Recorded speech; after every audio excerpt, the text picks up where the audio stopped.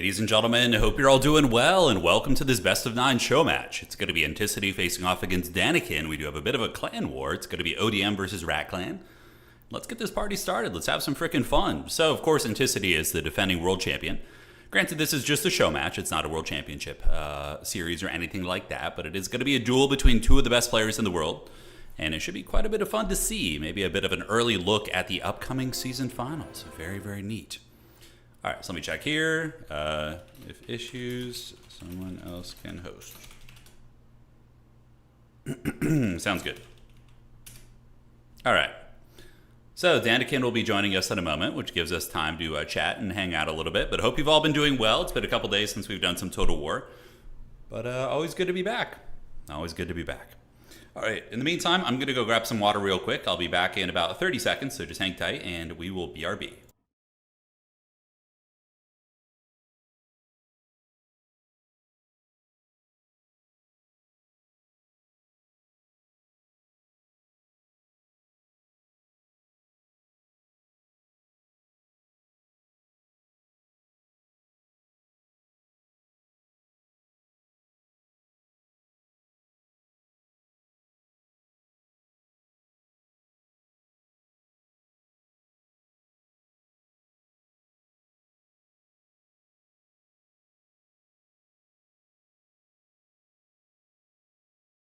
All right, we're back. Let's get it. So, let me see here. I think Danican's restarting his computer.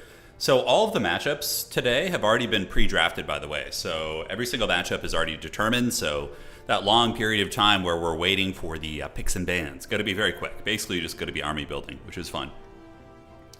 So, did I watch the 6.3 preview? I did not. Was there anything, because I've been very caught up in Dawn of War 1, was there any multiplayer stuff coming in the upcoming patch? Did they say anything about that in any of the posts? Curious if you guys saw anything. Yeah, let me know. All right, so it looks like Enticity in Game 1 is going to be on Ogre Kingdoms. We, of course, don't know what Danican is going to be on. Sounds good. We will see. All right, so we got Danican back, and it looks like Game 1 is going to be Ogre Kingdoms versus Norsca, perhaps? It's a classic matchup. They have very similar banners. Perfect. It's Edge of the Darkwood here. Great. Make sure to use different banner colors. These ones are really similar. Just telling the guys that the banners are super similar for these factions. Really, really close. So we should be able to get a change up here. Maximilian are in chat saying Danican needs to stop Enticity. Me and attack speed combined can only take one game off him in our prior best of 9. So early. Yeah, we'll see. I mean, it's no easy feat. It's no easy feat, that's for sure. No. All right. So Ogre Kingdoms versus Norsca in Game 1. Probably going to be Lead Belchers for Enticity, I would imagine. My guess would be, I mean, Enticity does play some wild builds. He loves his SE, but he also can play wide standard builds too. I mean, that's why he's, the top ranked player right now. Obviously, he's pretty dynamic, but I mean, against Norsca, I'd probably just go double Lead Belcher. I'd go double Lead Belcher, a ton of Noblars, Pigback Riders, that sort of thing. I don't know if he's going to use the Thunder Tusk. Of course, Norsca does have some decent monster killing tools between Throg and throwing weapons and all that goodness, but we'll see. Bill says, new viewer here. I heard you play Old World. Yeah, I do.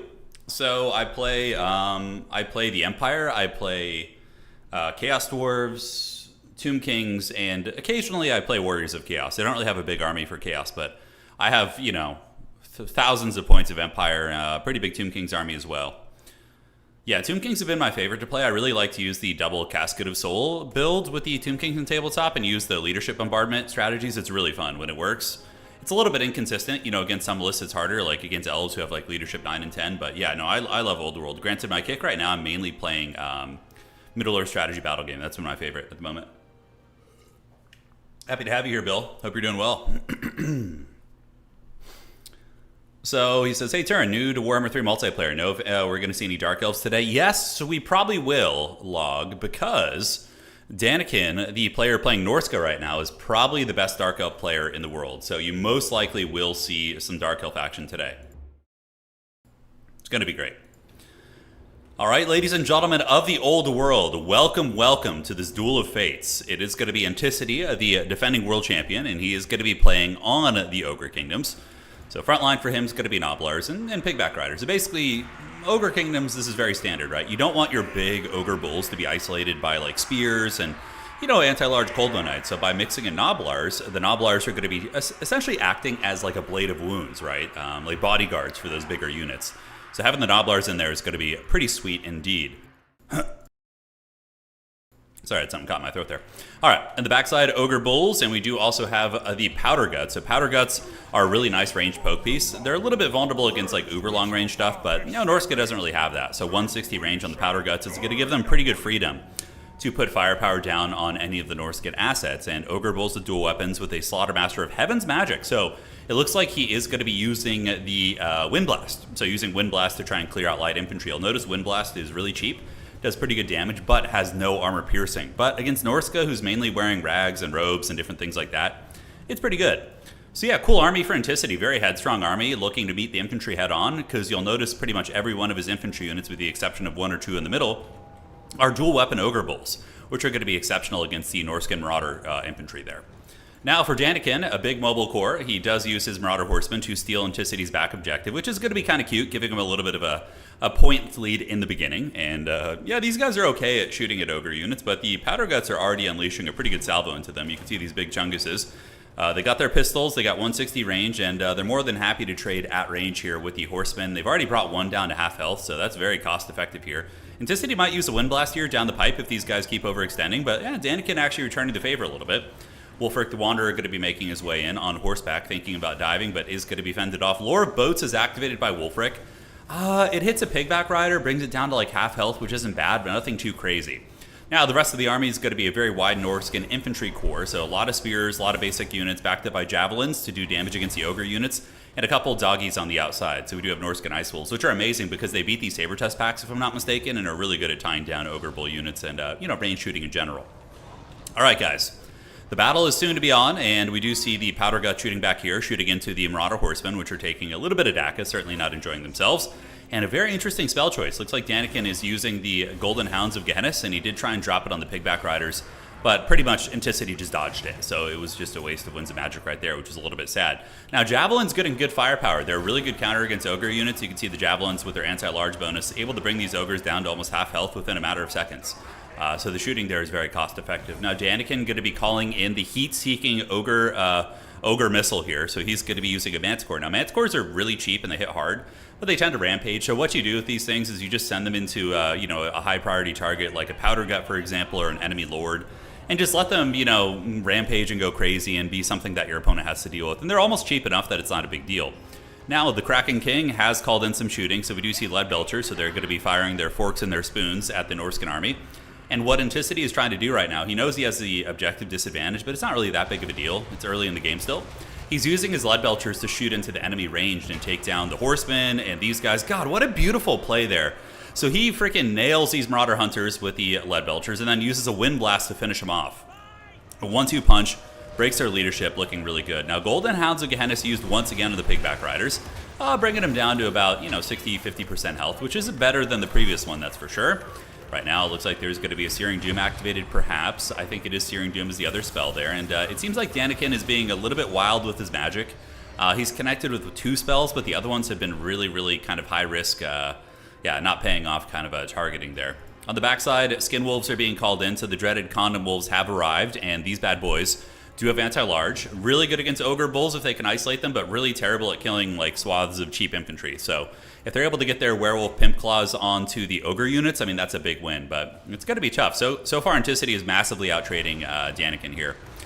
Nice Wind Blast. It's all right. It does a little bit of damage against some Marauders right there, but meanwhile, the Manticore does get Rampage. So the problem with Manticores is, like I said, they do get Rampage, but even still, it is going to fight for a while longer. Still has 3,000 HP and might be able to get a couple hundred value here. So it looks like Danican going to be trying to punish the blob that's on top of the Manticore, but Manticore is already almost broken.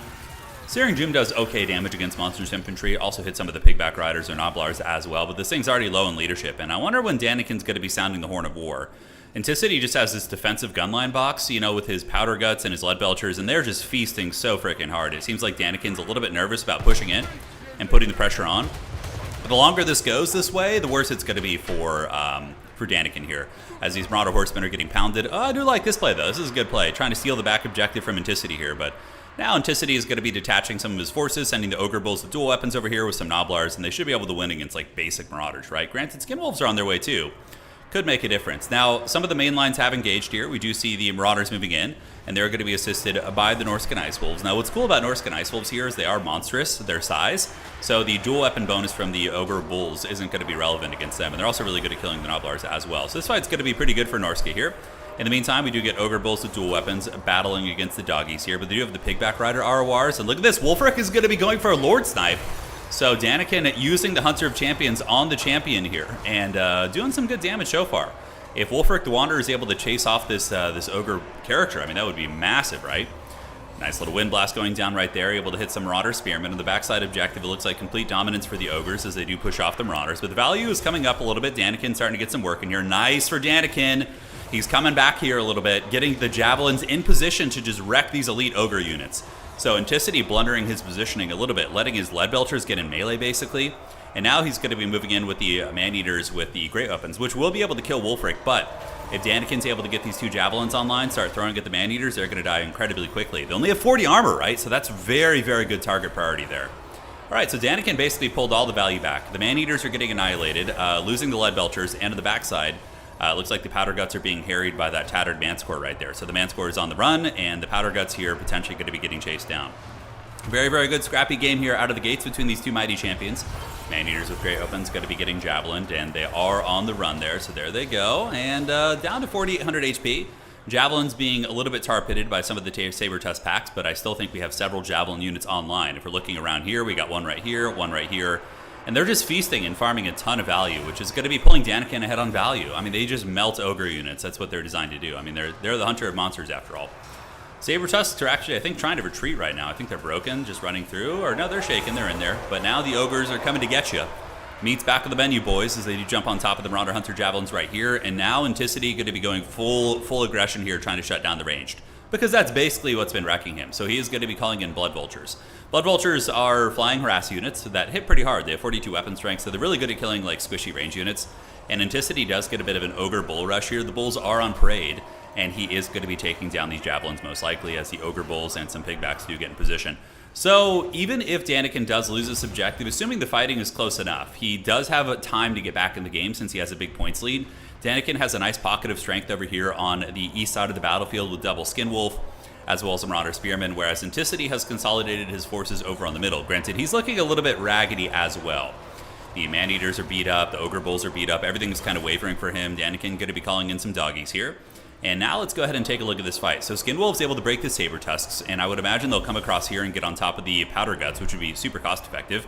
Hunter of Champions activated, so the Slaughtermaster is going to be afflicted right now. A couple of Blood Vultures are pop, lock, and dropping it right here, doing a little bit of dance moves, which is great. And it looks like these Skinwolves did try and bounce across. No, it's a different unit. Okay. But they are going to be getting on top of the Powder Guts. However, the Powder Guts do have Pigback Rider support. So Pigback Riders are anti-large. They'll be able to help protect the Ogres from these big, scary werewolves. All right, so Wulfric is on the hunt, chasing down the Slaughtermaster. I mean, getting a Lord pick here would be massively valuable. And Danican making a little bit of progress towards getting the objective back. The remnants of these Marauder Spearmen in tandem with the Horsemen and these Norscan doggies wearing down the Man-Eaters.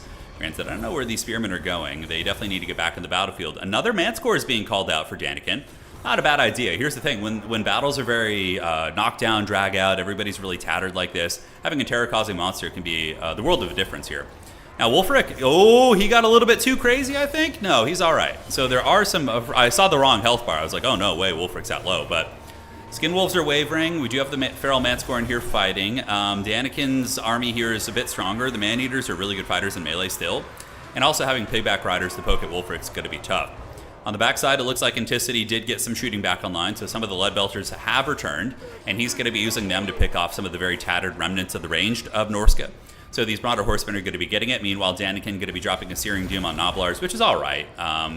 Man, if he had brought like a Final Transmutation or something, that could have been way, way stronger in my opinion. So looking at the remnants of the Norscan army, Norsca has Wulfric, it has the Beast of Tashnar and a Manscore. with some really, really beat up skin wolves around the map. So not a whole lot. Beasts of Tashnar are going to be taken to Pound Town as well. I mean, they're still a hound unit, right? Even though they're very good against large, they're still only hounds. Manticore might be able to get a terror route here. These guys do cause fear, but they're also immune to psychology, the man-eaters, which means they're not going to be getting terror routed. A couple Marauder Horsemen charging in here, but it looks like Enticity is going to be edging out the battle just barely. You know, he's got a couple advantages going on right now, right? The Slaughtermaster is going to be killing the Shaman Sorcerer. The Manticore is probably going to be surrounded and killed by the Man-Eaters with great weapons. I mean, there are some Skin Wolves. You can never count Norsca out in these really close games. They do have a lot of regeneration, so the Skin Wolves are going to be regenerating. Now, Wolfric goes for another kill attempt here on the Slaughtermaster, using Hunter of Champions to slow that bad boy down, get a little bit of a, you know, attack on him there. But overall, the Saber Tusk packs do have enough mass to kind of keep Wolfric in check, so he's not able to escape their clutches and is going to be suffering a little bit. Yep, I think Enticity is going to be barely pulling this one out. It's going to be really, really tight, though. Although the back objective is being threatened by a Haggard Marauder. I mean, hey, you never know. Like, with Danican and Enticity, it's getting scrappy, but the Kraken King is pulling a bit of a value lead right now as the Manticore is getting close to death. A couple more Horsemen have been called in to do some poke, but the Horsemen, you know, are arguably going to be shut down here. And whoa, what is this? The late game Giant, ladies and gentlemen. Look at that. So we get a Giant coming out for Enticity here. Now, this is really interesting, right? Because he knows he's kind of ahead, and this is like a consolidation tactic to really make sure he's ahead. Because killing a Giant takes a Herculean effort. These things have, you know, 13,000 HP, just about 12,600. So the Marauder Horsemen would pretty much need to use all their ammunition to kill this thing, and any infantry that are coming into play are going to have a really bad time as well. So I don't hate the Giant tech in the late game. I think that's kind of cool, actually. So Skin Wolf's going to be consolidating towards the middle. Danican does have a points lead, but as it currently stands, he will not win on just one objective. Danican would need to play an objective rat game. If Enticity lets this one flip, that's a big throw. I mean, he could, if Enticity loses this back objective to this Haggard Marauder right here, I mean, you could 100% lose the game, because then Danican can just get a little bit further ahead on points and Helm's Deep on the back objective and then win. So Enticity really needs to pay close attention to this back objective and deal with that like immediately. And Danican also needs to get this Skin Wolf over here for the capture weight and try and get that. He better not flip that, let that objective flip, man. He's going to have a really bad time if that happens. Leadbelcher shooting here, and now Enticity does notice it. He's probably like, oh god, he gets back here. We do see the Hound units moving in. Saber Tusks should be able to contest that objective. They do, because they're much healthier, and overall that point will probably be going back to the Ogres. The Saber Tusk pack should win that fight 2v1. Now, middle objective belongs to Enticity, and we do see the Marauder Horsemen getting some Javelin fire, so Danican is going to be resummoning all the range units here, which isn't a bad idea. I mean, pretty much the entire Ogre army is weak to Horsemen. Granted, there still are some Leadbelchers. The fact that these Leadbelchers are still shooting here is massive, and their value, let's see what their value is, as they've been tearing apart these Horsemen all freaking day. 1,200, not bad. Yeah, considering how badly beat up they got in the beginning, it's very, very good stuff indeed. All right, guys, Leadbelcher shot still ripping downtown. Marauder Horsemen going to be blasted away. Oh, I'll put the scoreboard up after this, by the way. Yeah, I totally forgot. It's a fat best of 9 Showmatch series between Enticity and Danican. On the backside, Norsca Marauders being Giga Chads. Man, they're actually beating those Saber Tusks. I guess the Skin Wolves were able to do enough. And we do see some Ogre Bulls coming in from Enticity, realizing that he cannot afford to lose that objective. So those guys got to be heading across here. So currently, the Kraken King does have 2 objectives. Marauder Horsemen going to be encircling here, throwing weapons into the Man-Eaters. But man, the Leadbelcher shooting is so freaking good. So freaking good. And yeah, they're going to be melting these bad boys. All right, so objective number 2, it's going to be gathering up here. And we do see Man-Eaters with great weapons, Powder Guts, all these bad boys sitting in the middle. And Danican is preemptively preparing a Helm's Deep in case he's able to get the back objective. So that's basically what he's doing here. He's sending Marauders here in anticipation of the fact that he can win on 1 point. Granted, I don't believe that's going to be the case. Just for a quick mental math for you guys, like for example, if he reached 1,000 points and his opponent hadn't reached 1,250, then he could win. But that's going to be game 1 going to the Kraken King, showing why he is the Dark Lord. And certainly, you know, we'll see if a Sealder can cut the ring off his finger. Not going to be an easy one. So, Value City. Powder Guts, amazing. 2,800 here. Danican almost came back. Enticity blundered his positioning a little bit and lost some of his shooting very early to Javelins, which is certainly not something that should happen with 90 range against 150, or 180 or whatever the hell it is. But yeah, he still was able to come back with just cost-effective trading, right? It was very, very good. So looking at the army value here, Pigback Riders probably did fine. Yeah, they got hammered for the Great Maw, which is what they want to be doing. Powder Guts were good. Leadbelchers are amazing. They're super, super good. And the Man-Eaters didn't do bad at 1,500 as well. For Norsca, Wolfric, as usual, kind of got bullied. And he's still a very good lord, but the Heat-Seeking Manticores kind of got shut down too. They didn't really get good fights, so that was unfortunate. Skin Wolves didn't do bad. All right, guys. So let me get to round 2 here. And they already have their factions. Grand Cathay against Dwarves. Okay, if you guys want to see villainous building, this is probably going to be one where Enticity is going to have some super villainous build. I bet you it's going to be so annoying. Scalandier's Cave is going to be the map. So let's get this and switch it to the correct map. And then we can switch to the, let me find this here. All right, 1 second. Should have this. All right, so we have an old Enticity series here, so that's going to be Danican. Great, and the score needs to be adjusted as well. All right. There we go. All right, so now we're a high-tech tournament here, guys. 1-0 in the series. Enticity does have very evil builds. Yeah, very evil builds. Moonbirds? Yeah, maybe. I think it's going to be Crane Gunners. I think it's going to be Cathay Cannons, Crane Gunners, and then Mass Horsemen, and maybe some SEs. Any Dow 1 stream today? Not today, but we will stream some Dow 1 this weekend. You think the Leadbelcher's nerf were enough? What was the exact nerf? I don't remember off the top of my head. Showing you the power of technology, that's right. Maximilian or Ent about to roll in with double Moonbird and a million Crowmen. It could be the case. I think Crane Gunners and Giselle units have always been very good against Dwarves. Like Hawken Long Rifles and Giselles of Skaven are really good against Dowie, so I suspect he'll mix those in at some point too. Yeah. All right, let's have some fun. When does the new HOM 3 game come out? You mean the Olden Era? I don't know. I think it's supposed to, I think it'll come out in the next 4 months. That's my guess. I think they're going to announce it, and we're going to get it like before the holidays. But just wild speculation. I have no evidence of that. Moonbird, yeah, Moonbirds are pretty decent. They hit really hard against light armor, so you can use them to tear apart some. Cycle charging Slayers could be effective, but you can also use their bombardment ability, which does some okay damage. I'm curious if he's going to use them against Dwarves. They do have a bit of a tertiary benefit in this matchup in that they can also deal with gyrocopters. Like if the Dwarves try and use mobility via gyrocopters, you can use your Moonbirds to chase them down and get them. So, yeah. Been a while. Hey, everything's good, Art. Yeah, life's good, man. Happy to have you back. You're just in time for a very sweaty show match today. We have Enticity versus Danican Trop, ODM versus Rat Clan, best of 9 match. Just having a little mid-season duel to kind of test the temperature and see where the players are at skill-wise.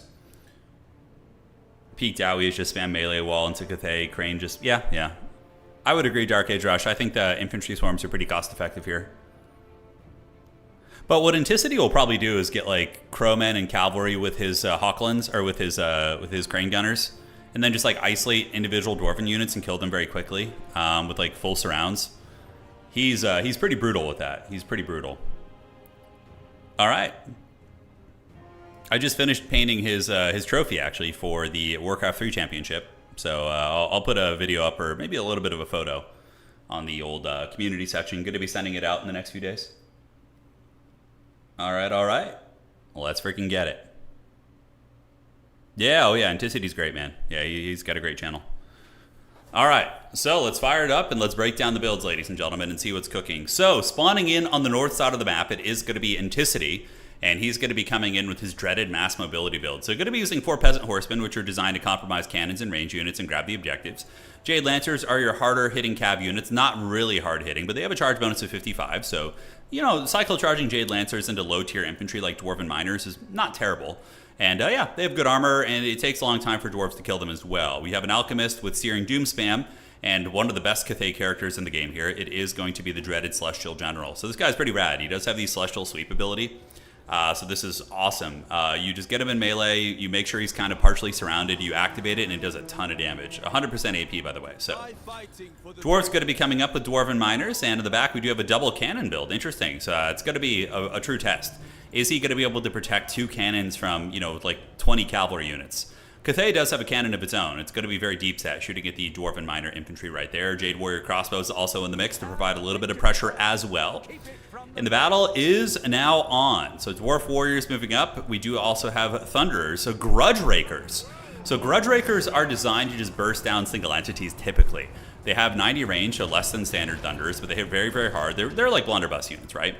Dwarven Cannon's going to be shooting into the Jade Warrior crossbows that are trying to get in range here, and they're going to be eating it pretty good. The Dwarves do manage to get double objectives, and Enticity is going to be doing a big envelop here. So he's got all his cavalry units coming around the outside, getting ready to party there and go.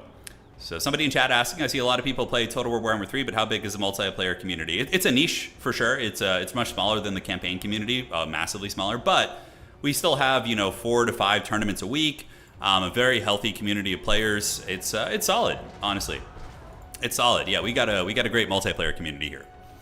All right, so Jade Warrior crossbow is going to be shooting into the dwarves on the objective, but they're happy to eat those shots with their 80 armor.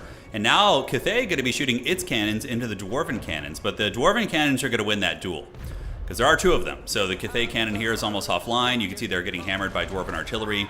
Looks like one of the cannons actually just gets straight up destroyed, and the Cathay cannon is going to be getting broken. So the trading going to the dwarves out of the gates, but that is only because Enticity has not engaged and gone balls deep yet. He's gathering right now on the backside. We do see peasant horsemen, and on the other side, yeah, it looks like all the Jade Lancers and the Metal Cast are going to be chilling. Cathay does have the 2 objectives as it currently stands, and it looks like maybe they're going to be able to ninja this one. So he's using 2 cavalry units, which have capture weight of 4 each, to out-capture that 5 capture weight dwarf warrior.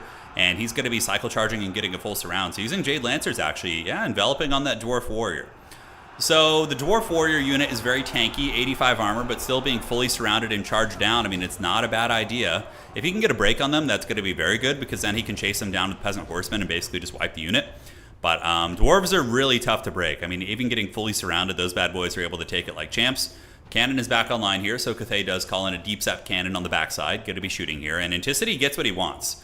He's got all 3 objectives, right? So now I think Enticity is going to be, if you guys have ever seen the greatest movie of all time, Kung Pao, he's going to be using the dreaded face-to-foot style, where he just eats the cannonballs in exchange for value on the objectives, or points on the objectives. So he's waiting for the dwarves to go forward. Now, if this was old Warhammer, like Warhammer 2, the dwarves could just like literally sit like right here and just, sit in the corner and just cackle and say, come at me. But no, not anymore.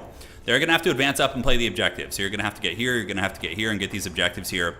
And we'll see if they're going to. And yes, it looks like the dwarves are going to be sounding the horn of war, not wanting to play Anticity's game for too long. But man, the dwarves are really farming a lot of value right now. These cannons are wrecking some of the expensive cavalry units, although for some reason, a bit of a mistake from Danican Trop. The cannons are targeting the peasant horsemen. They should be targeting Jade Lancers all freaking day. We do get the Celestial General landing down here, but he's playing a very dangerous game as well. The Grudge Raker Thunders are in range, and they got their shotguns of the Ancestors, and they do get a decent little volley there on the Celestial General. Grand Cathay Cannon sitting up on the hill with Crane Gunners now on their way in as well. The dreaded Spec Ops Dwarves in the woods, I do like this a lot. So it is going to be Blasting Charges heading in. So Blasting Charge is going to be heading for Objective 3, which is going to be hard for Cathay to stop. Granted, I think like a ROR Crowman could probably kill them. We'll have to see. But yeah, Enticity is up on points, 434 against 169, the blessed number, that's what she said. And now that the dwarves are having to move forward a little bit, it opens up opportunities for cavalry, right? So he's going to be looking for some of those. On the backside, Crane Gunners getting some very cost-effective shooting, although they're just shooting some of the chaff units, so not going to be too amazing. And the Special Operations Dwarves, are they going to be making it into the woods? It looks like they will, so they got there. And that's probably going to potentially flip this objective, depending on what Enticity has. No, he sees it. He's bringing back the Jade Lancers. The Jade Lancers might be able to dispatch them, but will they be able to dispatch them before they get the objective? That is the question. All right, so Dwarves advance up, and they are going to be getting their claws on this objective. The Dwarven Miners with their Dragon Slayer character are a little bit surrounded, but the Dwarves are very stalwart. I mean, and Cathay Cavalry in general doesn't hit super hard. It's not like Bretonnia or Kislev where they have like really big charge bonuses. Even the Imperial Cav, like Knights of the Blazing Sun, are going to be a little bit more effective. But, what does hit hard here are the Grudge Rakers. The Grudge Rakers able to force these guys back, but currently the objective is in the process of flipping, and this is the problem with split pushing like this against a faster faction, is they can just isolate your unit, and dwarves cannot reinforce it. So right now, Enticity knows he needs to win on points probably, like the dwarves are inevitably going to push him back, so points is his win condition here. So he does take down these units. He's able to get some Crowmen in there, some Jade Lancers, and these poor Dwarf Warriors here are going to be having a very bad time as they get isolated and killed. So that's why I often make the argument for dwarves that you should really just push to your strengths, like where your army is, and even if it seems bleak and slow, you don't really need to do special operations plays on the side objectives until later in the game when you're really, really desperate or you really have them on the run, right? All right, so Dwarves are going to be getting objective Uno here, most likely. Cathay still has it. Enticity is being very troll, parking his cavalry on the edge of the formation. It's going to be really, really forcing Danican to come up. I mean, this is what high-level play is, you know, milking every second of that objective you can to get those points. And then, you know, if you get to the point where you can win on one, then you're just totally cackling, right? But the Dwarves are finally going to get that. Now, the question is, are the Dowie going to be able to get this objective? Because now what might happen is Enticity, he's either going to go around the back and try and mass dive. Oh, man. There's like nothing guarding this artillery right now. That could be a rough sweep if those guys get taken down. But we do see that Danican is aware of this and is going to be sending some Slayers back there to shut that down. So the Slayer's going to be bro charging to protect that. On this objective, it looks like the Dwarves do get swept off again. 2 units of Dwarf Warriors coming up, which is going to be tough to remove. And there is a full health one there as well. So getting a little bit sneaky. On the backside, Crane Gunners continue shooting, and the 2 Crane Gunners are very cost-effective here. Granted, there's a wild Dwarf Warrior chasing up the hill, which has got to be quite menacing. So the Dwarves have a pretty good consolidation here on Objective 1, and the cannons could be under threat right now. But honestly, if Danican just pulls his Grudge Rakers back here... Whoa, what was that? Was that a flash bomb? Is there an... Oh, the Engineer! So Danican has the Master Engineer, and he throws the flash bomb, slows down all the cavalry, which is going to be buying time for the Grudge Rakers to get in range and start shooting at the Celestial General. That is really, really good. I love it. So will the Dwarves be able to consolidate on the middle? That is the question. He's going Special Ops again. He's got 2 Dwarven Miners popping out of the woods. Granted, I don't know how much I like that, but he is going for the points. I guess it is getting down to crunch time where he's going to need it. Oh, man, look how good that is. Plague of Rust on the Dwarf Warrior, putting him down to 25 armor, which means they get ripped apart by Crowmen. Oh, that's such an MVP play. I love that. The cannons stay online, and Giant Slayers are now moving in as Crane Gunners continue shooting. This is really, really disruptive as well. We do see some Dwarfs in the backfield chasing down the Crane Gunners, getting their hunt on here as they do try and pin these bad boys down. We'll see if they will. The Grace of Quan Chi, oh my god. Enticity has the Elite Celestial Dragon Guard crossbows. Now, these guys have heavy-duty armor-piercing values, so they can definitely kill any kind of Dwarf unit they're going to be shooting at here. But on the middle objective, it looks like the point is being contested, but the Dwarves are kind of losing these fights. The Plague of Rust combo in tandem with the big Celestial General sweep has been really, really brutal. But Dwarves are for sure going to be taking Objective 3, with the 2 Dwarven Miners ambushing over there. They really relentless here, using all their Haggard Horsemen and just playing these objectives, man. It is, it's pretty hardcore. So Giant Slayers are going to be rushing up on the point, the 2 cannons shooting downtown, and looks like they're going to be trying to take down the Crane Gunners. Not a bad idea to get rid of that kind of perpetual value generator. Slayers are having a bad time versus Crowmen. It makes sense. Crowmen are infantry size, Slayers are anti-large. You know, what's not to love there? It looks like another Searing Doom going to be activated on the Dwarf Warriors as the Dowie Special Forces do get over here. And that is going to be 10 capture weight. Enticity will not have time to react to that. He's going to be able to maybe send a Crowman in, but the objective is going to be going to Danican. So Danican is really crushing it on value, which is pretty normal in this matchup in my experience, but Cathay is trying to win by doing what I call a stuffing strategy, where they just go all in on pinning the Dwarves back in trading value, basically, and damage, and then they win on points. But he's going to be utilizing his mobility to kind of run around the outside, but man, Danican has really been screening him out with these Thunderers. The Grim Delvers, as well as the Grudge Rakers, really just doing work, although they are eating some cannons from Grand Cathay, which is very cost-effective. A couple of those guys getting bowling pinned. Danican could definitely do to mix these guys up. So here's the problem for Danican, ladies and gentlemen. Enticity does win on just 1 point.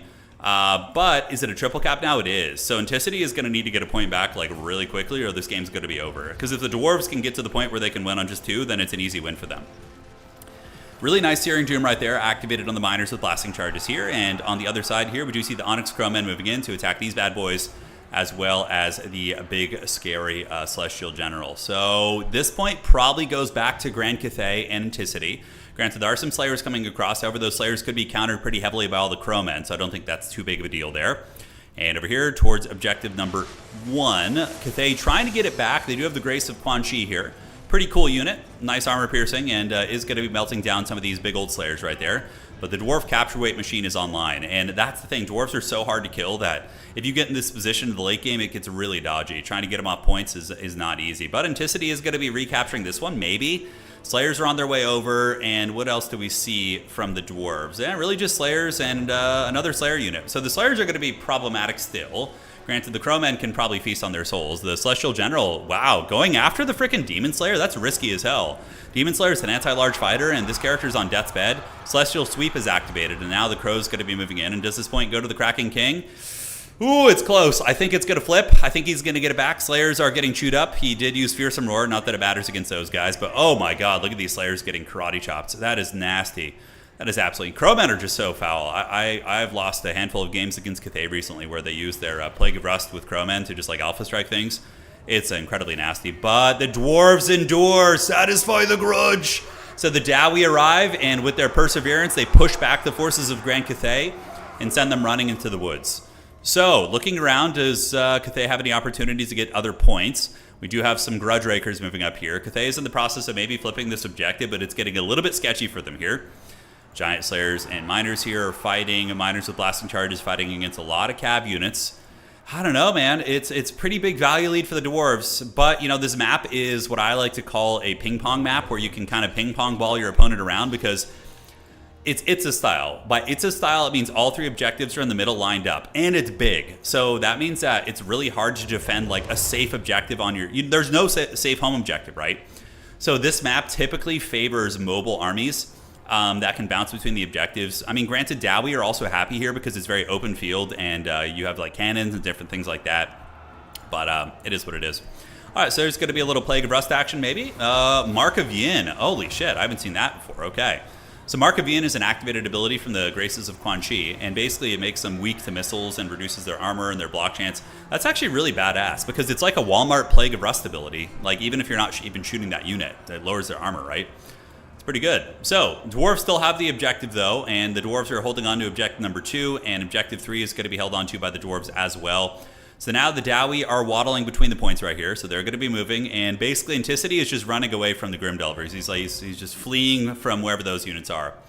But, you know, by bouncing between the objectives, it's giving him opportunities to get alpha strikes. Like, he might be able to come over here and just annihilate this whole army. The Righteous Lances of Wei Jin coming out. Interesting. Now, normally they would be very risky against Dwarves because they're expensive and cannons can shoot them down in guns. But now that the battle's a little bit chaotic, not a bad choice. You know, they're going to be able to bounce around. But I do think Danican is in the stronger position in this series. So we are going to see how this goes. All right, on the backside, Great Cannon's going to be shooting down and blasting into the Grim Delvers.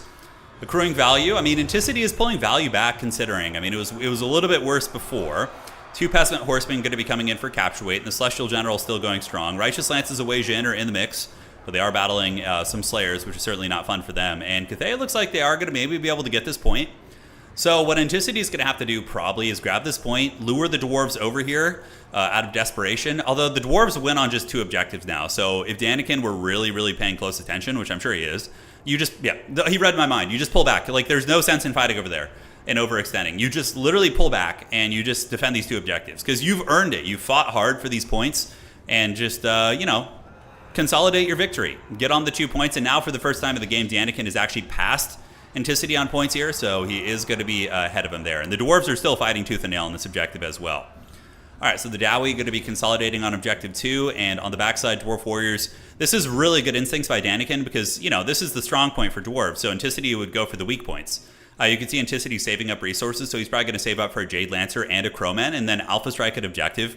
So calling in the Dwarf Warriors to come over here and just hold this point is brilliant. That's just good foresight, good planning, you know, the sign of a veteran, somebody who knows and can think like his opponent's thinking, putting himself in somebody's shoes who's behind, right? Which is very, very good. But yeah, that's probably going to be it. Crowman heading over there, but the Dwarf Warriors will hold that one down. It's rapidly going to become a situation where Danican is going to be winning on just 1 objective, and the Dwarves are just going to be standing here with their massive rage boners, just holding onto the objective. And, you know, they take a beating, but the Dwarves, they endure. That's their whole jam. And the Slayers and company going to be holding as the Grace of Quan Chi, the Celestial Dragon Crossbowmen, going to be shooting into the Slayers here. Enticity able to consolidate his forces and grab objective 1. The Dwarves are still fighting there, though, a little bit, which is funny. Like, there's still Slayers, there's still an Engineer, so there's probably still 4 capture weight here for the Dwarves, which is hilarious. Dwarves going to be coming across with Miners and Dwarf Warriors here. On the outside, they're chilling. It is now a triple cap situation for Enticity here. He's going to need to get all 3 objectives. Righteous Lances of Wei Jin going to be on their way in, as we do see the Peasant Horsemen descending from the skies.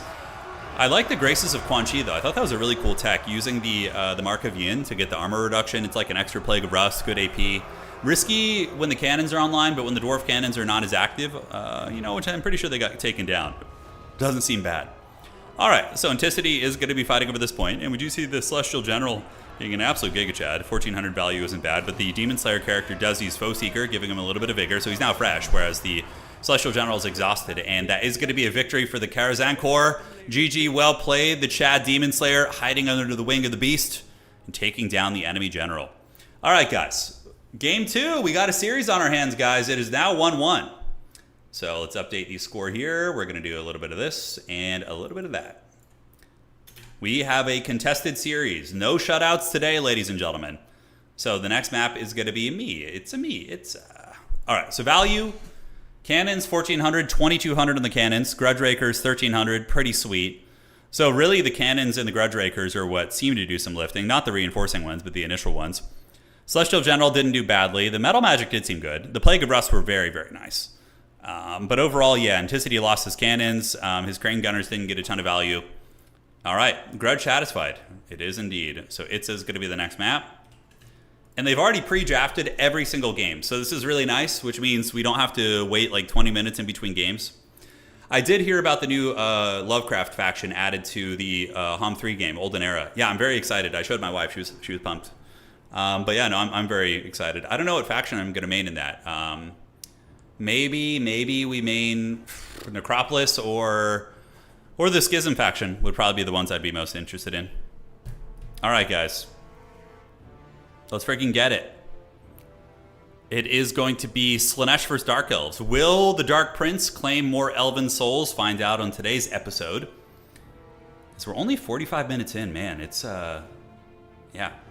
So at the least today, we would have 5 games. Assuming one person 5-0'd. At the most, it's going to be 9 games, which a standard single faction tournament, by the way, is 6 games. So this will probably be a 7-8 game series, I'm guessing. I mean, it could go all the way to game 9. The last best of 9 we did cast in the channel was really fun. It was between Own Goal and Charix, and that one did go to game 9. That was super sweaty. I loved it. All right, we got a question. And from an FFA, maybe. Depends on how long it goes. Do you think the old world would feel better with victory points and objectives? Okay, here's the thing, Dreadlord. It has those now, dude. So Games Workshop realized that old world was just being dominated by monsters and single entities. And they added matched play missions that have objectives. And most of those objectives, like only infantry can hold them if memory serves. So they did do that, and it's way better. Monsters are still a little bit too strong, in my opinion. The nerfs were not enough. But it's a much better game now, for sure. It's a much better game. Oh, yeah. All right, so now we're just chilling out a little bit, waiting for the players to do their builds. It shouldn't be too much longer. Maybe make sure they don't have any questions for me here. They're saying GG, well played, good sportsmanship all around. Yeah.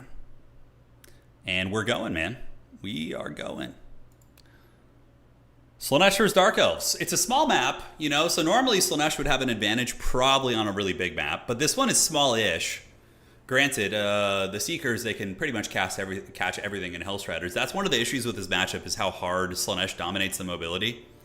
Granted, Scourge Runners can be pretty nasty because they can shoot against the Slaaneshi cavalry and they have enough speed to run away from them and kind of avoid them. Yeah. Danican is definitely... But here's the thing. Danican is the #1 Dark Elf player in the world, but Enticity is probably the best Slaanesh player in the world, and Slaanesh is like an S-tier faction, so this is very scary for both players. Now, what I'm really curious about, Enticity probably goes Sigvald, right? I mean, I feel like any of the big demons, I mean, you could go all in and get a big demon and go for it, but it's going to be, wow, he's going for a big demon, okay. Love to see it. This is very sweaty. Rackhearth is super forbidden. Is that going to be Chariot Rackhearth?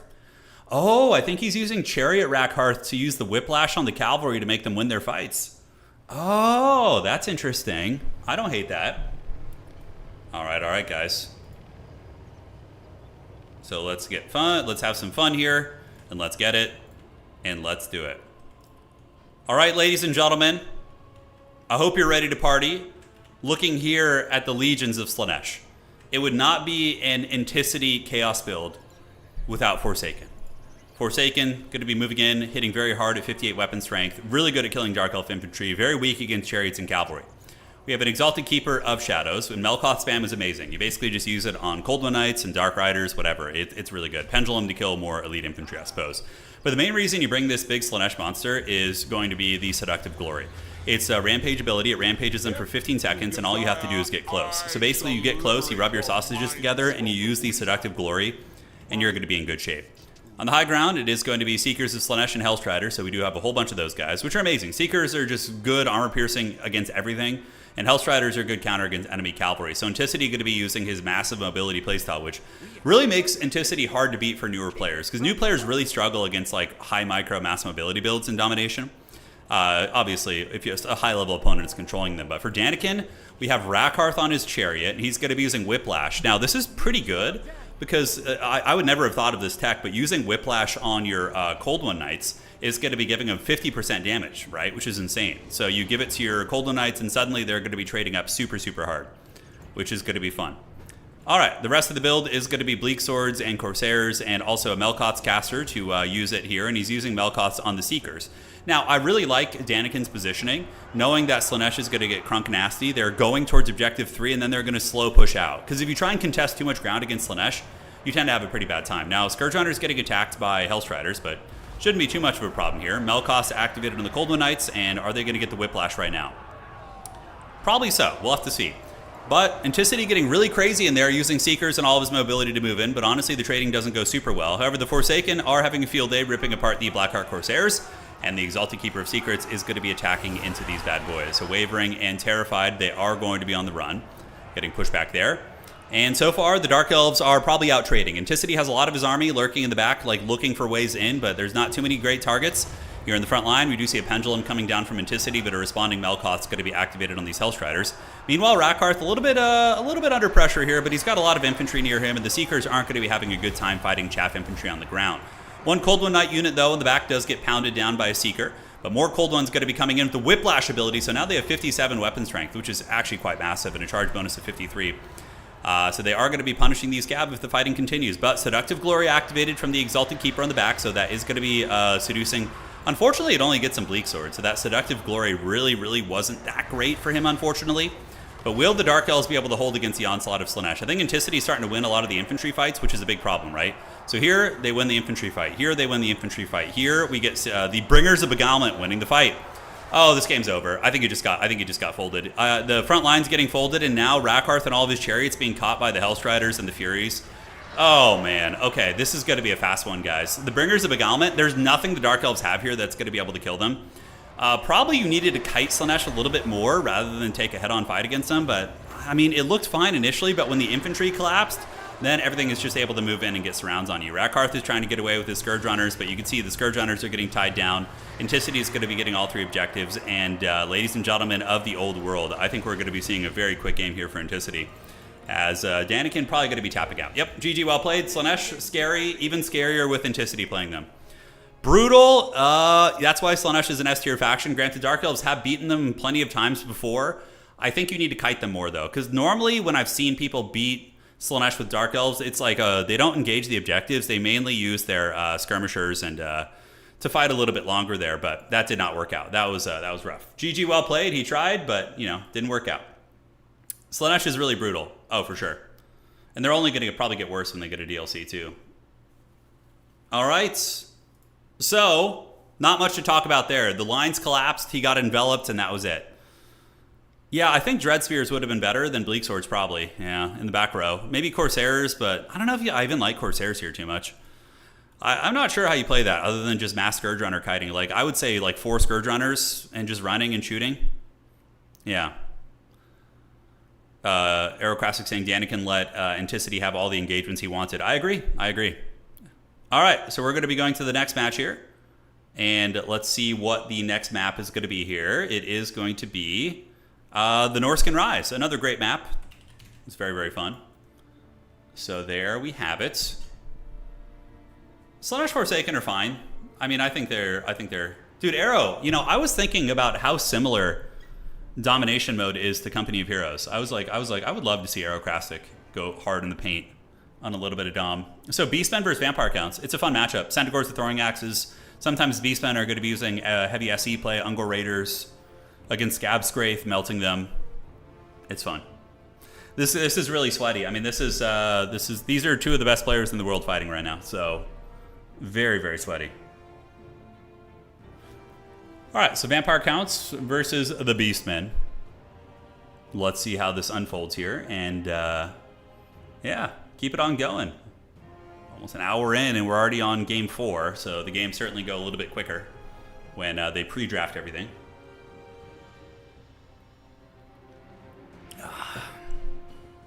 It's kind of funny that Slaanesh is so dominant. Well, the thing is, in land battle, you can just, like, sit in a box and make your opponent attack you. So Slaanesh isn't, like, their speed isn't as good, you know? Whereas here, you have to, like, play... It's the same thing that happened in tabletop, you know? Like, in tabletop Warhammer, you were having, like, just... Like, literally, it's so funny how tabletop Warhammer the Old World, Warhammer Fantasy mirrors old land battle meta, you know? Like, it was extremely unbalanced. It was, like, artillery boxes and monster spam and, like, SE abuse. And then when they added objectives, Games Workshop did the same thing Creative Assembly did. They basically added objectives. And then it made pretty much every faction viable to an extent at that point. Yeah, no, I hear you, Arrow. I hear you for sure. You played for a long time, and there's some fun stuff coming up, man. I'm uber excited to play some Dawn of War 4. I want a new good RTS to just, like, get into, right? Like, as much fun as I've been having with Dawn of War 1, it's a very uneven playing field, you know, because I'm having to go back and learn mechanics that are, like, 20 years old, and everybody I'm playing against is, like, you know, an extreme veteran or has been playing a long time, with the exception of a couple of my friends. But, like, I want a new RTS where the playing field is even. Like, that feeling we had when Age of Empires 4 came out. You know, everybody was new, everybody was getting in and learning. That was so fun. And I really hope Dawn of War 4 can... the demo was fun. I had a good time playing the demo.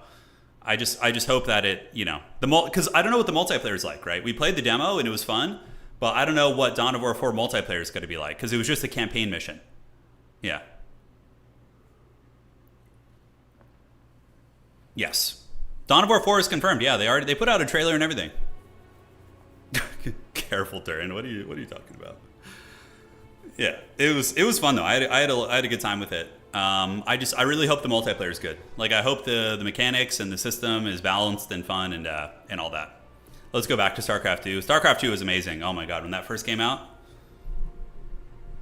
So let's get it. Let's have some fun and let's break it down. Yeah, I'll still play Age of the Ring, not as much, but I will be diving into that from time to time. All right, guys. So, welcome. Here we go. Spawning in on the south side of the map, ladies and gentlemen, it is going to be the dreaded Kraken King, and he is going to be up 2-1 in the series with the Vampire Counts.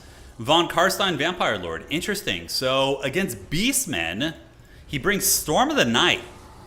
What is that to deal with? Oh, Malagor. So it's anti-Malagor tech and also Harpies, I guess, but Malagor is probably the main thing. Flock of Doom spam and Raise Dead. No healing on that thing, which is very, very risky for sure. All right, guys. So it is going to be zombies moving in the front with 2 White Kings with Scab's Great to clear out lightly armored units. And over here on the backside, it's going to be mass... Oh my god, Enticity just has to find a way to bring mass mobility. Oh, yeah. So Black Knights, and Black Knights. Going to be 3 of those bad boys. And yeah, they honestly will trade pretty well into Centaurs with their armor and their defensive stats. So I don't hate that. Now for the Bray Herd, looking here at Danican Trop, he's going to be sending some Ungor Spearmen to grab this objective. He has a Bray Shaman on a chariot with Traderkin, mass Centaur throwing axes, and then the rest of the army is just going to be infantry here, which is going to be quite a bit of fun. All right, so the Black Knight's going to be emerging from the woods. Granted, they will have problems most likely with Minotaurs, Khorne Gors, those type of things. Yes. Yes. All right, guys. The battle is soon to be on. Enticity going to be taking a fight with his Black Knights, moving in and chasing down the Centaurs, but disengaging here. Centaurs are throwing axes, going to be coming over here and getting ready to throw some nice weapons here at the Black Knights. There they go. So how are we looking? Vampire Count's going to be taking the point. What are the first columns going to be? The dreaded Mortis Engine. All right. So the Mortis Engine is here, and those bad boys going to be moving up. Yes, yes. Mortis Engine is a good counter against all these infantry, but will be very weak against the archers and the Centaurs with throwing axes. So Danican, you know, he needs a morale win here, right? Like, after last game, Danican really got obliterated in that last match. That was a really, really hard steamroll. And games like that can absolutely take the steam out of you, right? So he's going to need to get some of that mojo back right now. So Centaurs are throwing axes, throwing in, doing some okay damage, mainly wasting shots into zombies. But Danican going to be using a micro-tax here by moving in, charging zombies and retreating, and seeing if Enticity wants to challenge him by moving back there. We will see. Now, Centaurs here are going to be surrounding the White Kings on foot, but White Kings do have 90 armor and almost 50 melee defense, so they're going to be incredibly tough to take down there. All right. So far, No big fights yet. We do see the Black Knights, and are those Blood Knights? Blood Knights also called in. Hell yeah, one of the coolest units in the game. Breath attack coming in from the Vampire is going to be hitting some of the archers right now, and it looks like the mobility of Enticity are going to be heading to objective 2, and honestly, they could probably just take that objective. The side point going to be owned by Vampire Counts. Mortis Engine is on its way over. It's slowly, ponderously making its way there. Traderkin activated on the Vampire Lord. Vampire Lord needs to be careful. He did not bring Invocation of Nehek, so he's not going to have any healing on that bad boy. But the Black Knight's there chasing back some of the Centaurs. Meanwhile, Enticity is going to be getting his clutches on objective number 2. And look at this, using the White Kings as reinforcements here in the Scab Scrape is so good. And now the Cavalry do get a big envelopment here, as the Blood Knights do move in and start eviscerating these cheap infantry. So these Ungor Raiders going to be having a very bad time. Yeah, he even plays Vampire Counts differently, right? Like most Vampire Count players are like, you know, a big brick of infantry with like double corpse cart, but he's opening with like mass cavalry and really making it look pretty good on the Vampire Counts. So value trading is even-ish, which is good for the Vampires. Black Knights and Blood Knights chasing back some of the Centaurs. However, the Vampire Lord is getting low. He's down to 4,700 HP. He's having a badish time. Black Knights here are going to be engaged for Centaurs and Sons of Goros as well. So a really good counterattack by Danican Trop calling out the Sons of Goros. They're elite, great weapon cavalry, so they are going to be able to bonk through armor. And you can see one unit of Black Knights getting afflicted by Traderkin. Really nice Traderkin there. Beautiful. Hits both White Kings and one of the Cav units. Blood Knights over here are going to be going for a kill on the Great Bray Shaman, and we're going to see if they can catch him. If the Great Bray Shaman were to be killed and or surrounded, that probably would be a GG situation for the Beastmen. That would be really brutal. In the meantime, on the objective, we do see another Cav unit dying back here. So a couple of blunders from Enticity. I mean, he's hemorrhaging units. Like, dead Cav unit, dead Cav unit. These are all like 1,000 gold Cav units right here. This objective is barely being held on to. The Vampire Lord is getting bullied pretty bad. Sons of Goros doing really good, ripping apart these Blood Knights. And also, Khorne are going to be making their way in as well. So the Khorne have gotten in, and they are going to be bonking with their great weapons. Blood for the Blood God, or they would move for the Moo God, whatever they want to say, but they are Beastmen. And the Von Karstein Lord is looking worse for wear. I mean, it's very strange to see a big, scary Dragon Lord not having access to Nehek. I think you're always going to want healing on a big Vampire Lord. Right now, what Danican is doing is running the Centaurs with throwing axes nearby and using the throwing weapon attacks to try and finish off the Vampire Lord. Because he's a good player. He probably looked and saw, he's like, my opponent does not have healing. And if the Von Karstein Lord dies this early, it's GG. I mean, that's like almost a 3,000 gold Lord, right? So I think that Enticity is pretty cooked in this game. And that's going to be taking us to a 2-2 series, which is exactly what we want. We want the sweat. We want it back and forth and even, right? So Von Karstein Lord does get karate chopped, ladies and gentlemen. And over here on objective number 1, the Vampire Counts are holding it, but not for long. It's only zombies. Zombies only have 2 capture weight each, whereas normal infantry have 5. Because chaff units, expendable infantry usually only have 2 capture weight. Not in every faction, but typically that is the rule. So the Centaurs getting in, zombies going to be crumbling down. This objective's going to be flipping to the Beastmen. And the Beastmen are going to be getting a triple cap. Enticity does have a bit of a pocket of strength, but he does have... the Mortis Engine is really all he has left. But the Mortis Engine is kind of unsupported. I mean, he's got 2 White Kings on foot who've been getting absolutely blitzed by those freaking Traderkins. So far, this Great Bray Shaman caster, 1,200 value, most of which has been against the White King characters. And there's going to be another Traderkin coming down right now, and that's going to be just punishment. GG, well played. Enticity taps out. I mean, that was almost as brutal of a slaughter as we saw the previous game. Enticity getting folded up within 2 or 3 minutes of the mainline fighting. It's exactly what he did to Danican in the previous game, which is really interesting.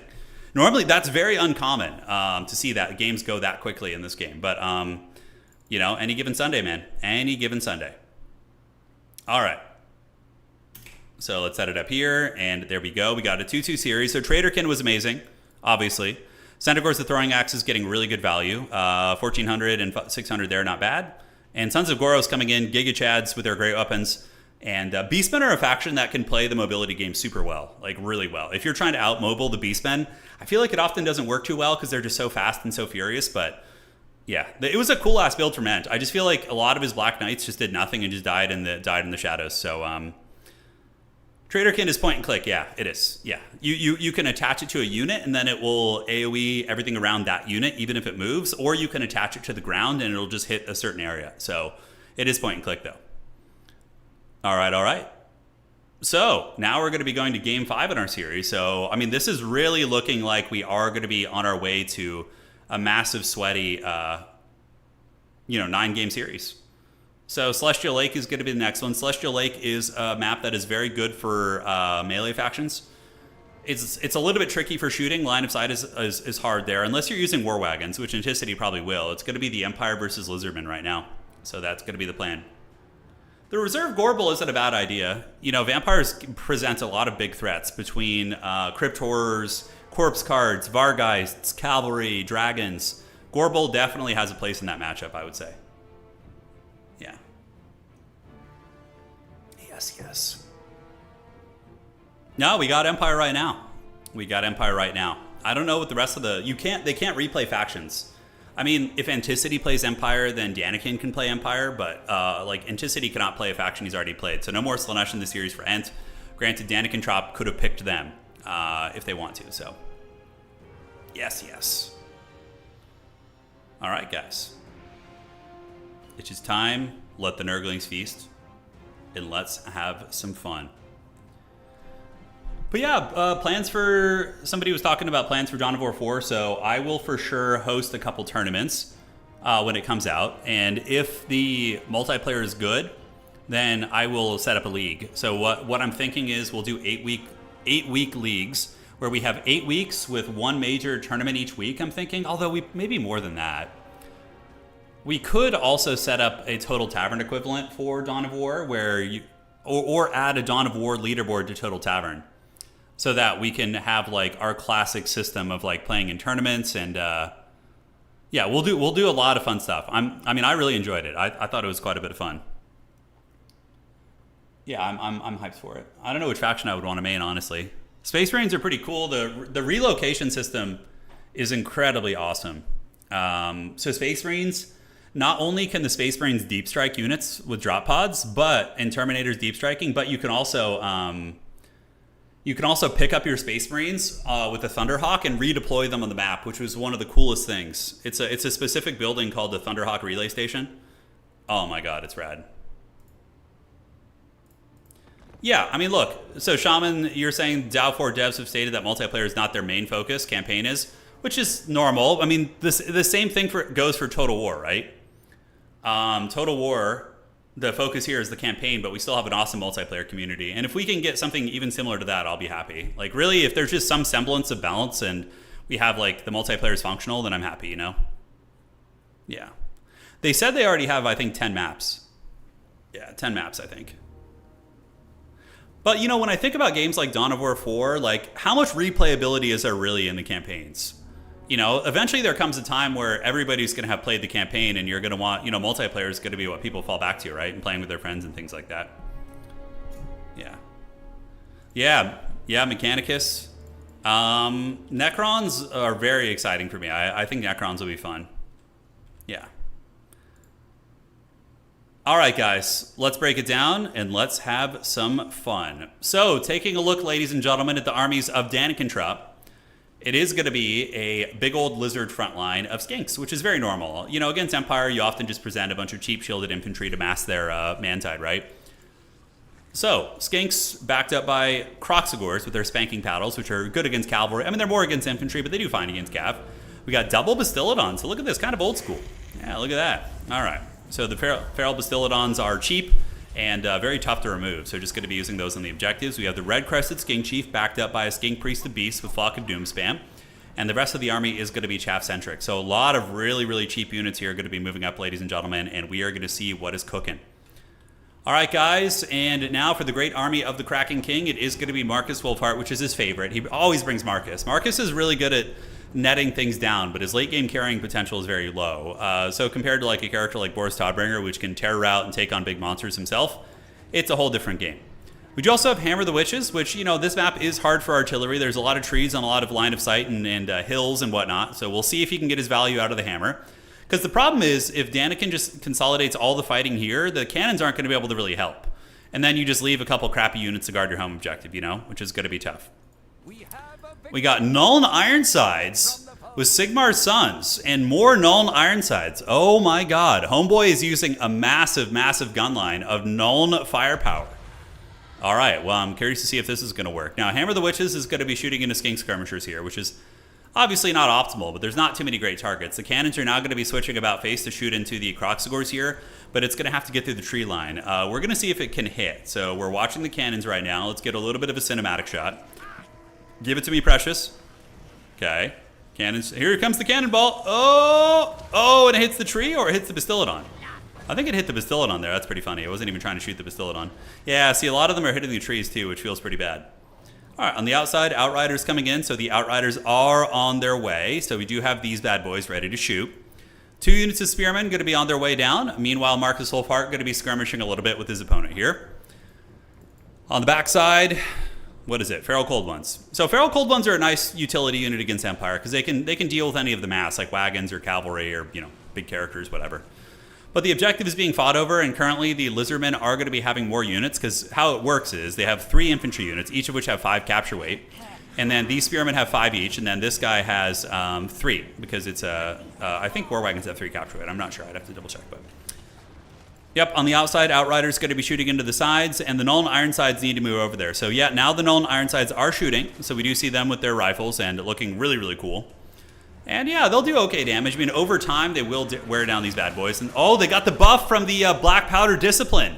So they get accuracy and reload skill from not moving. Oh, that's super cool. You rarely see that being relevant in multiplayer, but that's badass. All right, Flock of Dooms have been really punishing the Imperial lines, though. The Nuln Ironsides here are very beat up. These ones going to be exchanging ranks. And yeah, the Black Powder Discipline really kicking in there as they start to mow down some of the skinks here. That's very, very fun. Skink Cohort's going to be engaging versus the Manti. These are just basic spearmen. They are not going to win any beauty contests, but for 300 gold, you do get 34 melee defense, so it's not too terrible. And the Nuln Ironsides are contributing. They're doing pretty good.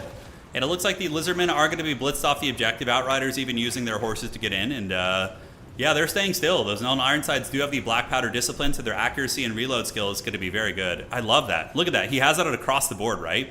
The Black Powder Discipline is just in full effect here from these Nuln Ironsides. So they're going to be shooting into the Skink Skirmishers right here. In the meantime, at the front, Skinks are poking in and shooting at the Nuln Ironsides. Enticity probably is going to want to use his State Troopers to screen that out. On the backside, we do see some Feral Cold Ones coming around with the Cohort of Sotek, which is nice because that can counter pretty much any cavalry, those 2 units together. Enticity does have some great swords in his build as well. I did not notice those before, but so far the Black Powder Discipline is doing very, very good. As they are, wow, look at that. The Skink Priest is getting Last Samurai'd by the Black Powder Discipline of the Nuln Ironsides. The accuracy, man, their sniping potential. Look at that. The Skink Priest is already offline there. What beautiful play. Now here in the back, we do get some Feral Cold Ones, but they're going to be engaged by Empire Knights. The Empire Knights on the charge should win that fight. Feral Cold Ones will trade okay if they have a little bit of skink support on the ground, but in a head-on charge versus heavily barded cavalry, it's going to be a bad time. But yeah, I'm loving seeing the Ironsides seeing a little bit of play in action, right? On the back, it's going to be Spearmen and Spearmen being called in. We have Empire Knights waiting in the trees as the powder units of Nuln continue shooting. And really, really getting a lot of value here. So Outrider's going to be parking in War Wagon as well. The objective does belong to the Lizardmen right now, but the Empire's going to be trying to fight for that one. And the Feral Cold Ones do get folded up, and it looks like there are going to be some cavalry waiting around the wings. But now Danican Trop going to be calling in their big scary here. Yes, it is going to be the Ancient Salamanders, the Umbral Tide. So these guys are stealth and stock, if I'm not mistaken, and they do have anti-large shots. They're okay against State Troopers, but they're a very good counter against like Outriders and Wagons if they're able to shoot. Now, neither of these Bastillodons have been sent in yet. Gary and George are just kind of hanging out in the bushes, and now one Bastillodon's going to be sent in there to help. And it's just, these are like the definition of the distraction Carnifex. You know, they're big, and relatively scary, but they're cheap, and, you know, it's not a huge deal if you lose them. So the Bastillodon does get netted down. Marcus is going to be using the Hunter Snare to lock down the entire army now. And the Nuln Ironside's going to be shooting into the big Bastillodon here. And it's getting melted pretty quickly, which is cost-effective for the Empire, for sure. Salamanders on the hill are going to be shooting, and what are they targeting at the moment? They are going to be shooting at the Outriders, so there they go. The first fire volleys have been unleashed, and you do see the Outrider unit getting melted pretty hard. The Bastillodon already down for the count, so it's having a bad time. But you know what's going to happen here, guys, is Enticity is going to sound the Horn of War in advance. He's just going to move up with all these guys. So we do see the preparation is here, so they need their 10 seconds to prepare. Cannons shooting into whatever they can, and like I said, the cannons on this map are not the best. The value so far, only 400, and it's been shooting the entire game. The Lizardmen do sweep the Empire off the objective, though, using the Bastillodons and the interior crocodile alligators here as well. They're able to kind of threaten the Empire troopers and push them up, but the Empire is farming a lot of value. Currently, as it stands, massive value lead for the Empire. Granted, there's a lot that's not being tracked, like Flock of Dooms and different things like that. So some of the Nuln Ironsides do move up into melee, which is a bold strategy, Cotton, but looks super epic, by the way. Oh, yeah, just give us those shots. And now the Skink's going to be closing the distance, and oh my god, they should have gotten a little bit closer, but now the Ironside's going to point-blank shoot him. Oh, man, that's some cool shit right there.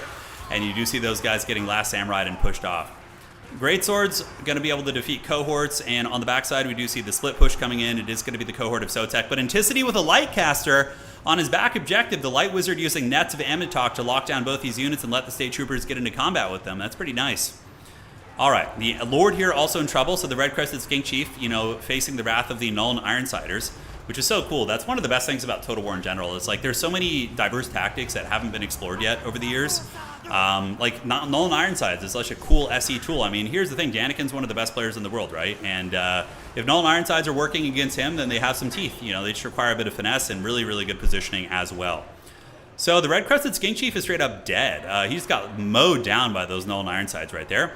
And now some of the Nuln Ironsides going to be charged by Coldland Spear Riders, which is going to be tricky. Nuln Ironsides in combat, they do have good combat stats, 32, 26, 24. Granted, their actual HP is really the issue in their low model count.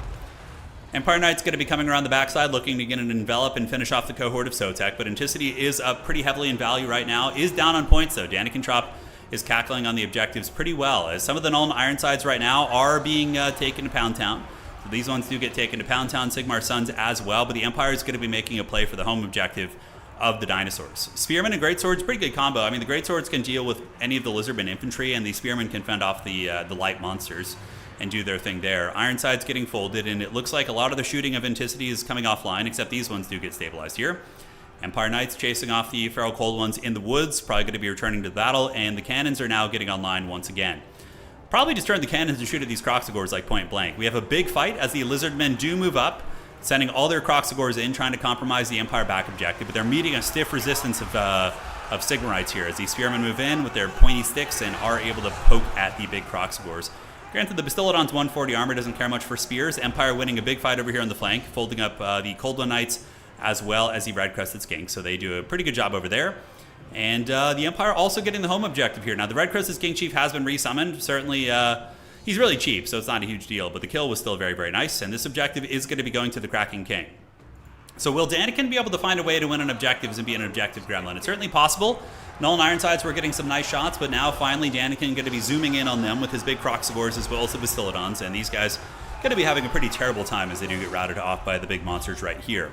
Empire, though, able to win a decisive fight over here, like I said. They could even zip up and threaten that objective, but it looks like Enticity feels confident that he will be able to get a triple cap. Granted, this situation here is a little bit precarious. The Greatswords will probably win this fight, but they're not having a good time versus the Great Weapons, and the Lizardmen will most likely get this objective back soon. I mean, Danican can definitely win this game on the points. It's certainly within the realm of possibility.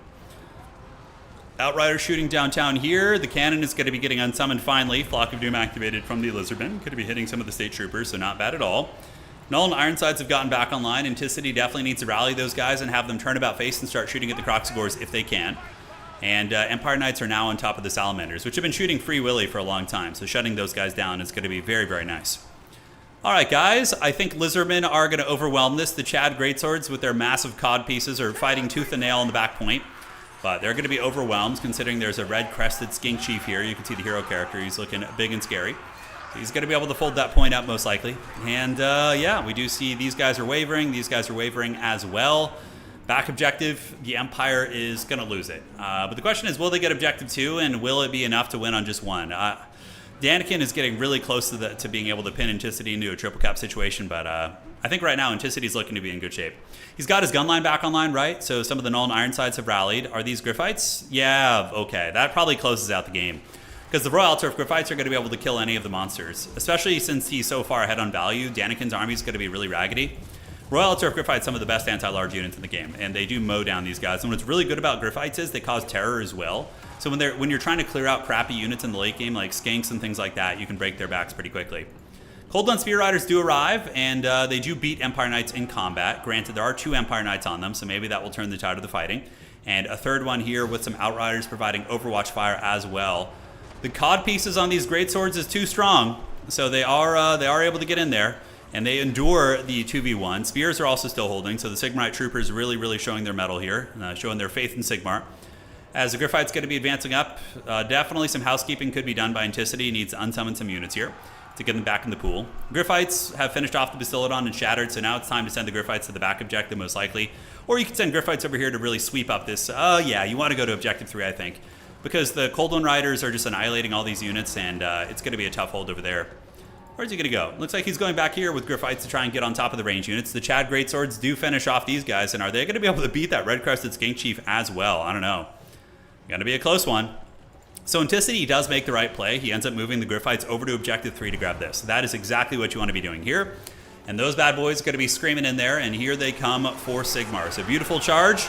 They got their lances out, and you're going to see a lot of melting Lizardmen cav right now. Granted, I mean, there are a lot of numbers. Yeah, we do have the Sacred Croxagores and Coldland Spear Riders. Okay, you know what? These Griffites could be in some trouble, actually. And these ones did rally as well. They do get terrified right there. Griffites don't have any healing. Enticity, yeah, now that he's got reinforcements coming in, he's going to be able to win this fight. The Popcorn Cohort's going to get pushed back, and I think Enticity wins this game. Because right now, currently, Danican is sitting at, what, 1056 points? He's triple capped. And Enticity is going to be reaching 1,000 here in a moment, and his guns are still in line. Beautiful shooting as the Null and Ironsides and Outriders continue generating value. Outriders sitting at about 1,000 value right there, which is really, really good. And the Griffites are holding firm for Altdorf. So they get in there in the Popcorn Cohort. Even though they're a very elite anti-large cav unit, they are no match for the Royal Altdorf Griffites. And they're probably going to be getting folded there in a minute. You can see they're currently shaken. All right, so the back objective finally does go back to Danican. He's able to wrestle it back with his Skink Chief. But there are going to be more State Troopers moving in there, which can potentially threaten it yet again. A lot of State Troopers coming in fresh war wagons, and also more Null and Ironsiders are going to be getting used. I love seeing these Null and Ironsiders. It's so fun seeing them in action. Really cool units. Yep, Popcorn Cohort being worn down, and that's GG. Anticity's got this one. He's going to be passing Danican in points right now, and it looks like he did, so Danican is now down in points. Anticity has a value lead of almost 5,000.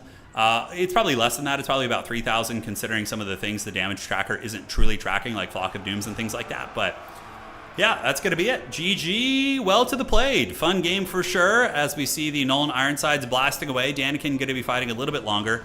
But, you know, sometimes in the heat of the moment, it's very hard to realize that a game is truly over. Royal Altdorf Griffites doing great, getting 2,000 value, fighting to the bitter end, even tying down some of the Salamanders with their dying breath here and chasing those guys back. So talk about cost effective. All right, GG, well played. Yep, that's going to be Enticity going up 3-2 in the series. So he is able to re-secure the lead, and we will, of course, be seeing what the next matchup's going to be soon. I mean, look, if Danican came back from this, I'd be extremely shocked. I usually won't call games too early, but, you know, it's not my first rodeo. We've been doing this a long time. I'm like 99% sure this game's over. You know, the Skink Chief isn't like a big terror-causing difference maker. We do see cohorts coming in, but the cohorts can be easily countered by Empire cavalry call-ins. So if you just call in the, you know, Empire Knights are going to be able to run them down. And the Griffites did good, probably about over 2k value. Let's see. So yeah, they got 2,028 value, so not bad at all. Sigmar Sons also a great holding piece as well, so they are there.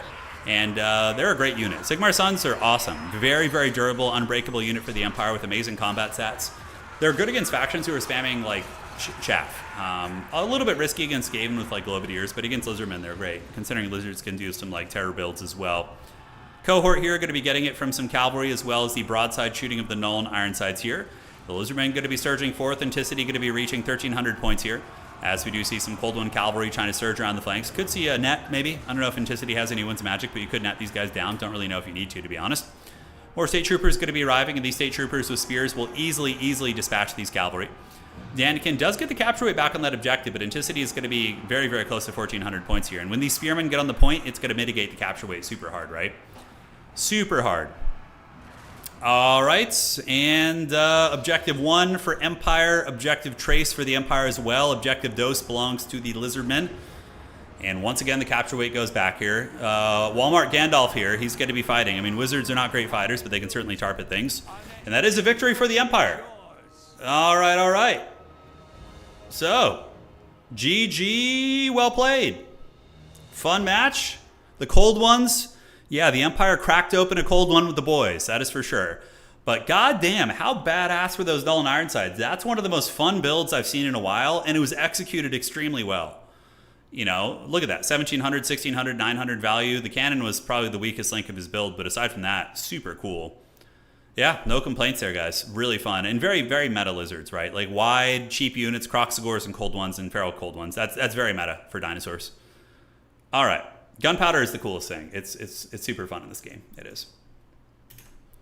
All right. Yeah, Harabek, absolutely. So you're saying, given the insane number of factions, this game is remarkably balanced. It's pretty incredible, actually. It really is.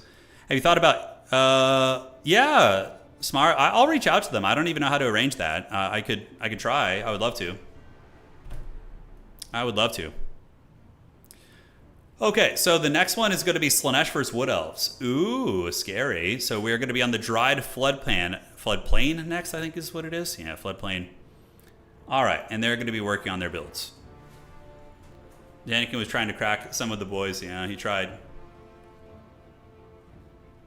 Yeah, I would be interested to talk to those guys. What is the format for their... No, so it's not blind Terminator, no. So how the pick and ban system works is it's very complicated. Well, I mean, not really. It's a 3x3, so they have 9 matchups. So they basically did a pick and ban for every single one of these games before the stream started. So let me show you here real quick as we go to our little esports website here. It's the 3x3 matrix. So basically each player picks 3 factions for every single game. And then you create a matrix grid. So you put your 3 factions on top, they put theirs on the side here. And then you take turns like banning from the grid until there's only 1 matchup left. So it's a really good system. It's a little bit slow, but aside from that, it gives you very good results for the matchups here.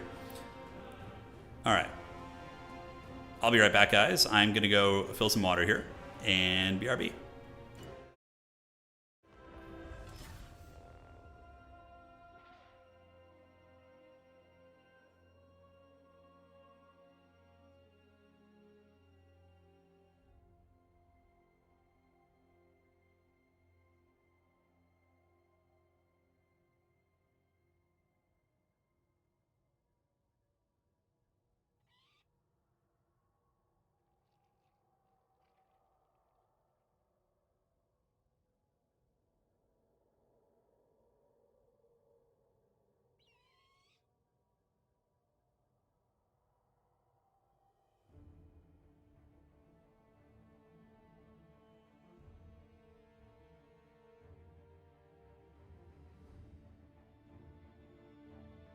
All right, team.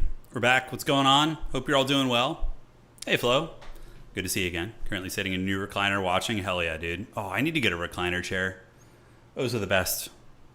So it looks like we're still waiting for the Wood Elves to ready up. I mean, I don't know about this matchup. I would assume Slaanesh is favored because they're just kind of scary and everything, but is Cathay going to be played today? So Pigeon, they were already played. We had Cathay versus Dwarfs. I think it was the 2nd or 3rd game. I can't remember, but it was earlier in the series. Oops, let me get the scoreboards back up here. So there we go. All right, sorry about that. Yeah, but Cathay was already played. How's Wookie? Oh, Wookie croaked 4 years ago. Art, yeah, in 2021, long time ago. Yeah, we did get Cathay earlier though. It was a good matchup. It was Grand Cathay versus Dwarves, which is very dwarf favored in my opinion, but Enticity wanted it, so that's what ended up playing. How long is the tourney going for the day? So we are playing a best of 9. So it's basically the first player to reach 5 wins.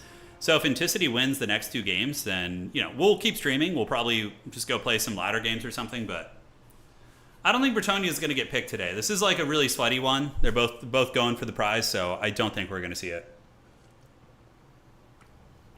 All right, some good H2O right there. All right. Let's freaking get it and see how this goes. So looking at the build here for the Wood Elves and Enticity, it's going to be Eternal Guard. It looks like we got Big Papa Durthu over here in the Vanguard deployment. So Durthu's going to be going up with Wildwood Rangers. Interesting. Now, Wildwood Rangers are really good at killing infantry. So if Slaanesh tries to infantry check them, the Wood Elves will probably win that. Wildwood Rangers, we got Durthu with Flock of Doom, Optimus Pine, as he's often called. It is going to be 3 cheap archers in the back, backed up by spears, and that's going to be it. So the big epicenter of the build is the Wildwood Rangers and Durthu trying to kill all the infantry of Slaanesh. Now, Slaanesh is going to be using Marauder Horsemen, a lot of Hellscourge Marauders, yes. Fiends of Slaanesh, Hellstriders, and then Sigvald and a Shadowcaster. So Sigvald is a good choice against Wood Elves because he's really hard to snipe. So archers don't really do anything to him. But on the other side of the coin, it then allows Durthu to be completely dominant. Like nothing is going to be able to really challenge Durthu here. So this is very, very interesting. All right, guys. So moving on up, we do see the Wildwood Rangers, and they are going to be getting up on the point here. Glade Guard are cruising as well, and the Slaanesh army isn't super well equipped to deal with this. The best unit they could call out would probably be Fiends of Slaanesh. because Fiends of Slaanesh are going to be killing Wildwood Rangers and also pressuring Durthu. I mean, Durthu can kill them back with his magic damage, but it's not a terrible fight. Not a terrible fight. All right, so the fighting is now on, and we do see the Marauder Horsemen getting good value, but some of the Elven Archers, the 2/1s with First Strike for 1 mana and 1 green mana, going to be advancing out of the woods. And they're going to be shooting into the Marauder Horsemen right here, trying to keep them at bay and let the Wildwood Rangers feast. Wildwood Rangers will be able to kill Sigvald, as will Durthu. I mean, Durthu can definitely smash on Sigvald if he wants to. But the Wood Elves playing a very cautious game. Enticity kind of sitting back in the woods, using what little tree line he can. Yeah, there he goes. On the backside, Prince Sigvald Magnificent going to be advancing up here as the Devoted Marauders also are prepping to try and steal the objective. Now, is Enticity going to move up and grab it and contest it? He probably should park a couple units on the edge so Slaanesh can't just steal it. Yeah, there you go. So then he moves up the Wildwood Rangers, because in this game, all you need is 1 infantry model from the whole unit touching the objective to get the capture weight on it. So you could literally be parked on the edge of it. And you can see now the Wood Elves do have the capture weight advantage because characters have 3 capture weight each and infantry have 5. So it's going to be 10 versus 9, and then Durthu, of course, has 3 capture weight himself. Elven Archers going to be shooting into the Marauder Horsemen, which is exactly what you want them doing. And now we do see some Melkoths activated on the Wildwood Rangers. A double Melkoth caster for the Warriors of Chaos over here for Slaanesh. Wow, look at that. So Wildwood Rangers getting blasted by all that nastiness, but a great Flock of Doom. So Flock of Doom activated, going to be hitting all of those horsemen. Talk about Value City. And Danican, his horsemen are already on the cusp of breaking, which is really not good. So Slaanesh on the other side, going to be gathering around with their Hellstriders as well as the Fiends of Slaanesh and these guys as well. But Enticity seems pretty prepared. You know, he's got his Glade Riders, he's got his Spears and his Spears ready to kind of screen those guys out. Enticity is really, really the master of positional play. You know, he's really good at just positioning his gunline armies. And, you know, a lot of it probably comes from his early days of playing in Warhammer 2. When he was playing Vampire Coast, he learned very early on how to position bows and guns and actually protect them from big onslaught rushes, right? Which is very nice. But the Wood Elves are definitely winning this game as of now. I mean, they have the objective advantage. The Marauder Horsemen just got Shadow Realmed. Danican already lost both of them. So one of them's going to be fleeing off the map. One of them's going to be fleeing off the map here as well.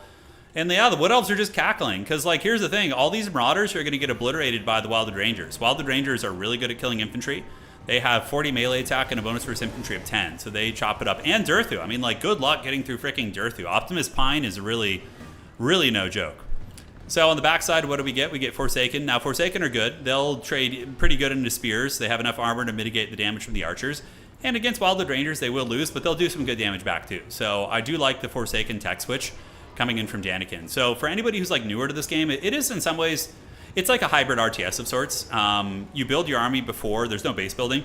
And you do call in reinforcements based on what your opponent's doing. So for example, you're playing StarCraft. You have Marines, okay? Your opponent gets a bunch of roaches. You're like, oh shit, what do I build? Well, I'm gonna build some Marauders.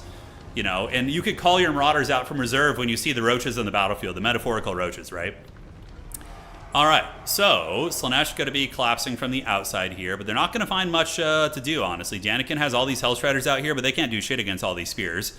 So probably getting the Cav up and around, or maybe each... Oh, this would be the play. Going through that seam right there and getting on top of the Archers would be really, really nice. All right, guys, the Devoted Marauder's going to be engaging and getting obliterated most likely, although if you put the 2 Chaos Sorcerers on top of the Wildwood Rangers, you might be able to win that fight. But I think this is a mistake by Danican going after the Archers. The Archers aren't really that big of a threat to your army. I would say go after the Wildwood Rangers and break their front line, but, you know, I don't know if that's going to happen. A couple Chaos Knights with Lances are hanging out there as well, and we do see Sigvald getting here as well. All right, so 2 Chaos Sorcerers are in there, but now Optimus Pine is going to be giving Sigvald the business. And honestly, Enticity just looks like he might have a build victory here. Like, his build's very, very clever and doesn't seem to have too many weaknesses against what Slaanesh has brought.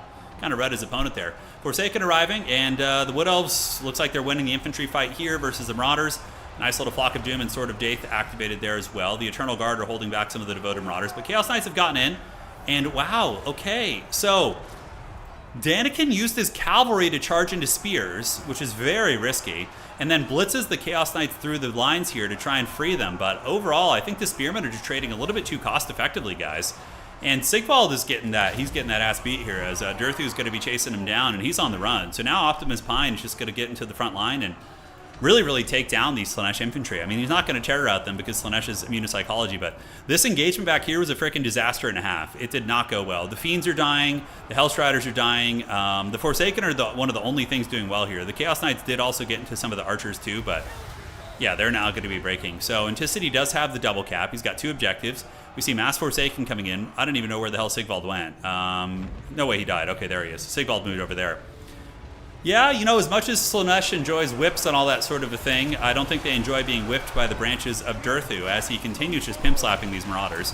And he's really good against infantry. I mean, he's a generalist. He's not like anti-infantry or anti-large. He's just kind of good against most things. He has extremely high melee attack. Granted, he's a little bit tired and poisoned right now, so it's going to be lower. But overall, is he poisoned right now? Let's see. What's lowering his melee attack? Yeah, he's very tired, but that man is still doing it. So Slaanesh pretty much failed to get into the backfield. Archers are still functional, not that they really matter too much here.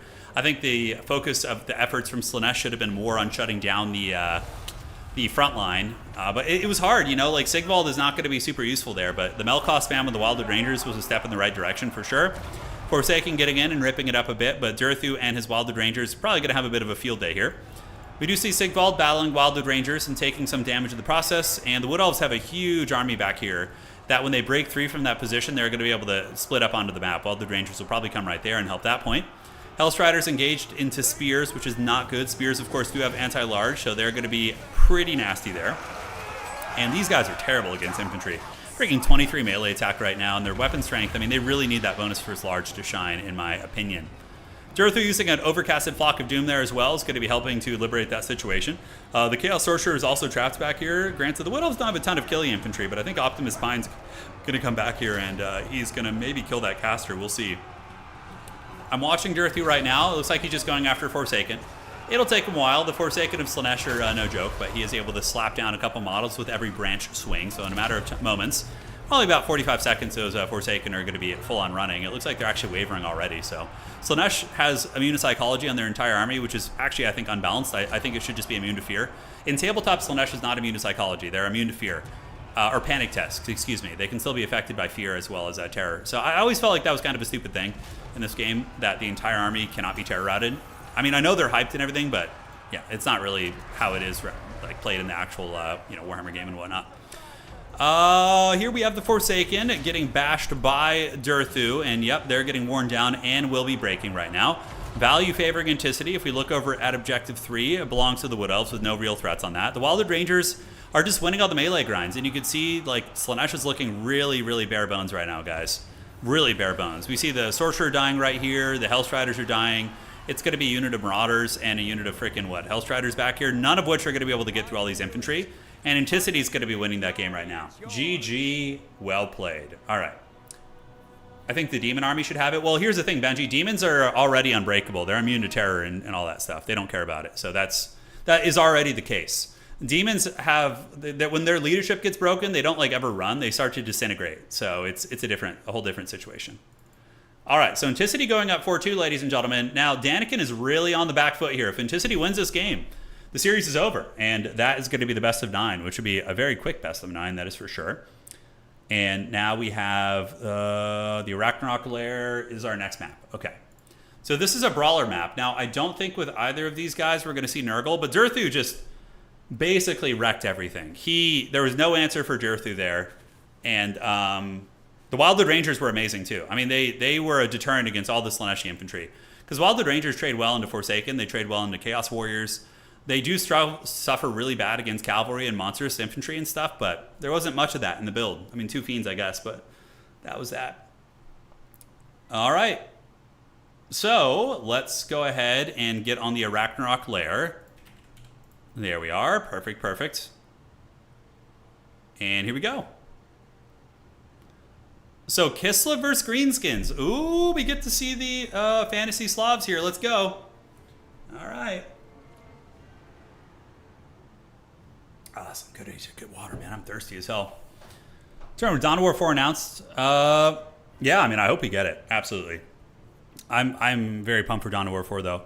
You know, even like Dawn of War 3 had a lot of problems. It was a pretty haggard game, objectively, but you know, like I hoped it would get more factions and maybe get a chance to develop more. I did have some fun moments in that game, you know, like with the Imperial Knights and all that, but Yeah, Dawn of War 4 definitely feels better than 3. Like, the aesthetic of 3 was, like, really, really haggard. With, like, the front-flipping Space Marines and Terminator armor and shit. Oh, God, that was so awful. So you don't have any of that, which is nice. You want Tau because you want to hit folks with Kroot, yeah. Yeah, the Kroot are fun in Dawn of War 1. If you're asking me about Dawn of War 2, I've only ever played the Elite mod multiplayer in Dawn of War 2. I never played campaign. Like, I posted my Dawn of War 4 video, and some guy went on like a huge tangent. He's like, "Yo, you're not real Dawn of War fan. You don't know who Cyrus is." I'm like, I only ever played multiplayer. Like, I that's all I've done. So I'm not familiar with a lot of the lore elements or the campaign or the characters, but I really liked Dawn of War 2 Elite mod. It was fun. Yeah. Oh, Dawn of War 4 is going to have to...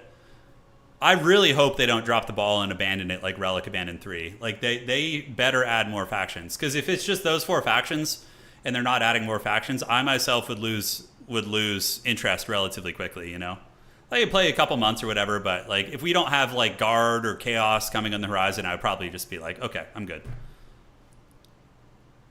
Yeah.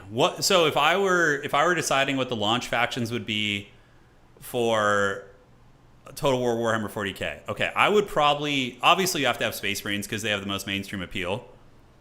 I would definitely do Black Legion, like Chaos Space Marines.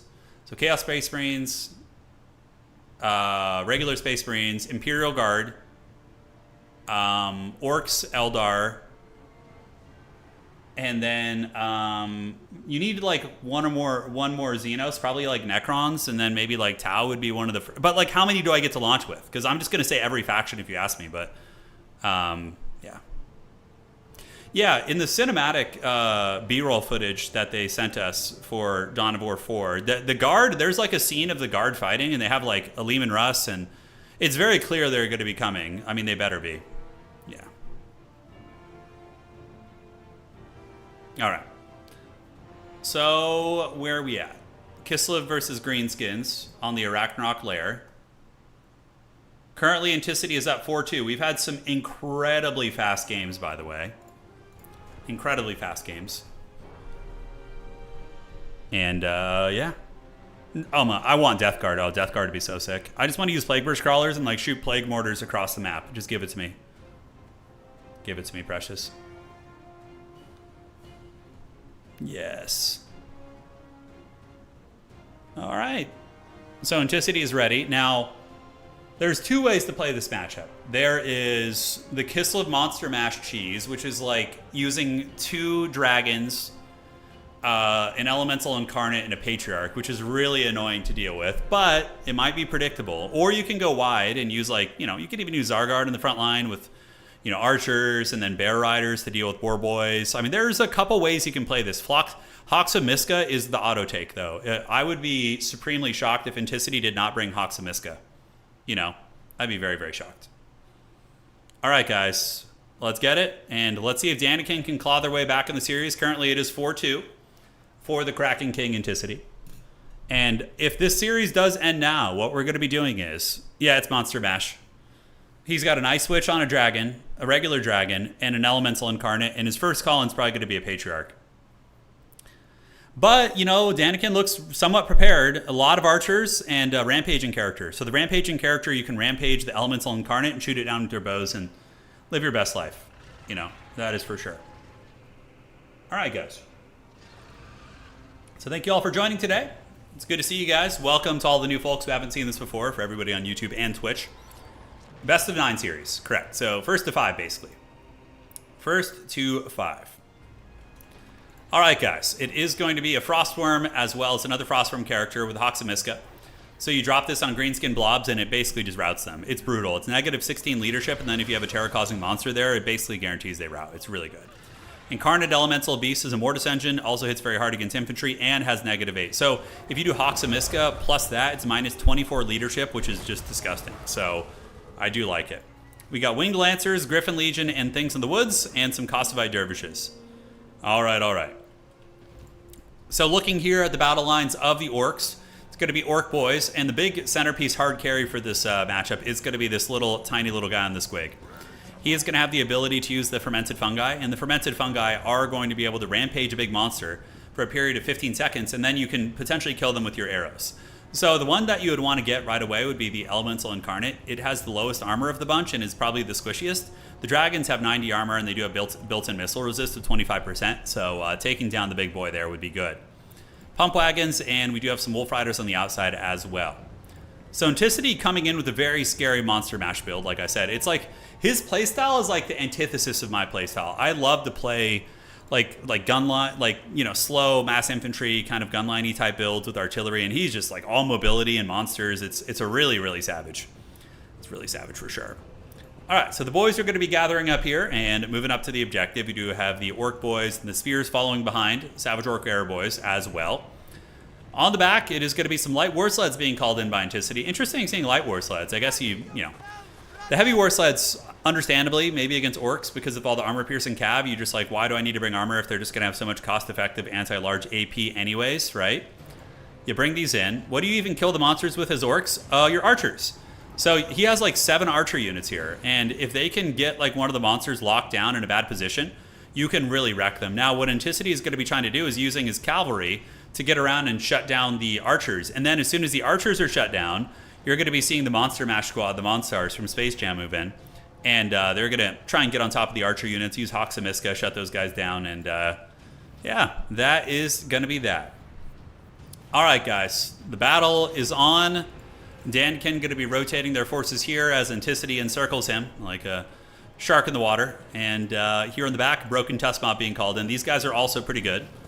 The Broken Tusk Mob is going to be able to provide anti-large damage against the big boys if you could trap them. Also a good counter against any of the Kislevite cavalry. But as it currently stands, 2 objectives going to be going to Greenskins, so they are getting 2 victory tickets per second, whereas Enticity is going to be getting 1. The Morgub's Magi Marauders being annoying, you know, doing some damage against heavy war sleds, so some light skirmishing going down here, guys. And soon, the fight is to be on. All right, so these guys are going to be gathering. Frostworm, the Frostworm hungers, it does. So what is Ent going to call out? He's got his Patriarch, so the Patriarch does have Salak's Lullaby, and you always want to bring Dazen's Song of Winter Sunlight. This thing is just cracked. It basically replenishes the vigor of your units, so when big monsters get tired, they take big penalties. So then you just use that prayer, and suddenly they're like fresh, which is so incredibly good. Now, Danican needs to get a good rampage here, like a really good rampage, and get those archers functional. We do see the Squig character lurking in the front, but the Elemental Incarnate would be my target, most likely. So if Danican fumbles this and doesn't get the rampage, then he's probably going to lose. He needs to get a good rampage and needs to get something out of it. So the archers are going to be shooting in now. Where the hell is the rampage, by the way? Fermented fungi should be activated right now. We do see on the flank some cavalry coming around, some dervishes getting on top of the archers. Yeah, classic, using Hawks and Miska to break through the front line. The archers are now shooting into the center mass here. But you need to get your bacon in there. The Broken Tusk Mob or some of your heavy cavalry to pin down the monsters. Look at this, dude. It's like the party bus moving in. Fermented fungi activated on the ice switch. Is it too late, though? On the back here, it is going to be some winged lancers coming around, but the boar boys might be able to turn and fend them off. And the archers are mostly not shooting at the moment. Granted, the Kislev army is taking a bit of damage. The bacon cav getting in there is going to be tough, so 2 Baconator cavalry units. These archers, are they shooting? It looks like he's running with them instead of shooting, so Danican a little bit slow to respond with some of the archers, but now these bad boys are online. So the Howl of Terror is activated, so big AoE howl right there is going to be debuffing the leadership of a lot of the Greenskin army. We'll see if they can hold. Kislev is taking a bit of damage. Danican is up on value a little bit. Some of these archers are shooting, but overall, the Elemental Incarnate, remember, this thing has a Mortis Engine effect. It basically casts Flock of Doom non-stop on everything around it, so it's going to be melting a lot of the Greenskin units here. On the back, we get the archers. The Morgos Magi Marauders is stabilized, and Orc Boar Boy Biggin's going to be called in. The archers probably should have been, split up a little bit more. They were a little bit tight, so it was easy to just kind of compromise all of them. But some of them are shooting, and they don't have great AP. The Greenskin archers in general, maybe seeing the Rusty Arrows in the mix could be very, very good. But the blob fight does continue, and the Hawks of Miska is doing insane damage. These big AoE leadership bombs are incredibly nasty. But fighting at all those bacon cav, it can have a toll over time. Winged Lancers and units breaking through the Orc Boys. The Terror Route is very, very nasty, and Enticity's patented Monster Mash build looks to be going pretty well here. Almost makes me think having an Arachnarok Spider or 2 could have been really good, like 1 or 2 of those. But there's a lot of room to explore for sure. Baconators are getting very, very low. Another Baconator squad's going to be moving in, but the Greenskin army is looking really, really bad. But Danican Trop is up in value, but Enticity has healing with his Patriarchs, right? So he needs to rally these archers quickly. Like, every little morsel of damage matters a lot. Here we see some Savage Orc Arrow Boys shut down by Kossovite Dervishes, and Boarboy Biggin's going to be surging in and trying to help them out. Fermented Fungi is activated, and the Greenskins are piling back in to fight again. So here comes some Orc Boys, some Goblin Wolf Riders as well. The Kislevite Cavalry are losing on the flanks to the Orc Boarboy Biggins, it looks like. Yeah, you can see these Dervishes getting folded. And Danican going to be rallying these archers right now. And, I mean, the monsters are getting a little bit lowish. The Dragon Lord is at half health. The other dragon is here. But honestly, they're still pretty healthy, all things considered. Like, how that fight went. Yeah, it's a little bit dodgy. All right, guys. So the archers continue shooting and are getting some work done. The Rampage was used. Tormentor Sword could be pretty good here to lock these down. But the Hawks of Miska ability is like, the whole principle of the strategy is you bait your opponent into a blob fight with your monsters, and then you use an AoE leadership bomb and just terror out them. And now the Night Goblin War Boss is getting hunted by the Monstar squad. And he has like no help right here, guys. Is there any boar boys? Okay, he's able to get away. He gets into the spears, which is going to be very, very nice. On the backside, more Winged Lancers coming in, and the Boar Boy Cavalry do rally, so they were discouraged, but now they're going to be on their way back in. Howl of the Great Beast is activated. Orc Spears do get spied at a bad moon, which is going to be giving them a big old bonus versus large, but probably not going to be enough. These Orc Boar Boy Biggins trying to chew it down, but you really need archers to be shooting the Elemental Incarnate. In my opinion, that's the monster you should be targeting first. Shooting at the dragons, they're much harder to kill, and the monster, the Elemental Incarnate, is the one that's going to value city you, because it's going to Mortis Engine all of your infantry and all of your different pieces, right? The objectives as it currently stands, guys, remember, even though Enticity is winning the fight, I would say, it's still a freaking triple cap. You know, Danican has him triple capped right now, and is keeping the value close enough to the point where, you know, this game could still go either way. So backside archers are shooting, and we do see Jason's Song of Winter Sunlight, which is going to be amazing. So now all these monsters are fresh again, which is brutal. But, like, you're going to have to get the points, you know? And Danican's cavalry can trade very well versus Anticity's cavalry in isolated situations. The Savage Orc Boar Boys will trade pretty well into Winged Lancers. And here we do finally see Tormentor Sword. Nice, locking down all these units. So Enticity basically just moving around his death blob and trying to just, you know, play whack-a-mole, basically. But he's, you know, really down on points. Danican just needs to keep them busy and just keep Enticity from capturing the objectives, and he's potentially just going to win this game on points. And this is like the difference of old school like land battle in many ways, like builds, like the rules had to be made to limit these kind of builds, right?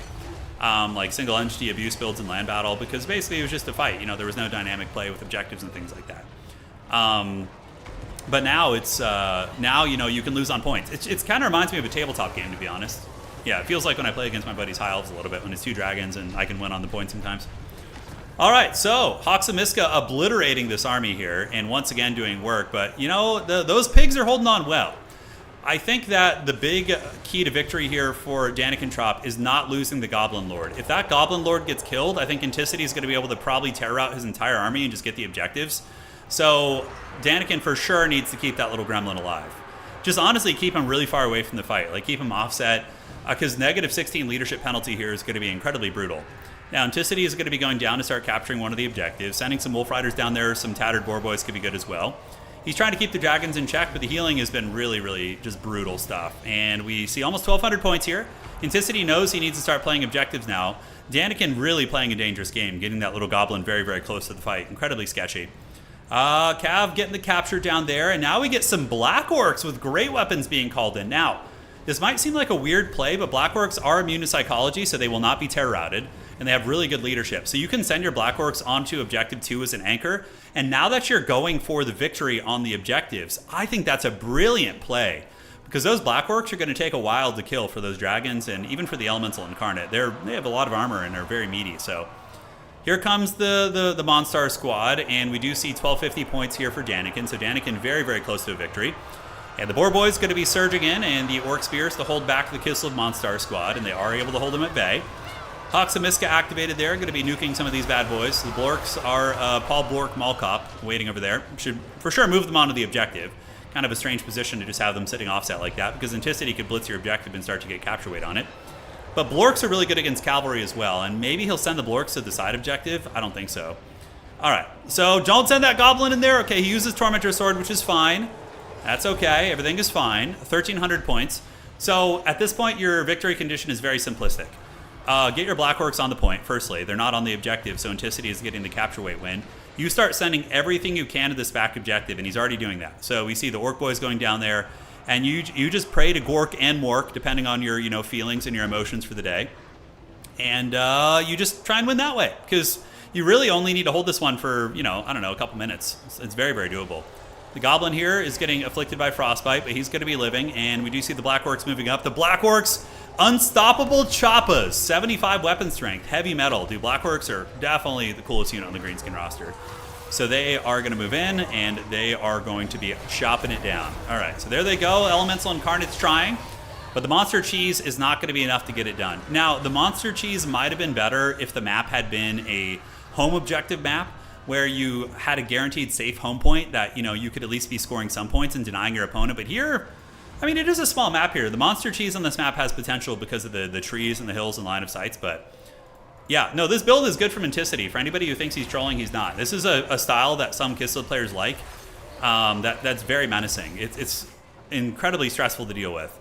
Like, if you mess up, if Danican had lost this Lord, he would have lost the game, like, for sure. But now he's got this one in the bag. He's just got Orc Boys heading down here. A couple Spears heading in. Enticity does get this objective now, but he's not going to have enough time to get that low ground point, you know? And the Blorks get it done, and there is a victory for Danican, bringing the series back. We are going to Game 8, ladies and gentlemen. All right. I feel like these best of 9 series bring the best out of these players, but the Greenskins able to clutch it. You know, the durability, or the numbers, I do dare say, was able to get it done. The Blorks and the Cavalry did pretty good too. 1,600 values, 1,200 here. Boar Boys, you know, they really shined in that matchup.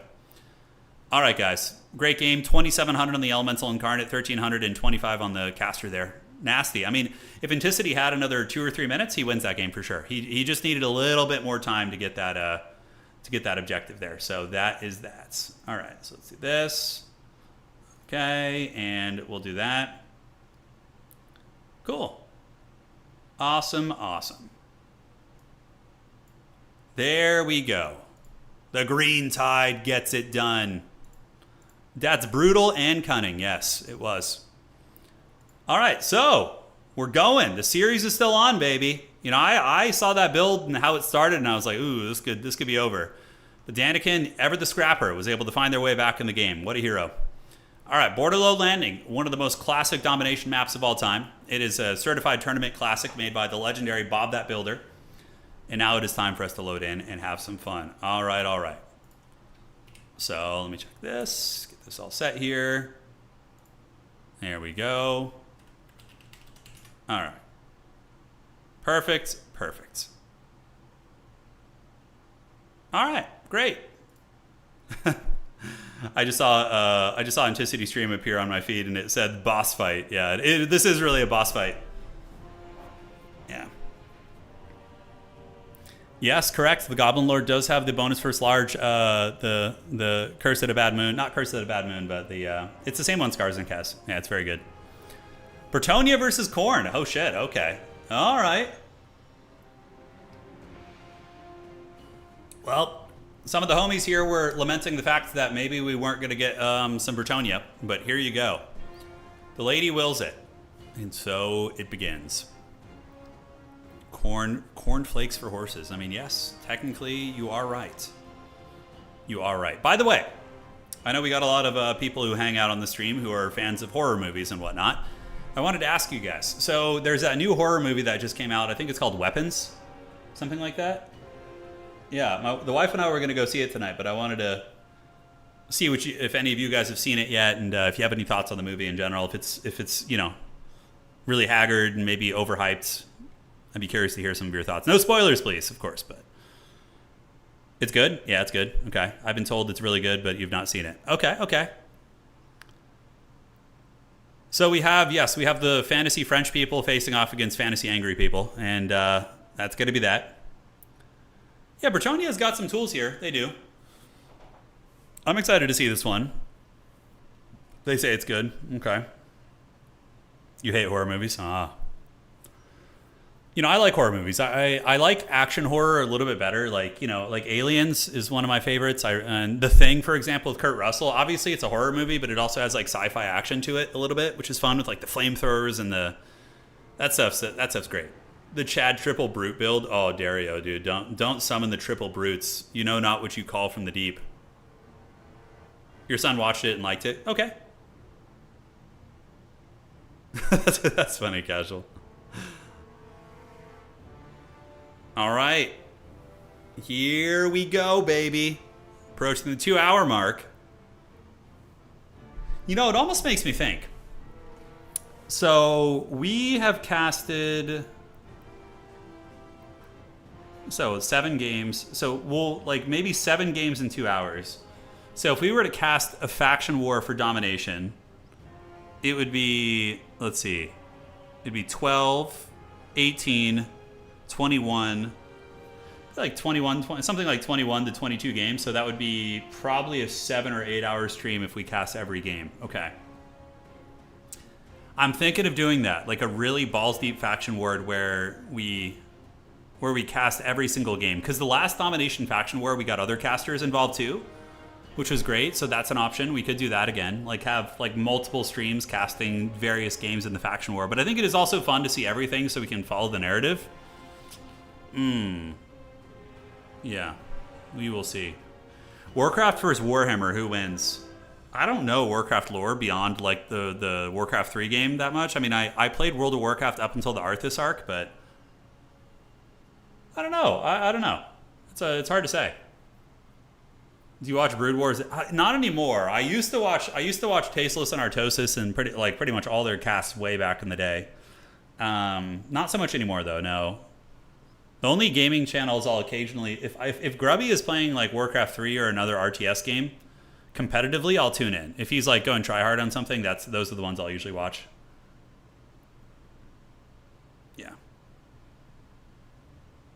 Yeah. yeah. We can get Professor Pone doing a little bit of casting as well. He is the GOAT after all. All right, guys, let's get this party started. Let's have some fun and let's break it down. We got Bretonnia versus Khorne Dogs. This is do or die for Danican. Danican cannot afford to lose this. Ooh, man, look at that. A warrior build. Whoa. Oh, my God. Inticity's build is so obnoxious. Oh, my God.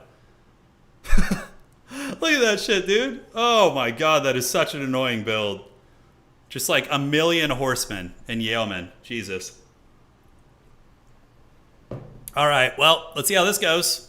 He's just going to be bouncing between objectives, trying to pull his opponent apart and then calling in like Royal Hippogriff Knights or something to hammer the weaker positions. All right, so Inticity's build is literally mass peasants, peasant archers. So he's got yeoman archers, yeoman cavalry, Alberic, 2 paladins, I think? No, a paladin as well as a damsel of life to heal Alberic, which makes sense.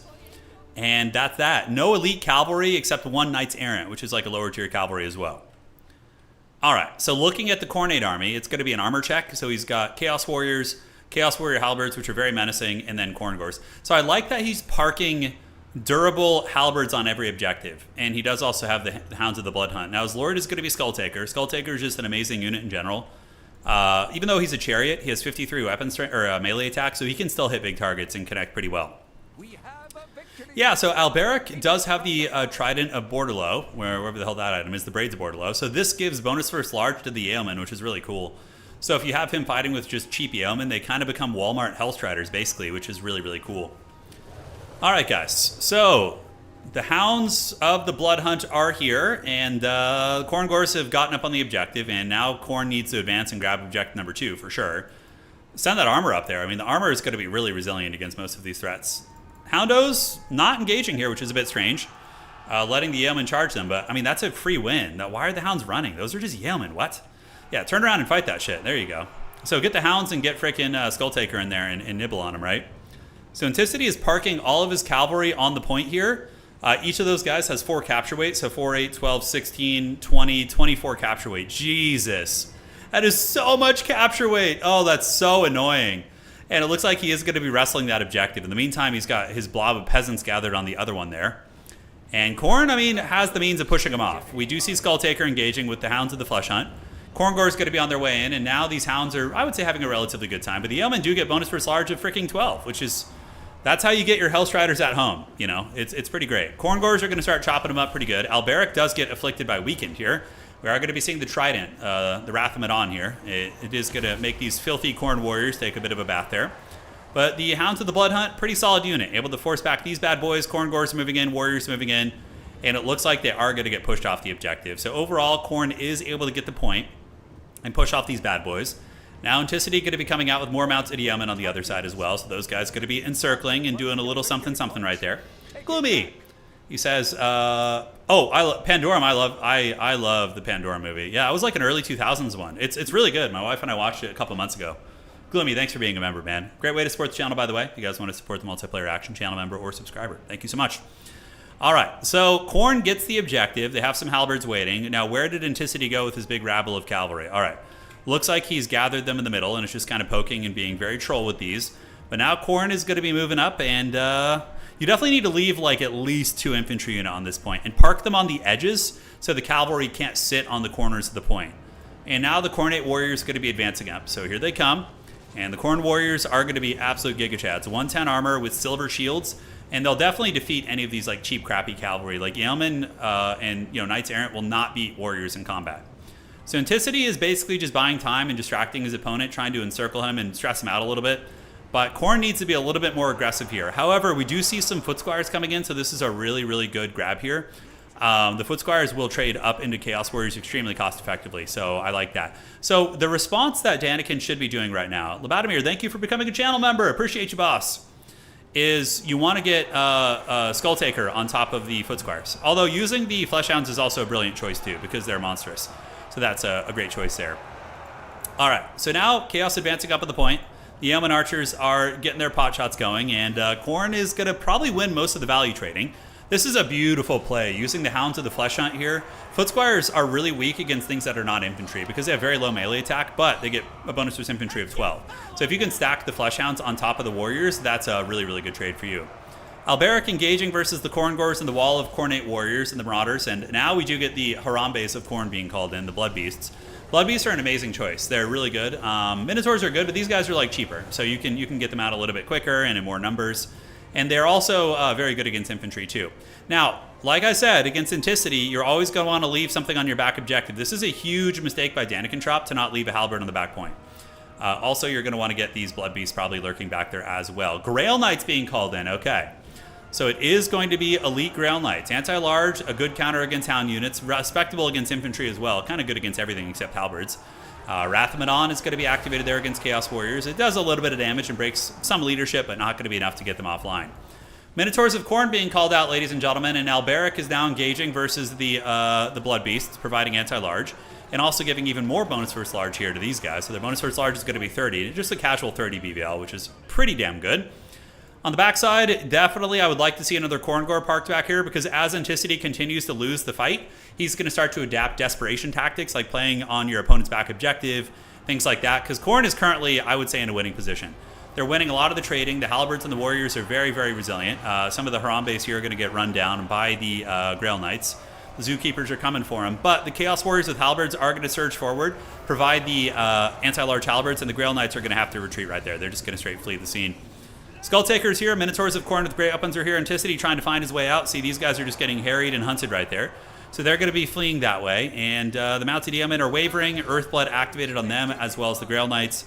And the middle objective does get taken by Bretonnia again. And so Anticity's kind of knows he's losing some of the value trading, but is rather using a like a capture weight pressure build with all these like cheap mobility pieces. Really, really troll. I like the style. I think it's kind of neat. Back point being held by Marauders. Halberds are chasing. Definitely need to get the Halberds back up at the point. Some of the peasants are getting broken down here. Knights aren't going to be moving in, but the Minotaurs should make quick work of them. So he has like a million capture weight right here with all these units, right? So that's kind of the direction that he's going. And honestly, it could win him the game, because the longer this goes, if Enticity can get it to a triple cap situation, it's going to be very bad for Khorne, because Khorne is going to have problems in getting all 3 points, and Bretonnia is going to be able to bounce between all the objectives and really cackle. So this is, I mean, definitely an accurate way for Bretonnia to play, right? Like almost no infantry and just mass cavalry. Very much Enticity style. Moving in is going to be Skull Taker. We have the Chaos Warriors as well as the Khorngors moving forward. So Khorne is slowly pushing them off the objective. A bit of a mistake in some ways for Khorne not fighting on the points. They have a couple infantry units that are not fighting in the objectives, and now we see Grail Knights and Yeomen. They're probably going to zip back here, right? But then Khorne does have some answers. We do see Chaos Warriors with halberds coming out. Fleshhounds and or Furies could be used, but Furies probably not the best. So Khorne is able to get the objectives. So there they go. All right. So Bretonnia's pushed back. They're going to need to find a way to wrestle Khorne off this objective. Not going to be easy. Grail Knights engaging versus Minotaurs. Relentless Rage activated, making them unbreakable. Pretty cool. So that means they're going to stand and fight. And some of the Grail Knights are getting taken to Pound Town pretty badly. Minotaurs of Khorne hit insanely hard. They're some of the more cost-effective anti-large units in the game. They're pretty nasty. So, the Grail Knights do get afflicted by Bloody Onslaught as well from Skulltaker. Skulltaker going to be duking it out with Alberic. And I think Enticity is going to be going to Plan B. And Plan B for him is trying to take down the Skulltaker, which is not easy. I mean, Skulltaker has a shit ton of HP, heals in combat, and is an absolute machine of a fighter. Paladin sitting idle. Halberds are really presenting a lot of problems for Anticity's build. And it does seem like Danican did kind of see this coming a little bit. His opening build had 2 warrior halberds, and pretty much every call-in has been a halberd, more or less, or an anti-large unit, right? Minotaurs, Chaos Warrior halberds, all these different units. And Khorne will win comfortably on just the 2 objectives right now. So, taking a look at Alberic right now, looking at his value, let's see what he's done this game. Alberic currently sitting at 1,000 value. Skulltaker has been doing pretty well also, so if we can click on him. Oh, the blessed 69 kills. No wonder Khorne is going to win this game, guys. This one's over. All right. Well, the fighting continues, and we do get some Foot Squires moving in on the side. Now, Foot Squires will trade very well, but even though they are a bit of a counter against Chaos Warriors, Khornate Chaos Warriors are such middle linebackers and such Ray Lewises that they are going to be able to just get in there and hold them at bay, probably, if not win some of these fights, with just the sheer numbers of them left. Chaos Warriors going to be gathering, and here we get more Chaos Warriors. There's halberds moving in. And honestly, Khorne kind of looks like it's going for Anticity's back objective here, which is really risky. I don't know. I mean, he might be able to get it, but he is kind of playing into an overextension. Like, he moves here, and then he can get enveloped, or it allows Bretonnia an opportunity to get on the middle. But I mean, and Danican is a much better player than I am, and I like this play. Like, leaving one Minotaur halberd in the middle to keep the mass in check is really good. And now Skulltaker, the Minotaurs, and all these halberds are going to be going to try and get Anticity's back objective right there. Okay. The Kraken King is definitely going to be on the back foot. We do see the Hounds of the Blood Hunt have been resummoned and are back in business. Anticity parking all those units for capture weight right there. And, yeah, kind of looking like Khorne has just got this game in the bag. I mean, they're up a couple thousand value. Anticity really on the back foot here. We do see the Companions of Quinel's, which are an amazing anti-large unit and armor-piercing unit. But it's going to be tricky. All right, so you need to push up the halberds on these guys and try and push them off the objective right now. Definitely a mistake for Khorne. Come up here and engage them if you're going to be doing that at all. And he does. He's probably just microing elsewhere. So now he's going to be moving in. We do get some Bloodletters coming to the middle. Not a bad choice. And the Rats of Bretonnia are going to be shoved off the objective. And that one is going to be going to Danican here. Now, does Bretonnia have any teeth in the middle? Chaos Warriors with halberds fighting off the Foot Squires. I don't know. It's looking just really, really rough for the Kraken King. Too many Chaos Warriors, you know, and the Minotaurs. Detaching that one unit of Minotaurs and leaving in the middle, chef's kiss. Such a freaking good play. And they're going to be chopping into Alberic here, who's currently at -1 leadership, -10 leadership, looking a little bit grim. Alberic actually in the pits, guys. Anticity maybe going to be losing his lord. All right, this is getting a little bit sketchy, guys. So the bonkening is happening, and if Alberic dies, that's for sure GG. And man, it looks like we might be going to Game 9 in the series. All right. So, Alberic is killed by the Skulltaker with the motorcycle steel chair. Dude, did you see him? He came in and did like a Tokyo drift on him there, dude. He got him good. All right. GG, well played. Blood for the Blood God, skull for the Skull Throne. And Danican going to be taking it to Game 9, ladies and gentlemen, from the top row. By God, he's broken in half. That man had a family. All right, Bloodletters are here. And I think that's going to be it. Now, Anticity's going to get his back objective back, but, I mean, even still. Leaderless, Khorne is still very, very strong. Skulltaker, yeah, Skulltaker about to, yeah, I mean, didn't Skulltaker get Alberic in the cinematic anyways, or was that just a generic Bretonnian Lord? I can't remember. All right, guys. Yeah, that's going to be it. There's no way Enticity can come back, in my opinion. Not with Skulltaker still being so healthy, all these Minotaurs. I mean, sure, he can get his back objective, but it's constantly being threatened by these halberds. And he's basically just got this big, disgusting blob of, like, terrible units, like just Yeomen, and they're not going to be able to get it done. All right. That was a really fun game, though. Honestly, Anticity's pressure was pretty nasty, his capture weight shenanigans, but it seems like Danican was pretty well prepared. Maybe the Rat Clan is putting their minds together to take down the Kraken King. Who knows? Maybe the RTK hive mind style has gathered to the Rat Clan. Who knows? But, yeah, GG. He killed Alberic in the trailer. There you go. All right. Lore friendly. So halberds pushing off the Bretonnian cavalry, and they're going to have a very good time of that. They're going to push back the defenders of Fleur-de-Lis and the Mounted Yeomen. And here we do have the Chaos Warriors with halberds hanging out. The Harambe's back here also getting a good fight versus Yeomen and having no problems with them whatsoever. Halberd sitting in the middle, and for the first time in the game, we do see Khorne pretty well ahead on points. And now, oh man, that's going to be hard to kill. The Bloodwake Berserkers. These guys are super Giga Chad. You need like a big lord like Lewin or Alberic and some elite cavalry to run these guys down, and a foot squire is grinding them from the front. Otherwise, you're going to be having a bad time. And yeah, they're going to get up and be a huge menace. All right, back objective is actually in the process of flipping to Khorne a little bit, and we do see the halberds. Khorne Gore still chasing them off. Enticity with good micro, though. He keeps like running circles and maintaining capture weight, which is really, really good there. But the other halberds in the Haram base are going to be able to get to the back point as well. All right, so ladies and gentlemen, I think that is going to be GG well played. Enticity is going to be losing this game, and Danican going to be getting on the scoreboard. And we are going to be going to game 9 in this best of series, which is very, very fun. On the backside, more halberds being called in, and the Hounds of the Blood Hunt are also going to be scurrying over here to help out. So there they go. Yes, yes. Nibble on those bad boys and feast. And GG, well to the plate. Hope you guys enjoyed that one. That was a damn good game. We've had some amazing ones today. You know, to be honest, I feel like Anticity's playing a lot of off-meta factions too. We've seen him on Bretonnia, on Cathay, but clearly he's got some schemes with him, right? So let's go ahead and update the score. Skulltaker was pretty Chad. But the armor check in tandem with the halberds were really good, because normally Bretonnia opens with infantry, and they can contest a kind of build like this a little bit better. But since he went mass cavalry and kind of got blind countered by these halberds, that was really, really tough for him there. Yeah, Minotaur is really good. 2,600, oh god, and 1,400 there. That's brutal. Alberic was held to only 1,500 value. Footsquires kind of got pounded as well by the unit. So, all right, we got game 9, baby. Let's freaking get it. Let's see what the players are saying. I'm really curious, actually. First, I got to see what the map is. I can feel it coming. The altar of the champion to decide who is the true champion. Very, very lore-friendly finale map there. Okay. GG well played, being dropped by both players. Good sportsmanship all around. Warriors of Chaos versus the Dowie Czar. Oh, yeah. Chaos Dwarves, baby. Let's go. Sign me up for this shit. This is good. Yeah, most of these games have been one-sided. The first game was contested, Dario. The first game of the stream was very much like a back-and-forth game, but you're right. Most of the games have been like kind of karate chops one way or the other. It's kind of interesting. I think part of me thinks it's also the way that Enticity plays, because he plays very skew builds, like mass monster, mass mobility. So he either karate chops you really hard in some of these matches, or, you know, they're not like safer, like rounded builds for the most part.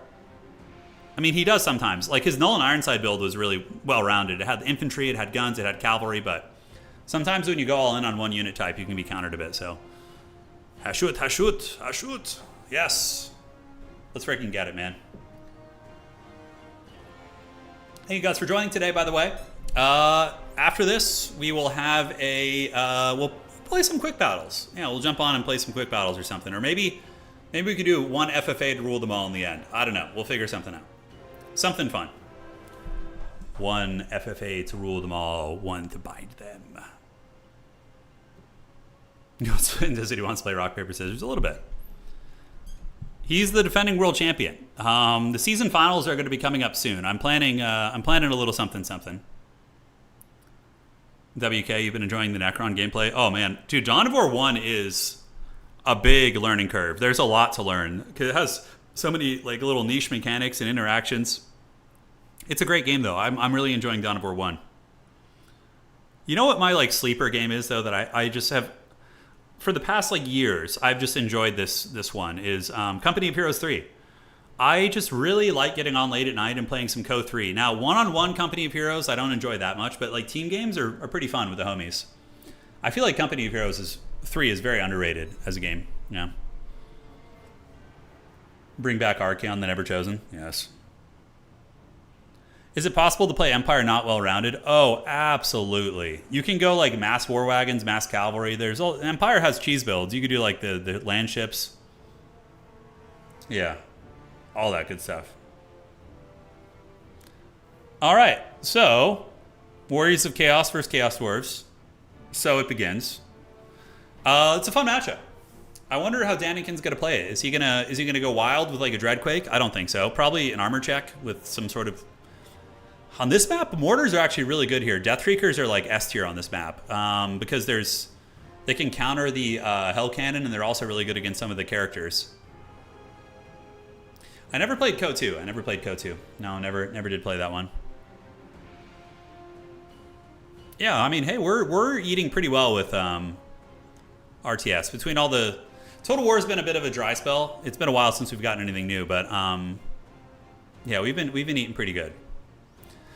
Oh, by the way, the Bannerlord Warhammer mod, did they add Greenskins and Dwarves yet? Or is that not a thing yet? I'm waiting for that to try it again. Sounds good. You're saying KO2 is still pretty good? Got it. Mask could I, please? Fireborn in this matchup. Let me think about that. I mean, look, Enticity has a massive hard-on for Forsaken. So there is a theory in which you could blind counter him with some Fireborn. Maybe. I haven't played Broken Arrow. I have not. Yeah, so on the subject of RTS games, I don't think RTS games will ever be like the biggest, like major genre ever again. I do think that RTS, though, is still worth it for studios to make because it has a very dedicated, passionate niche fan base. You know, it's not going to be like huge, but for smaller studios and specialist studios, I think it's yeah, I think it's kind of cool. Wow, look at that. Hobgoblin Archers? What the hell? And a Sorcerer Prophet of Hashut? Okay, that is completely different than what I would have brought. Completely different. Yeah, Deathreaker would have been good against Sartorial for sure. Just one Deathreaker in the backstreet against Sartorial the entire game would have been really good. But he might have one in reserve as well. Is Dawn of War similar to Warcraft? No, it's pretty different. Very different games. All right, guys. So here we go. Taking a look here at the armies of the Kraken King, Enticity, the defending world champion here. He's going to be rocking Sartorial the Ever Chicken with Plague of Rust and Searing Doom, not Searing Doom, Final Transmutation, which is really good because Chaos Dwarves like to blob their trains and their characters, so having that to punish the blobs is pretty good. Marauders and Marauder Great Weapons to get through Chaos Dwarf Warriors, and then Mass Hellstriders. Anticity can't help it. He's got to go with the Hellstriders, which honestly are pretty good here. They beat the Hobgoblin Wolf Riders, and they're good at, you know, compromising some of the bigger threats as well, and I do like it. All right, so that's going to be it. Now the Chaos Dwarves, ooh, a Lamassu, okay. So Sorcerer Prophet of Hashut with the Flames of Asgore, which is really good. If you just use it to kill like one Marauder, it's probably not Winds Magic efficient, but if they have a blob or there's like a blob fight going on, it can turn the tide of those fights pretty hard. So that is pretty cool. And the Lamassu does have Silence as well. Aside from that, it's going to be Chaos Dwarf Warriors, and we do have Hobgoblin Archers and a single Fireglaive in the back. Pretty cool, you know, diverse build for sure. And here's the thing. Hobgoblin Archers can counter Marauders and Hellstriders if they don't get compromised. And the Infernal Guard Fireglaives can potentially keep the Ever Chicken in check. We'll see. And maybe turn him into a bit of a KFC bucket. But Anticity is going to get all the objectives out of the gates because the Chaos Dwarves are not using any skirmish cavalry. They don't have any hobos. So that means they are all going to be going here. But Danican's army is a little bit more fighty. It's an army that's going to be able to kind of grind and sustain fighting better, assuming the archers can stay online. Now, this map is pretty good. It's a hard one to get around. Like, you know, the flanks are a little bit tight here, you know. A couple little spots here and there, but yeah, Anticity getting all the objectives out of the gates is a big advantage. You know, he's going to get probably close to 100 points before the fighting really begins. And now we get the Lamassu versus the Chicken. Okay. So I don't know who actually wins this fight. Sartorial is a really good fighter. 56, 56, 470 against lower stats on the Lamassu. So I can't help but feel this is a mistake for the Sorcerer Prophet. Yeah, he's going to be chasing, maybe using his pistol a little bit to kind of keep those shields from regenerating. We'll have to see. And now the Dowies are going to be moving forward. Now, what is the first thing? Danican needs a Deathreaker, in my opinion. Just sit it on this stupid chicken, and eventually he will be dead at the end. Yeah, this is a best of 9, so this is the final countdown here. Okay, check it out. We do have the Hell Cannon. Oh my god, is he going to use Flames of Asgore to kill that Hell Cannon? That's going to be super forbidden. Oh, okay. So Anticity is trying to move the Hell Cannon instead of shooting it right now to avoid the Flames of Asgore. Cathay Fireborn going to be called in, a good choice. They're really nasty. And look at that. Yeah, he's moving the Hell Cannon because he knows that the Flames of Asgore is on the menu. Now, Lamassu silences the chicken. Okay, he silences the chicken before the spell can go off. But the Sorcerer Prophet is going to need to get out of here. This is a bad situation. There's Marauder Horseman nearby. Sartorial's a bit of a better fighter. And the Hell Cannon is going to be redirecting itself. And here goes the Prophet. Okay, so he's going to be running. Because losing that Prophet early would be a disaster. Okay, here it comes. Flames of Asgore. Oh, the volcanoes of the Dawizar. The fires of Hashut. Oh, burning the traitorous Chaos Dwarves. And do they have enough to even shoot it? Do they have enough to crew it still? Oh my god, I think he does. Yeah, because he still has 3 crew members. Holy shit. One more will take that thing down, though. One more will take it down. So Final Transmutation going to be activated. Sorcerer Prophet is going to take a lot of damage there.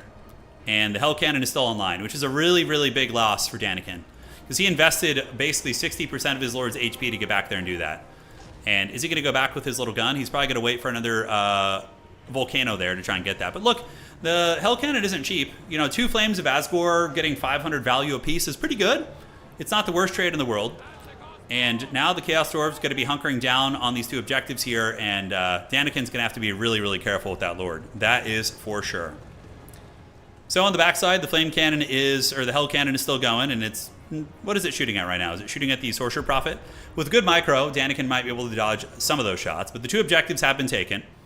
And honestly, if Danican just hadn't taken that damage, I mean, he would be in a pretty good shape right now. His army has really good positioning, and he's trying to get another Flames of Asgore.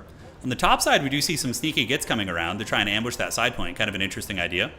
And another shot's going to miss, so it does look like the Sorcerer Prophet putting the moves on. The chicken going to be getting shot by the Infernal Chad Fireglaves, and they do melt the shields down, but they don't get any further than that. And right now, yeah, the Prophet probably just needs to hide. Just pull it back here and chill. Because Enticity is going to be really hyper-vigilant about defending the Hell Cannon and screening you. Hell Cannon shot does hit some of the Cathay Fireborn. Granted, the Cathay Fireborn do have a fire resist, which is pretty substantial of 35%. And this thing, oh, it only, I thought the Hell Cannons did fire damage. Okay, never mind. So that's just actually good then. He's going back with 1 more Flames of Asgore, but he's realizing Enticity is just waiting with a full chub to try and stop him. Wolf Rider's sitting around the outside. Some of the archers going to be shooting in, and is Enticity going to be committing to the fight? The archers and the Fireborn all stand at the ready. If the Sorcerer Prophet were to die, that'd probably be a big throw. I think that Danican would probably just lose the game. You can't really afford to lose that guy. Enticity trying to encircle here. Bull Centaur renders with great weapons could be nice, you know, to get back there and try and screen that out. So far, the Hell Cannon is, you know, using its ammo, but it's really not being that devastating. 1 Fireborn is getting worn down, but not the end of the world. You could probably honestly move your Fireborn back here and use it to fight off Hellstriders with your Wolf Riders. If you stack the Fireborn with those, you're probably going to be okay. All right, so Hobgoblin Archers shooting in, doing what they can. Only 1,200 HP on the Sorcerer Prophet right now. That feels so bad. Yeah, it feels really bad. He's just barely hanging in there.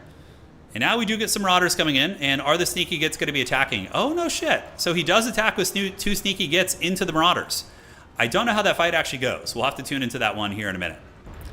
Oh my god, that Hell Cannon shot was really, really foul. Oh my god. And the Sorcerer Prophet gets the Flames of Asgore and kills the Hell Cannon. Okay.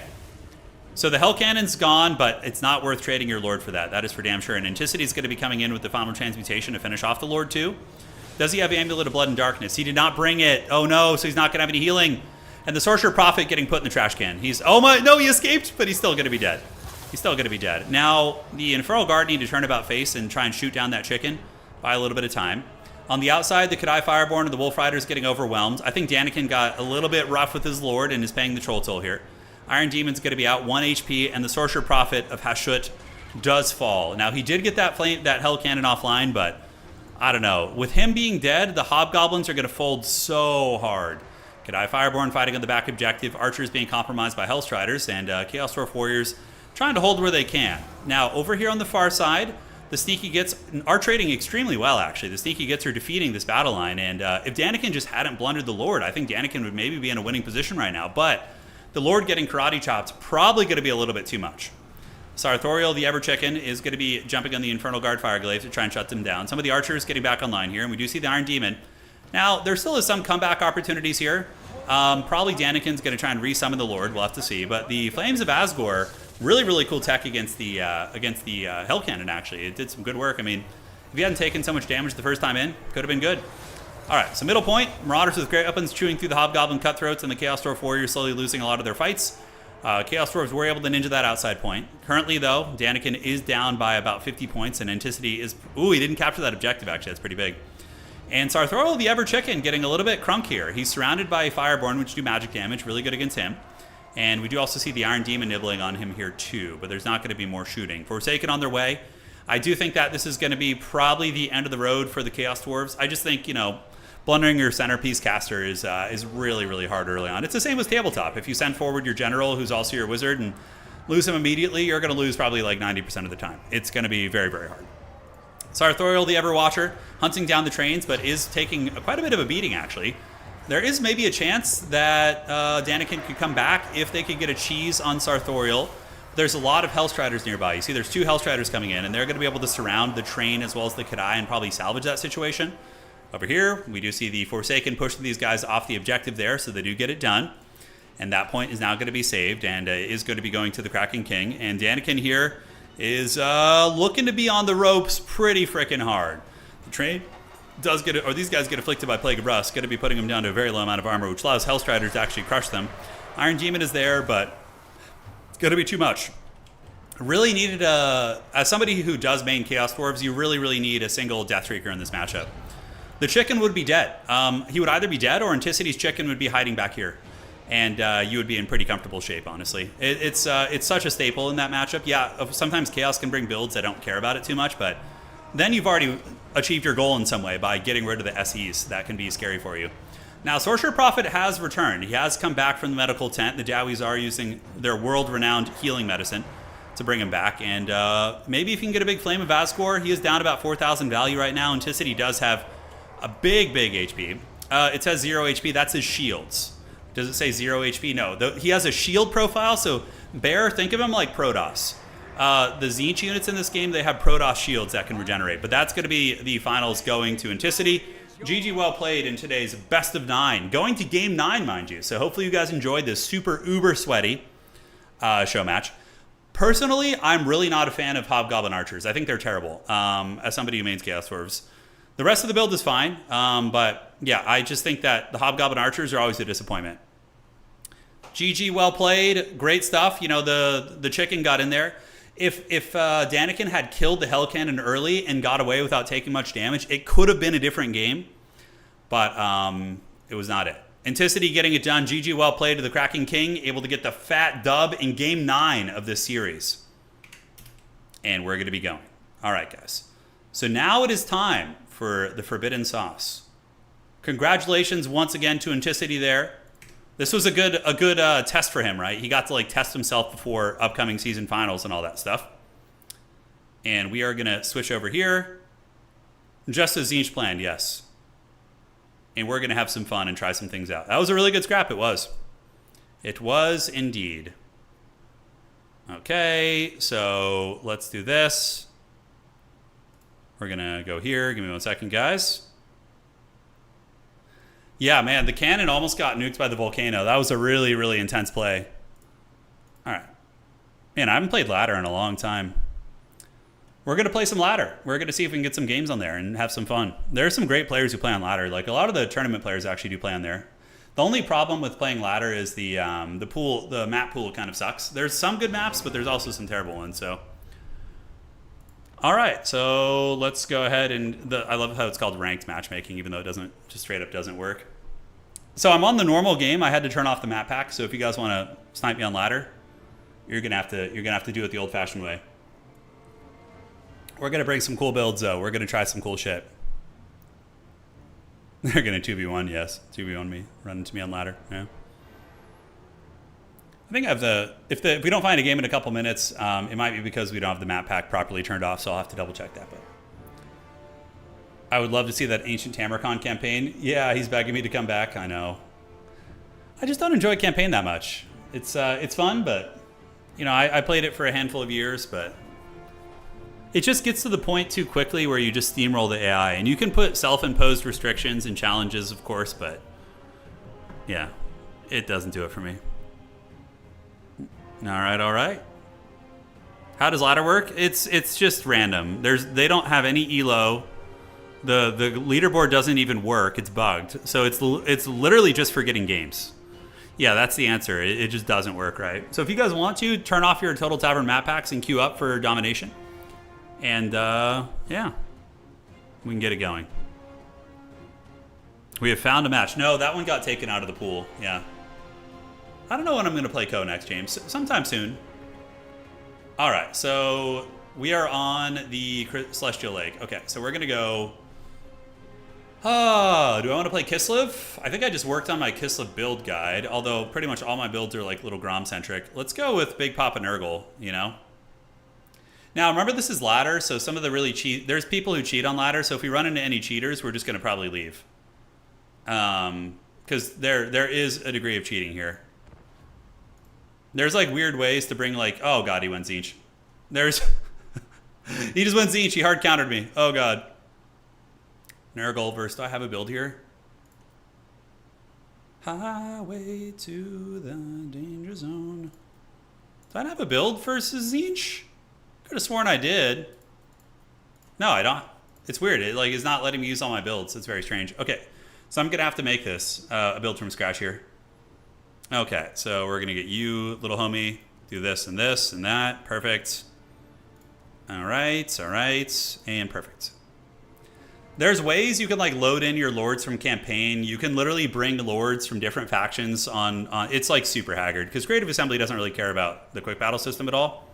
They're more focused, if any of their multiplayer efforts, it's basically just towards like, you know, the active tournament scene and whatnot. Okay, so that's actually not a bad idea. Maybe that's a little bit better here. So let's try you. We can do that, okay. All right, awesome sauce. It's unfortunately it's peer-to-peer, so it can get a little bit haggard and a little bit laggy for sure. Triple great unclean one. Oh yeah, dude, let's freaking go. That's the forbidden sauce right here. Okay, so Angels of Decay are an interesting tech. I don't hate the idea of having them in reserve. Rawflies are kind of cool in a way. Yeah. That's alright. So Tzeentch is pretty favored against Nurgle. I would say a maybe 70-30 matchup, but it doesn't mean we can't win it. It does not mean we can't win it. Okay, so let's cut you here. We're going to do this. Go bare bones on you, and then we're going to do the same thing over here.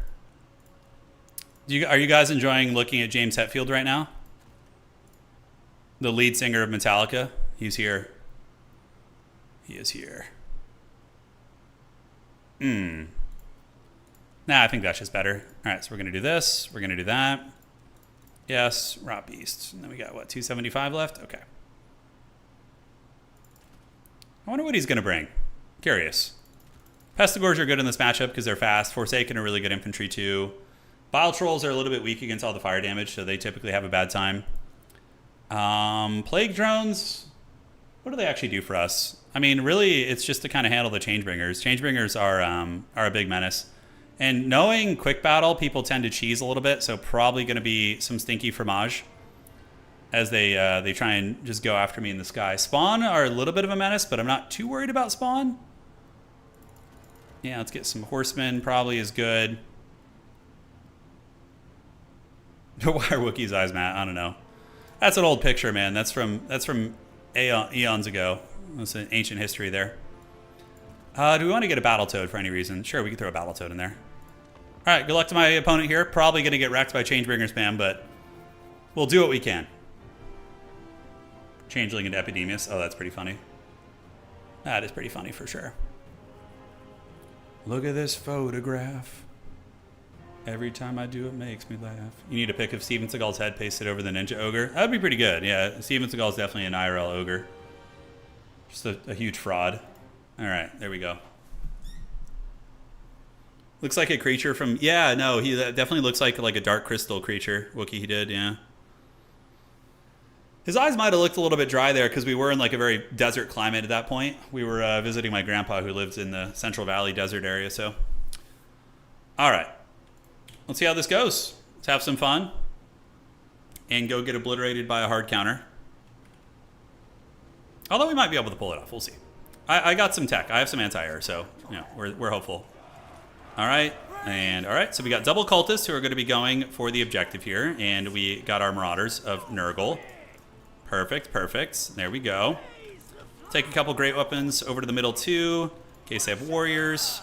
We'll get a shielded boy and a marauder right here, so they're going to move up on this. So 2, and we'll get a Battletoad there as well. Great. So Battletoad's there, and you guys are in 3. All right. So we're about ready to go. Good luck, have fun to my opponent. He only has 9 units, so... we do have Angels of Decay in case he goes for like a monster cheese, but he's got a pretty small build, so... Changeling into Kugath would be interesting. I don't know how that would go, to be honest. We might struggle.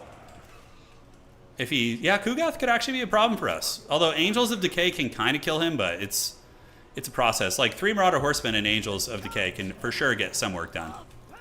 Okay, let's do this, and then you guys are going to move up here. Great. So, what do we got? We have Exalted Hero, Spawn. I think we're okay. His build is good, but it's not like uber punishing against us. There's no Changebringers, so in the starting build at least. Let's get you shields in front. And we have Aerial Dominance, which means we can call in Angels of Decay and kind of do as we please with them. Calls in Chromatic Abominations. The double cultists are... Oh, God, I forgot to bring B09. I only brought Spirit Leech. Oh, that was supposed to be... Shit, that sucks. Okay. It's all good in the neighborhood. It's all good. Spirit Leech is good. I meant to bring B09 to kill the Changebringers, but if he doesn't have them, I guess it's not a huge deal. All right, so can we win this fight? We got Chaos Warrior Halberds. You guys are going to pull back. Yeah, the Furies will be able to pressure these Horsemen eventually, but right now we're just kind of chilling. What's the most unfavorable matchup in Dom? Skaven into Dwarves is pretty rough. I think Nurgle has some really horrific matchups, like really, really bad ones. All right, so we're for sure going to get the Angels. That's going to be the play. He's going to get to the objective first, looking fine, so we're going to move up there, get our call-in priority being correct. And the 2 cultists, they do heal in combat, so we do get there and steal the capture away from him. We have our Rot Beast character, and we can even send a Marauder up to his home point, just to kind of screen it out. And send this guy there too, and go for the full court press, as I like to call it. Keep this guy nearby, and get the Angels of Decay coming out now. Great. So as long as we have the Furies... all right, let's fan out, and we're going to get you over there. The thing about trying to nail my cultists is they, they're pretty stalwart, and they do have passive healing, which is nice. So we're going to get you in there, Just kind of trickle in there a little bit, and now we can get the Battletoads moving back in. So that was minimally devastating. It wasn't too bad. We're going to get you Angels of Decay going after you guys, and the Furies can honestly just fly overhead. So we're going to go here, go over here, and we can start Spirit Leeching a little bit as well. So we're going to start Spirit Leeching on you and hit you. Can we click you, please? Looks like one cultist did get potentially broken here, so we're going to keep running with him. And these are pinks, so we're going to jump on you. We're going to jump on you, and we're going to keep the other ones nearby. Just on standby. Great, so let's get you in there. Angels of Decay are going to start killing those spawn. Let's get you into the Warriors right there, and now we're going to steal this their home objective here, which is going to be great. Forsaken. Let's get Forsaken moving in. I don't really care if the cultists take a lot of damage. It's not a huge deal. Killing his pinks, though, is going to be very, very good. All right, so 1 spawn unit is almost dead. Let's get you back, because those are Exalted Heroes. We're definitely in a winning position at the moment. Angels of Decay are just farming a Chaos spawn unit. And that cultist, he used a lot to kill it, including a Plague of Rust, but we don't give a shit about that. Like, who cares? Those pinks holding up pretty well, but I'm keeping this 1 Fury in the sky in case he calls out Changebringers, so I can have something to pressure them. But he has these Chariot characters. I think these are Chariot characters. No, they're on horseback. Okay, we can still go after them, though. So Angels of Decay have basically killed the spawn, so now we're going to go after his Lord and see if we can get him, and then we'll just keep Spirit Leeching the Lord, get a snipe on him. Call it a freaking day, right? Okay, so let's unsummon you, get the cultist coming back in. The other cultist is going to have a spawn summon, so we're going to do those guys right there. Chromatic Abominations are being worn down, and these Furies, we're going to keep these guys here. So Angels of Decay, we need to get them back, and we need to save their ammo, because there's a Mutilith Vortex Beast coming, so we need to get some throwing horsemen and keep you back there. My Lord does get hammered pretty hard there. That's actually kind of sketchy. So that could be how I lose the game, is him getting my Lord. So let's get you like this, and you Furies can go and jump on these guys right there. Cultists, let's get you back in the fight. As long as my Lord doesn't die there, I think we're cooking. So now we need to get on this. Let's get our Furies that we have in the sky to go shut down these horsemen. And great. So let's get our Marauder Horsemen coming in, get another one of these guys, control group 4, and you guys move back in the fight. So if my Angels can just shut that shit down, then we're cooking. We're good. And I'm going to start Spirit Leeching the Mutilith Beast, even though it kind of sucks to switch aggro a little bit. It's still necessary. And remember, I have this man triple capped right now, so a good player, though. This guy is definitely solid. All right, so let's get on this. Let's get back here. My Lord does have the Crown of Everlasting Conquest, so he's going to be able to heal. We need to just get the Furies switching between those units. And you can see the Angels of Decay are putting in a shitload of work. We're totally chilling here, so let's get you back there. And we have the Horsemen, which are going to throw at you. Let's get you back here. Angels of Decay still going after these bad boys. I'm going to save Fecundity for some proper healing. And we do have another summon here, too. So we're going to summon some Plague Bearers. We were able to win this fight on the side, which is nice with these cultists. So now we move these guys over this direction, and we're just totally chilling. All right, Mutalith Beast is basically dead. That's why you never, ever, ever leave home without the Angels of Decay. You never want to leave home without those guys. They are just uber good, and they get the job done. But this game's pretty over. Like, when Nurgle has a value lead against you, you're in trouble. All right, so we managed to kill the Mutalith Beast. He has his 2 characters in there. The Lord is kind of healthy, so I think I'm going to go for the lower hanging fruit here. Get these throwing weapons and throw at these guys. Let's unsummon you, Pestigores. And just for the fun of it, we can summon in a Plague Drone. Since we're so far ahead, it doesn't matter too much. And we'll test the waters with them. So Final Transmutation is going to come down. It's only going to hit a couple infantry there, so really insignificant. I guess it will hit these guys, so we can get them away. Horsemen, just providing fire support. Let's get you back. And he lost both of his Exalted Heroes of Tzeentch in the blob fight. And cool, man.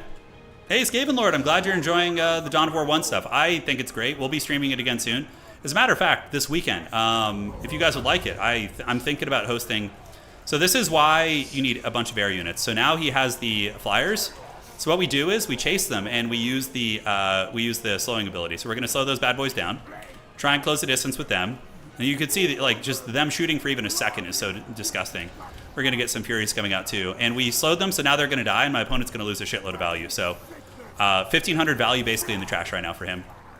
All right, so Forsaken and company are doing good. Been able to chase these guys back. Great. And we're going to go ahead and send the shielded boys to go after those pinks, pull back the great weapons a little bit, call another Marauder in. Move you guys over there. Move you to dodge the Tzeentch army ability. And looking good. Looking good, ladies and gentlemen. Cultists of Nurgle are amazing, by the way. Their durability is just so good. He actually hits me with that. Yeah. If I had Buno, it would be a bit of an easier kill, but we do manage to catch them with the Plague Drone guys and the Angels.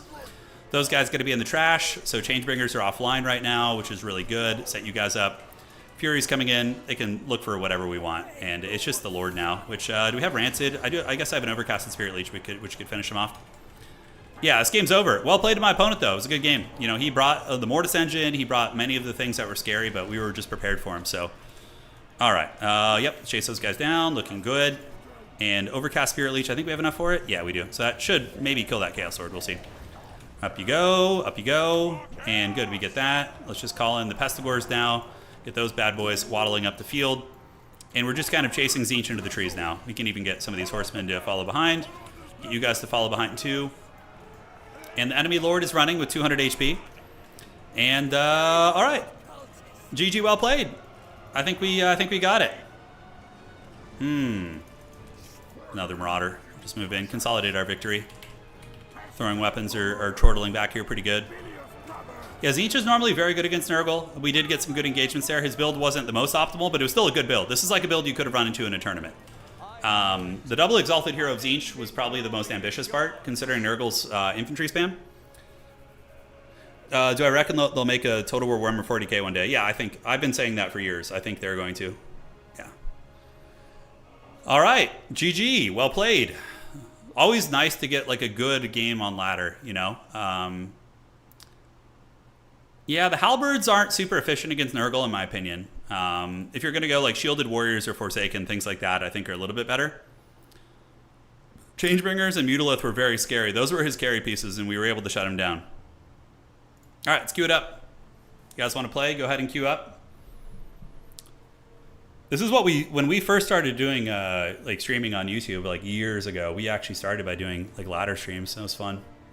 I would love for future Total War titles to have like a good functional ladder with like actual elo and things like that. That'd be really fun. How do you know which units cackle and which one's chortle? So chortle is like the more heavy set, slower, more ponderous units. Cackling is for like mischievous gremlin units, you know, or like necromancers, those sort of things. Yeah, that would be my articulation there. All right, so let's play a little bit of Sigmar. I think I want to play some Empire. The Gates of Ekrend. Oh, we have the Beaver Error. Oh, he's played in our tournaments before. I know Beaver. If that's the Beaver, then I do know this man. All right, let's get Army Blocker up. Thankfully, Empire doesn't have too many like hard counters, so whatever he picks, we're okay. Justin Bieber, yeah, the Beeve. Hey. Galloper, let me check. I don't know why the notification didn't come through. I got to update some of my stuff here. Let me check. Thank you, though. I really appreciate the donation, man. I'm checking right now, my friend. Give me a moment. Okay. So we got Wood Elves, actually. Oh, yeah. Oh, holy shit. Jesus Christ. Cameron, yeah, I see that. So our boy Cameron just dropped 400. Wow, thank you, man. That's like $500. Jesus Christ, man. That's way too generous. I hope you're some prince who's just super wealthy, because that is extremely generous, man. God damn, dude. Jesus, man, thank you. I really hope that's no sweat off your back, because that's a lot of money. Making it rain, yeah, no joke, no kidding. Okay, wow, I got to get my bearings. Thank you, man. We will bring a super dank MLG pro player build in your honor. How's that sound? You're gonna love this build so much. Against Wood Elves, you have a couple options. I think I'm a big fan of the Toadbringer. He's fun. Okay, dude, thank you, man. I did get it. I need to, I don't know why the notification go off. That's weird. I'll take a look at that later. Thank you, brother. So magic against the hardwood is pretty self-explanatory. Typically, you just go Lord of Fire. It's just the way to go. It's kind of silly to do anything else. Okay, so we do that. Cool. Man, Jack, thank you, brother. All right, so in reserve, we could do Blazing. I'm bringing a super... I mean, this is casual ladder. We're not in a tournament right now, so we can experiment with some wild shit. Oh, yeah. Oh, I love this build already. It's very risky, but it could work well too, so we'll see. Oh my god. It doesn't get any more forbidden than this. Yes, yes. Okay, so we're gonna get you guys, and then we need to get... Holy shit. There's no way this works, right? There's no way.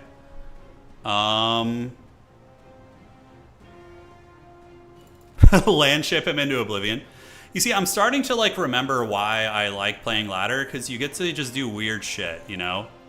Like unorthodox builds, just haggardness. It's just, it's glorious. Jack, thank you, brother. Thank you. Seriously, that's huge. I work in finance and get a good blood money. Okay, I'm glad to hear that it's not financial stress. Teach me the ways, dude. I am not good with finances, that's for sure. I'm pretty terrible.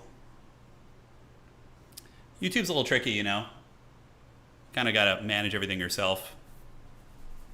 Plus, you know, one of the trickier things about YouTube is obviously, you know, it's your own business, right? So you don't like get a lot of those like benefits you get working in a company, like health insurance and things like that. All right, anyways, you guys are about to see the most evil build I've ever brought.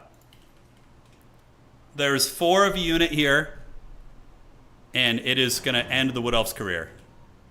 4 mortar wagons.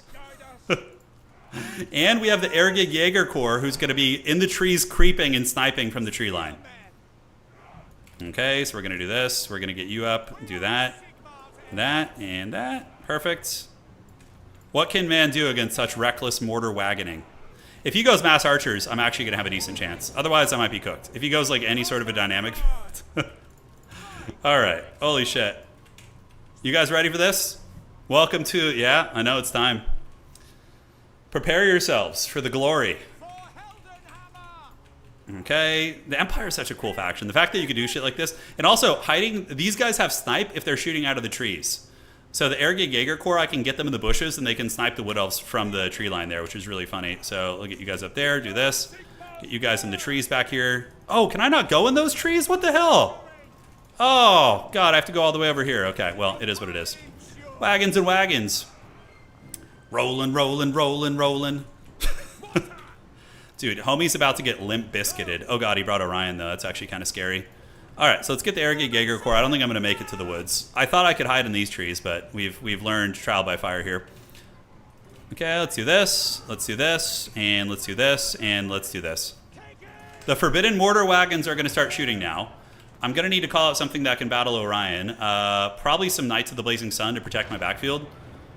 Oh, yes. The Wood Elves will run in fear before the might of the Mortar Wagon. Yeah.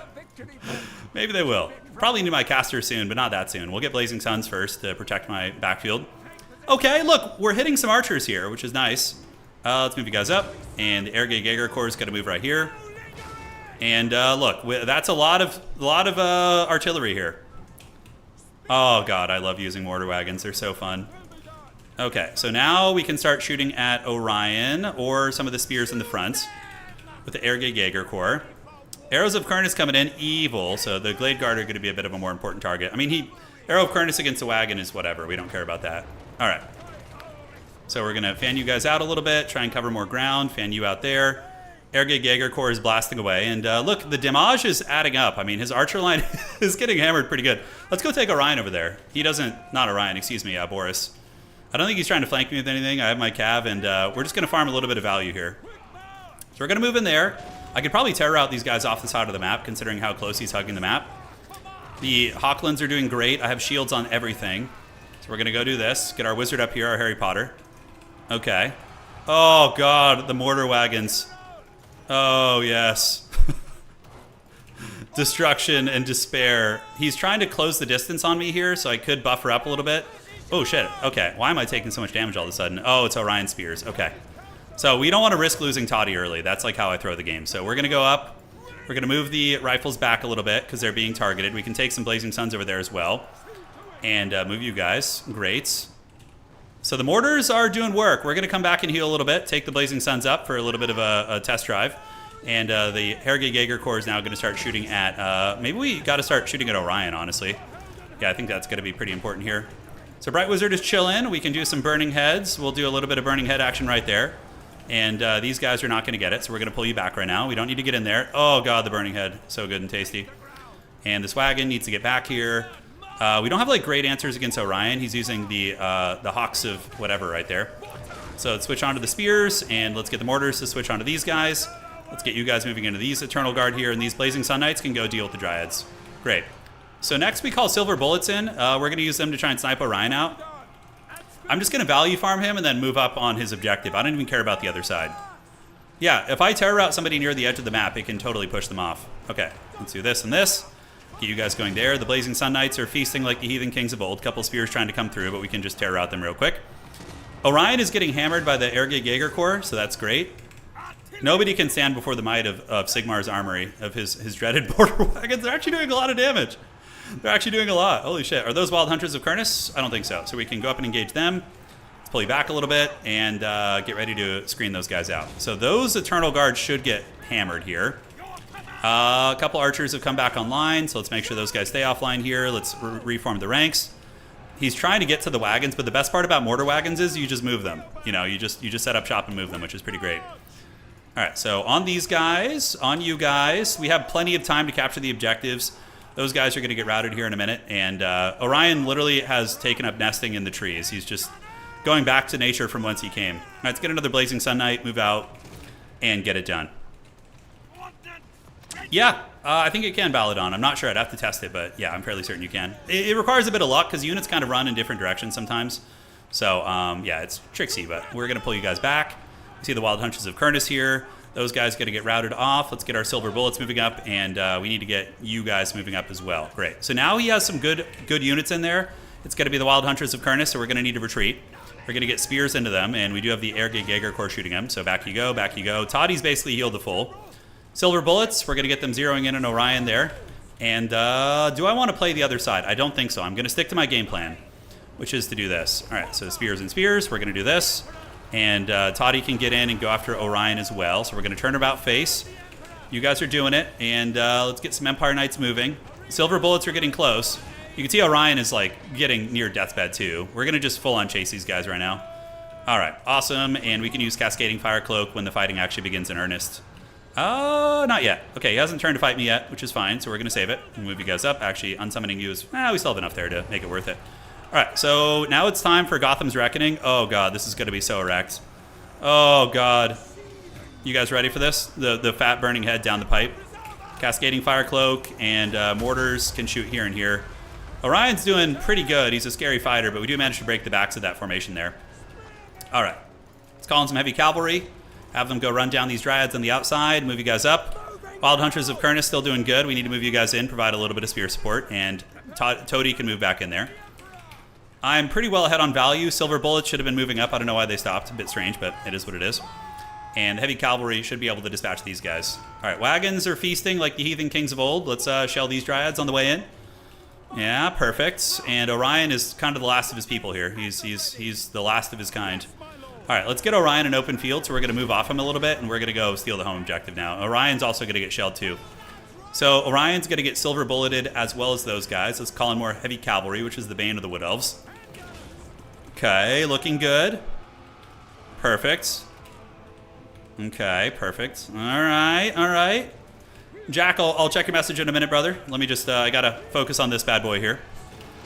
You know, I can't let my opponent have a chance of getting back in the game. Orion running into the woods, and now we should be able to just get up here and straight take this back. A healthy Dryad unit. We can do some Vanguard capture weight shenanigans. He has, I wonder what he's doing on the other side. I think a grenade launcher split push would be a good idea. Definitely going to be decent. So Mel Gibson's hiding in the woods. Let's blast you. Empire Knights are getting the job done. Mortar wagons are doing it. Awesome, man. Awesome. Let's go, baby. Let's frickin' go. Yeah, Dryad's getting hammered down. We can probably get his wizard here. And there's some cav coming out, but I had some reserves on standby here. Oh, the last samurai is going to be rough. So even though my opponent does have a big points lead, he only has a spear guarding the other side. So I likely can just bring something over. And, oh, he's trying to get more archers online. No archers allowed here. They're forbidden. Let's get Orion. Let's get him here. Cav are doing their thing. Let's take down this character. Use the item. The enemy Harry Potter here is causing a little bit of mischief. What can you do? So this is a common tactic with Empire, is to split push with grenade launchers. And we can just use them to shoot those guys and call it a day. Orion will probably lose this fight, although he's still doing a lot of damage. Yeah, he's really no joke. Okay, so let's get back. Orion's anti-large is really serious. You gotta pay some respects there.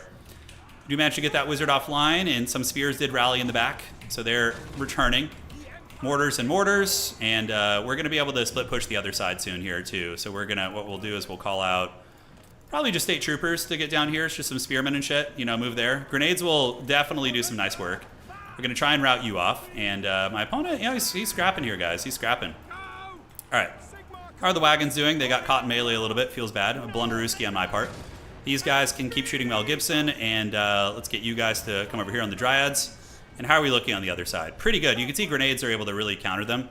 So we're going to get just 2 spearmen coming across, set you guys up there, and yeah, get you up on the point, you up on the points, and we should have silver bullets coming soonish too. Yeah, there they go. All right, so silver bullets can do their thing, and those spears should be offline. Those Dryads holding for like 45 years, by the way.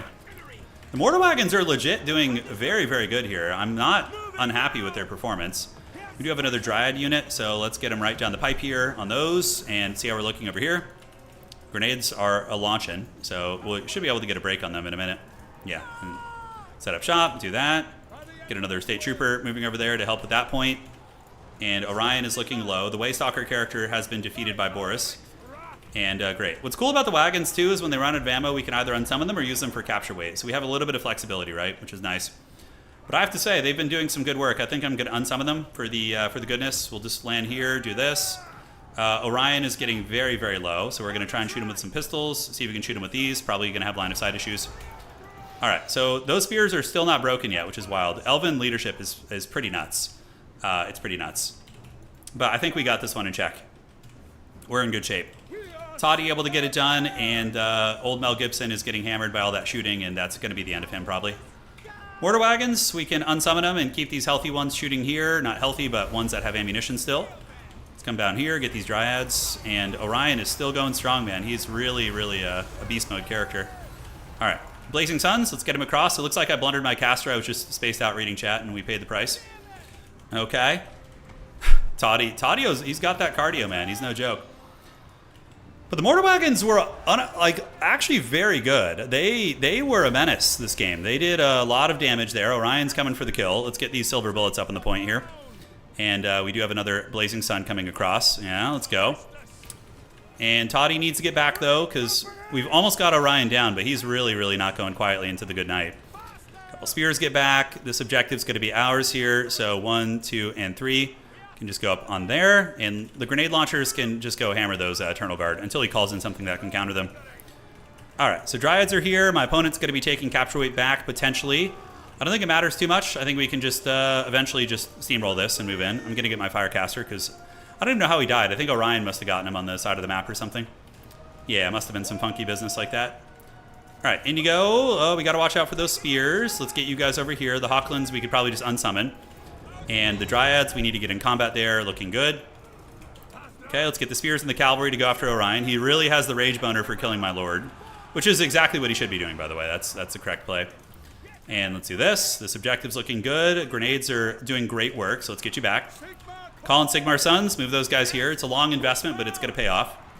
The Blazing Sun Knights, by the way, are a hard counter against Dryads because they do fire damage, so it's really good. Silver Bullets are about to give Orion the biz, so we're going to get him. Let's get our heavy cavalry to come down and just hammer these Glade Guard. Get you back, and you guys can move in there. We have our Bright Wizard. You ready for the end of Orion? I think he's still kind of hidden amongst my units, so it's kind of hard to shoot him, actually.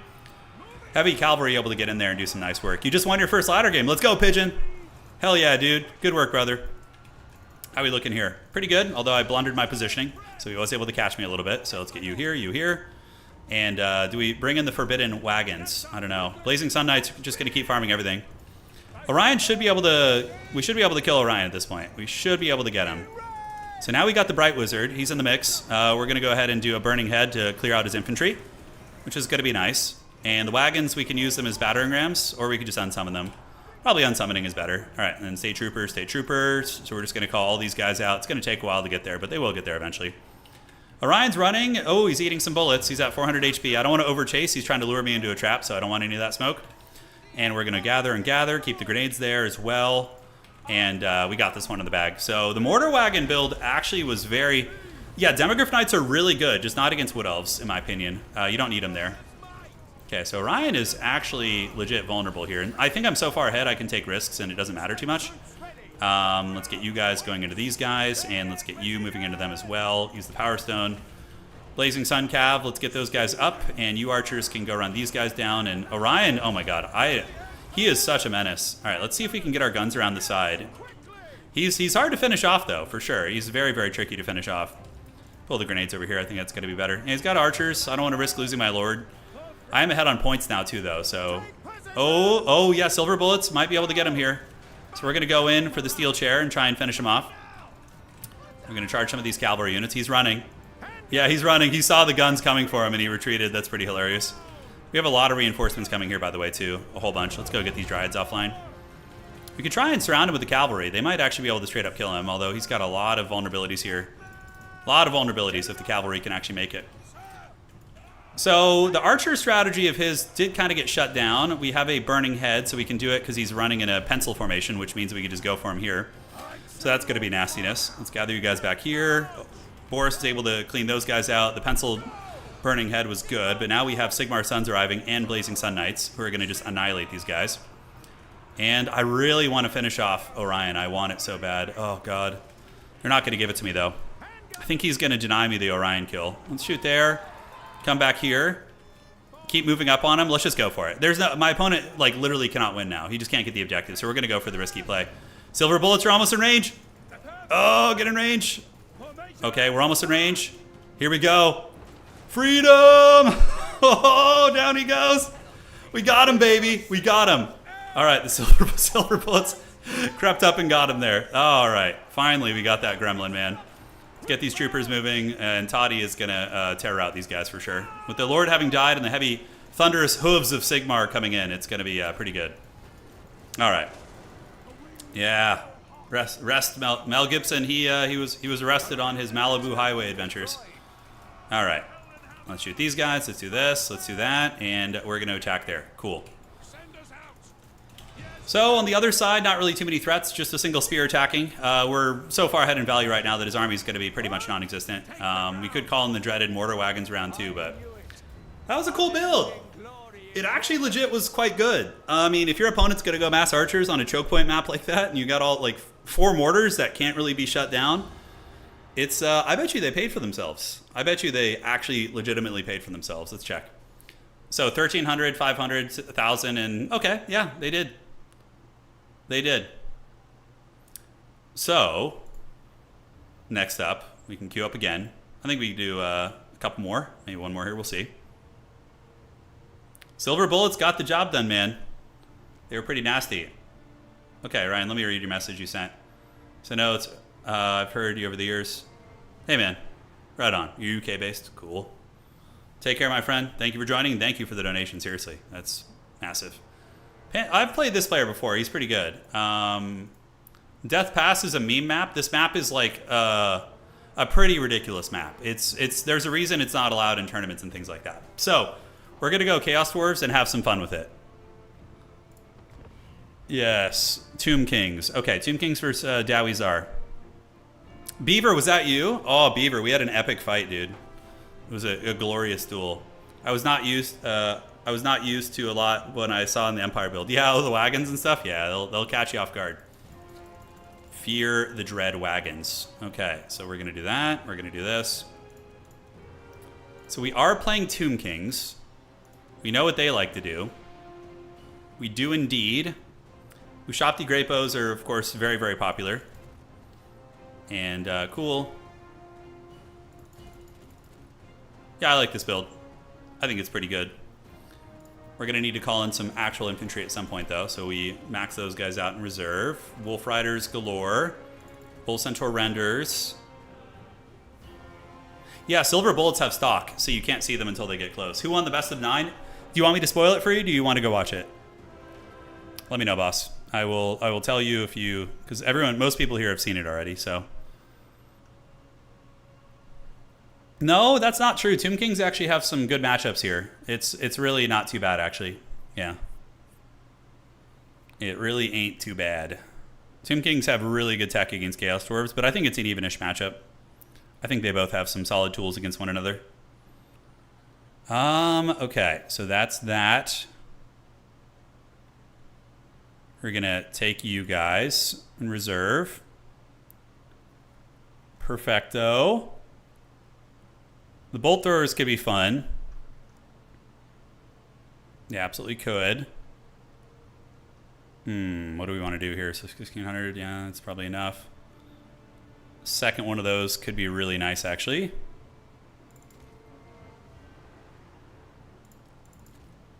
Yeah, I think we do need some of that, though.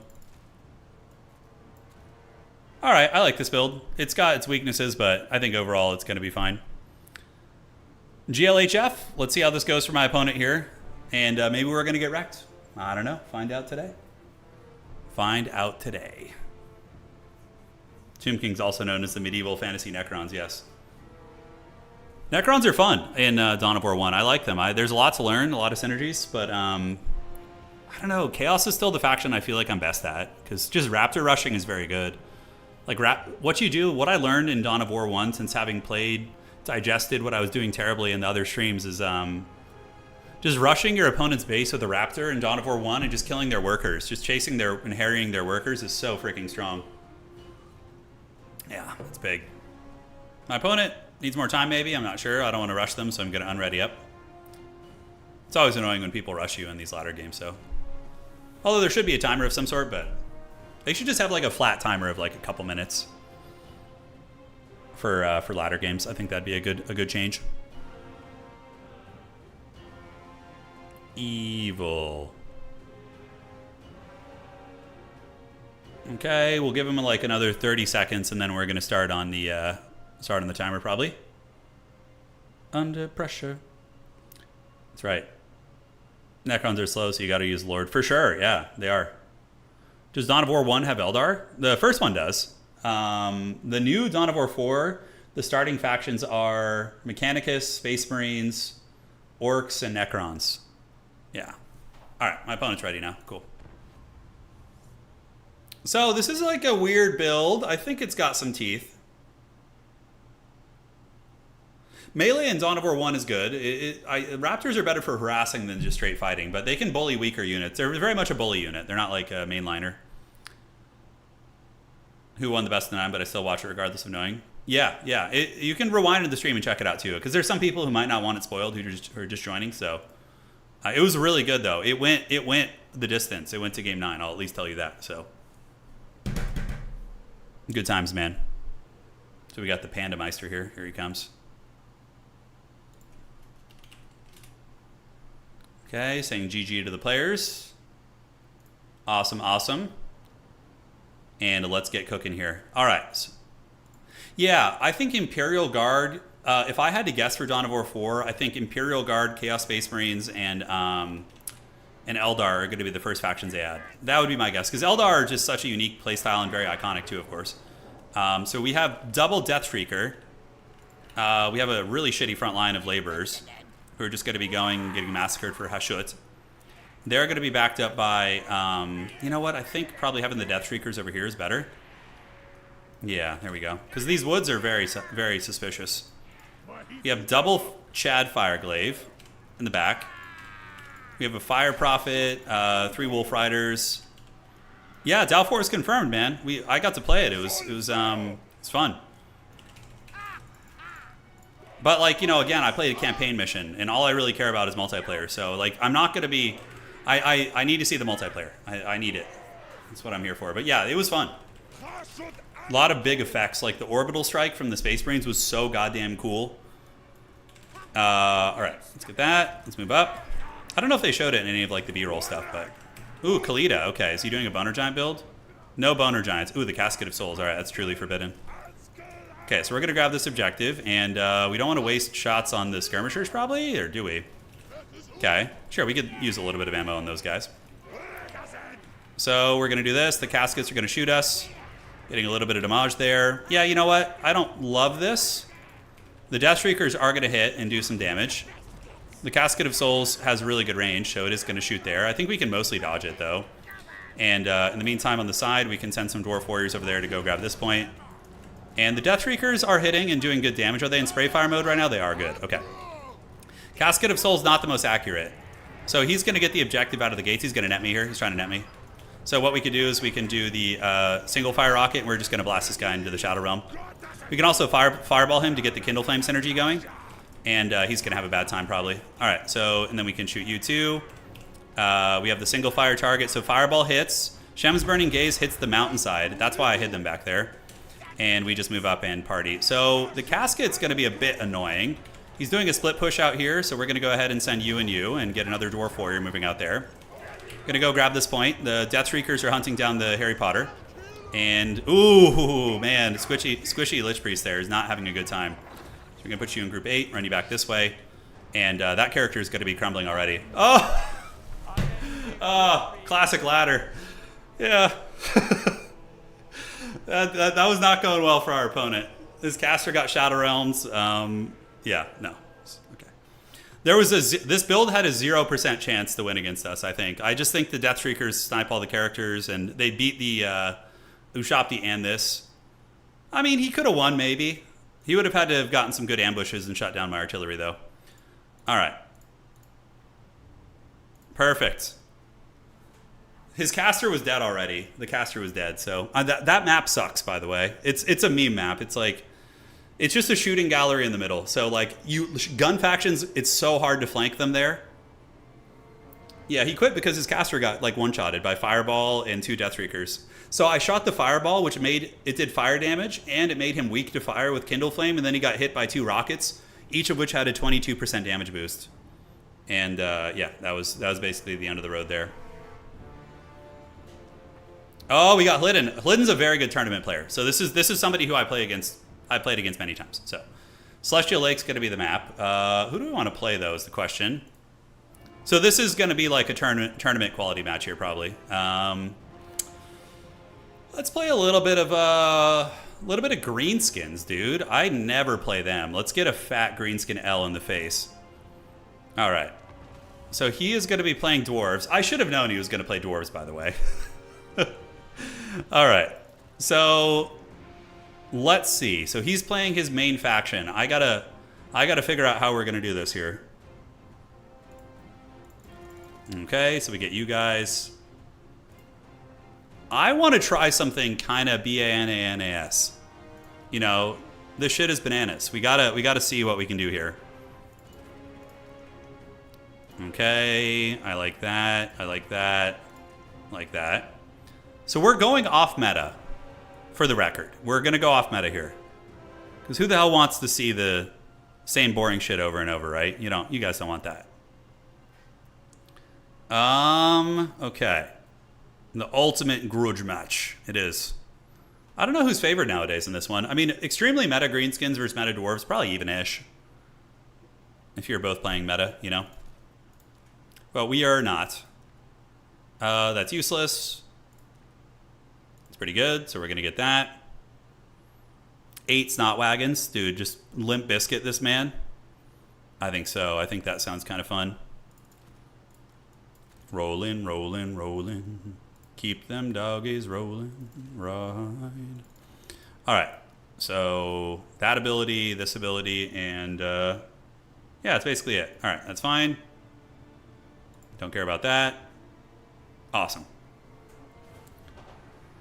Core memories were unlocked with BNAS. I know. Early 2000s. That's what you get here on this stream. We never evolved past the early 2000s. So we got these guys. Do we want skirmishers of some sort? Probably a good idea. Just have the objective be grabbed out of the gates. Squig herds are amazing. Trolls are kind of an interesting idea, but the slayers are just so numerous. It's hard. Yeah, orc boys. I feel like this is going to be a disaster. My build's like very, very off meta. Ooh, is it going to be able to hang with his? Depends on how sweaty he goes, I guess.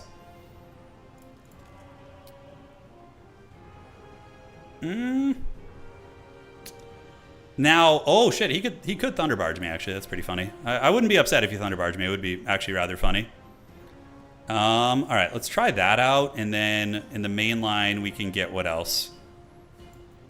We get the Hammer of Gork, and then we want to get some crappy infantry to move up and just hold our back objective, probably. This map, in some ways, is good for us. There are some elements of this map that are good. I think the Feral Wyverns chasing isn't going to be super important.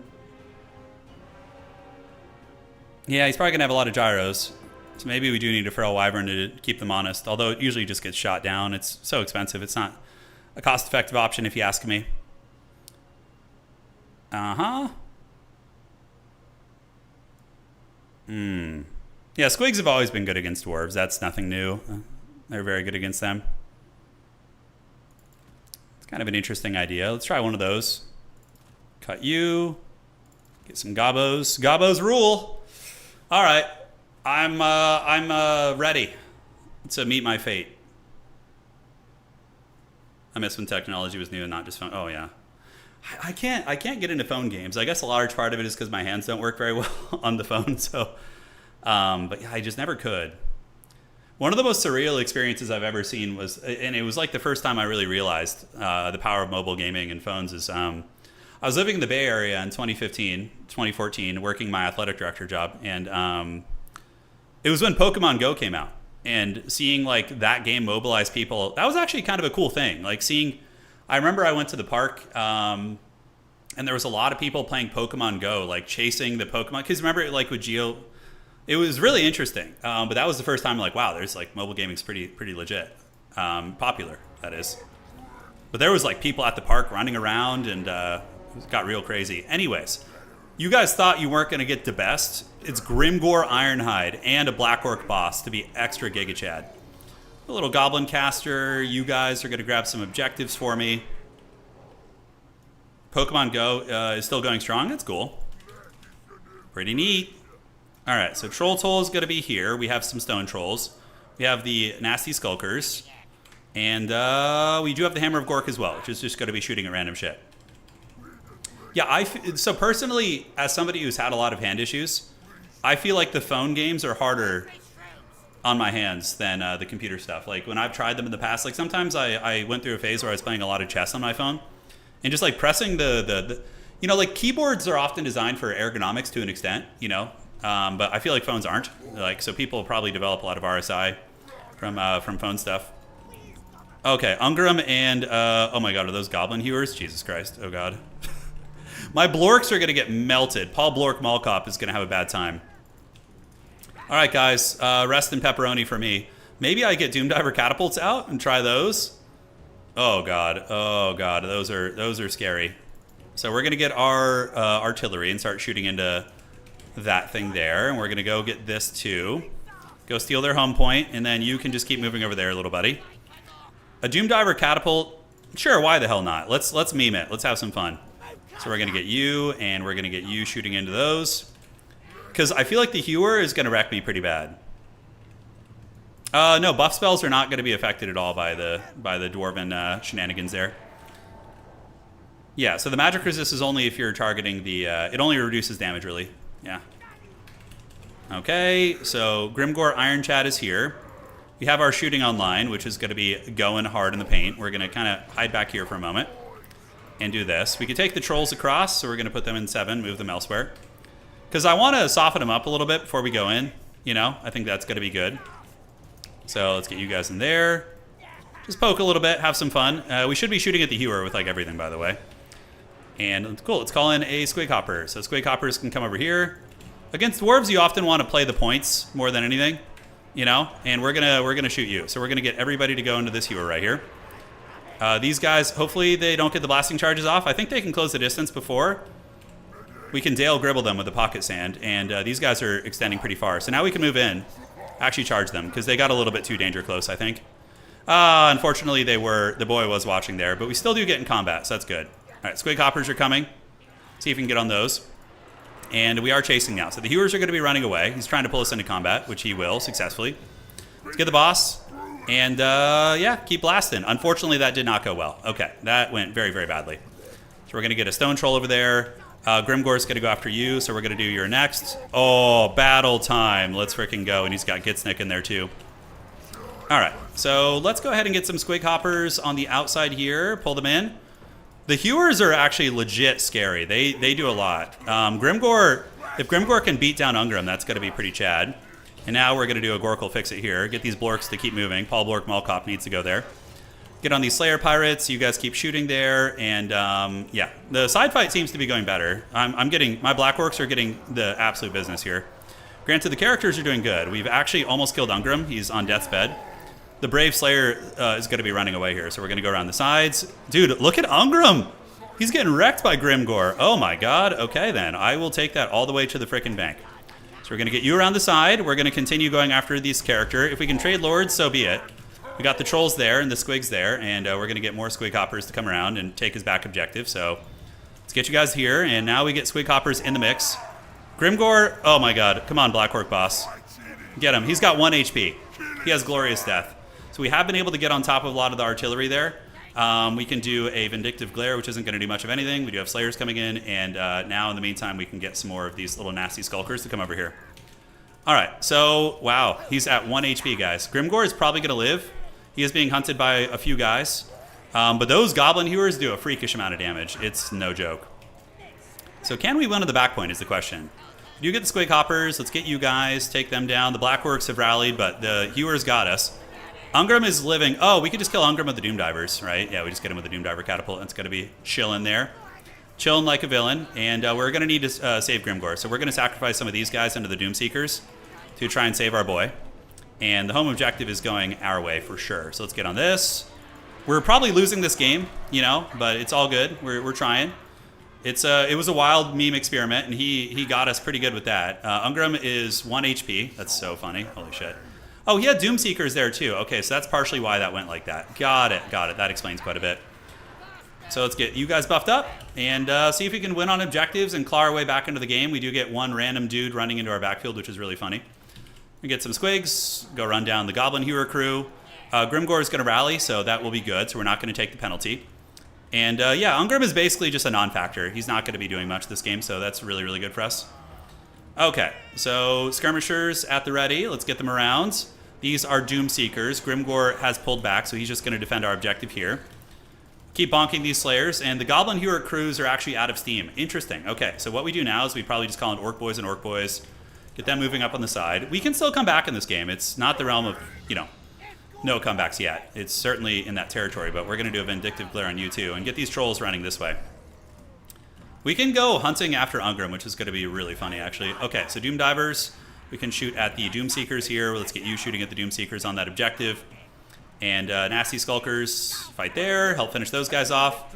We do have some Squig Hoppers who have returned. So we're going to go back after Ungrim, see if we can get him with something, and have some fun with that. All right.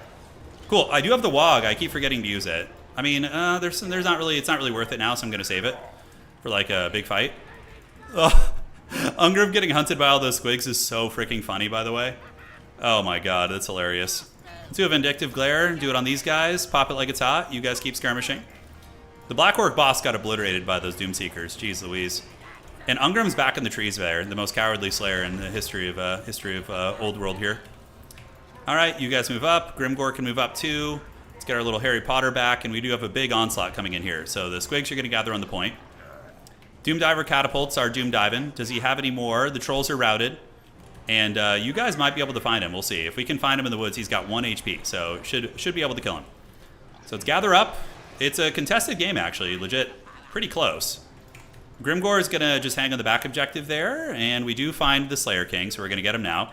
The squigs should be able to get 1 HP off him. They should be able to. All right. So we do find him there.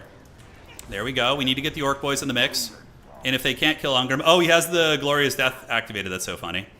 All right, so let's go ahead and pop the Wog now, and we're going to move in and fight. So the boys are going to get in. You're going to get in here, and the squigs can move in on you guys, and the skirmishers can pull back. Great. So he's not really defending his home point here, so we could actually move for that. And call-ins. All right, what are we going to want to call in here? So Blorks might not be bad at this point in the game. Do we get Ungrim? He's living at 1 HP. Oh my god, he lives with 1 HP. What a Giga Chad. Holy shit. We do have a good blob fight here, though. Ungrim is going to make a play, but those are... Ooh, never mind. The Brotherhood of Grimnir? No, thank you. They're going to smoke us. So what we need to do is get all of our artillery shooting at the Brotherhood. Yeah, try and wear them down. All right, so how are the squigs and the boys fighting? I mean, these are mostly slayers, but there are some Doomseekers in there, which is tricky. They don't make it easy. Yeah. And he does keep his lord alive, the 1 HP. Yeah, he's going hard here, guys. We can call in some Squig Hoppers here to help Grimgor against those guys. I think the Black Orcs are going to be needed here because our boys are going to they're going to fold. Their leadership is going to suffer, so they're going to have a bad time. Take you guys around, maybe go steal his home objective. We'll have to see. Paul Blork Malkop is on his way over, and have we pulled the valley back? We have. It's actually pretty close now, but I don't know. I feel like Grimgor is, in a way, it's like kind of nice that the Doomseekers, or that I didn't kill his lord because he can't resummon it, so he has like a useless deadweight kind of lord situation. But in some ways, yeah, in some ways. Okay, so Black Orcs can make it there. His whole army's really, really raggedy. We're going to go here, and we're going to go ahead and get the sneaky stabbing on these guys. Hoping we can take them down. Yeah, the Brotherhood of Grimnir, I don't think I can use... We could use Gitsnick, which is going to be nice, but these guys are out of ammunition now. So Black Orcs going to go after the Doomseekers, and we can also get some Squig Hoppers to come in and help them. Trolls are okay against Doomseekers. Doomseekers aren't amazing against monster stuff, so... Doomdiver catapults. What's worth shooting into? Garagrim? Sure, why not? So the Brotherhood of Grimnir is getting crumped just by the sheer number of units we have here. We can get you guys to move in and just take these Slayers out. Should be fine. And we'll get another Squig Hopper coming in to fight with Paul Blork Malkop. All right, Black Orcs, get in and fight. And we have another one coming here, so we're going to get around the outside there. Get these Squig Hoppers coming in, and I'm hoping we can just overwhelm them here. Grimgor needs to endure. He's steady. I can't debuff these guys, which feels bad. There are 12 of them. Little Skulkers are doing great, by the way. They're doing awesome work. Let's get behind them. Squig Hoppers, move in. We are going to get blasting charged here pretty good. Let's see if we can try and mitigate that a little bit. Black Orcs with their choppiest choppas are chopping away and doing pretty good. As long as Grimgor doesn't lose to these freaking Brotherhood of Grimnirs, I think we're not in the worst shape. All right. So in the meantime, let's call you guys. Start maybe playing here to make sure, because he looks like he might be pushing. Squig Hoppers get the good flank, and now we just need to put our faith in the Black Orcs and just hope they can carry us into the sunset. You know, that's going to be the play. The Brotherhood of Grimnir still at 13 models is ludicrous. They're so beefy. Come on, Grimgor. Give him the biz. Little Goblo's going to run here. Our magic usage this game, not amazing, but it's trying its best. So he's ahead on points pretty well. What else do I have to call in? I could do more boys. Probably not a bad idea just for cap weight eventually. The Squig Hoppers do get back here and chew up a lot of his range. Dragback Slayers are a problem, so we're going to try and get away from that. Okay, let's get you around. And did we get the Brotherhood of Grimnir down? There's 2 of them left. Okay. So there are 2. I like the split push idea over here. I think that's going to be nice. He's going to get this Doomdiver catapult, maybe. There are some Goblin Hero crews, so we want to go make sure they don't get that for free. This is where the Blorks are really going to shine, though. The Blorks, I'm pulling ahead in value pretty good now, but he's ahead in most other regards. We can probably move up and threaten his home point. We have Squigs here. Grimgore's doing good. The Blorks are doing really, really good. They're amazing. They're just getting Value City for us.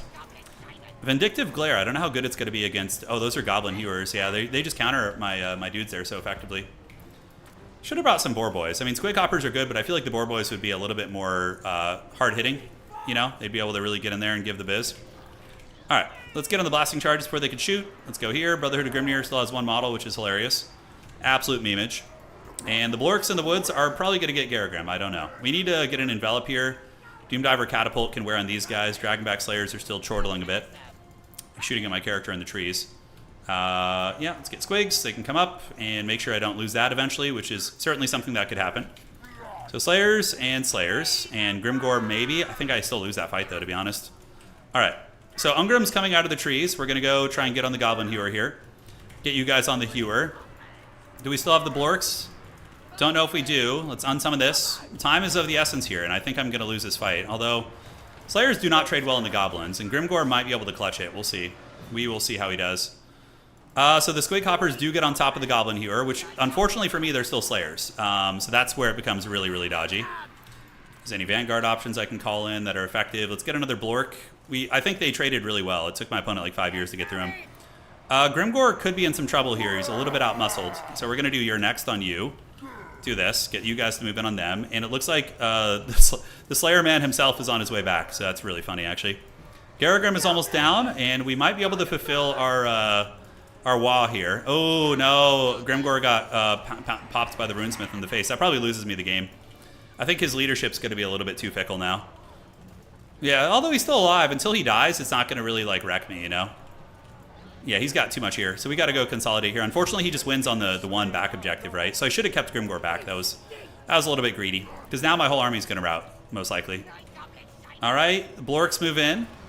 Grimgore is just not a very good lord. You know, like, Grom would have been exponentially better. He would be healing and be able to escape and play multiple objectives. Grimgore just sucks so freaking bad. All right, let's get you up. I mean, he doesn't have, like, a really impactful ability. He did bully Ungrim pretty good, though, which was pretty sick, actually. So he's going to use Glorious Death here. The Squig's getting combat, and he uses Glorious Death, so now we just retreat. Let's pull you in there. Squig Hopper's on their way, and my opponent going for the home objective here, so we got to get some boys to try and stop that. We can get some Slayers to maybe, or Squigs to rotate over there. Grimgore is pretty terrible, unfortunately. I hate it. I hate saying it, but he just throws games. He's just so bad. If he was like, you know, like Ungrim, for example, isn't good, but he's even has some perks because at least he's unbreakable, so he, like, anchors a position. Grimgore can still break.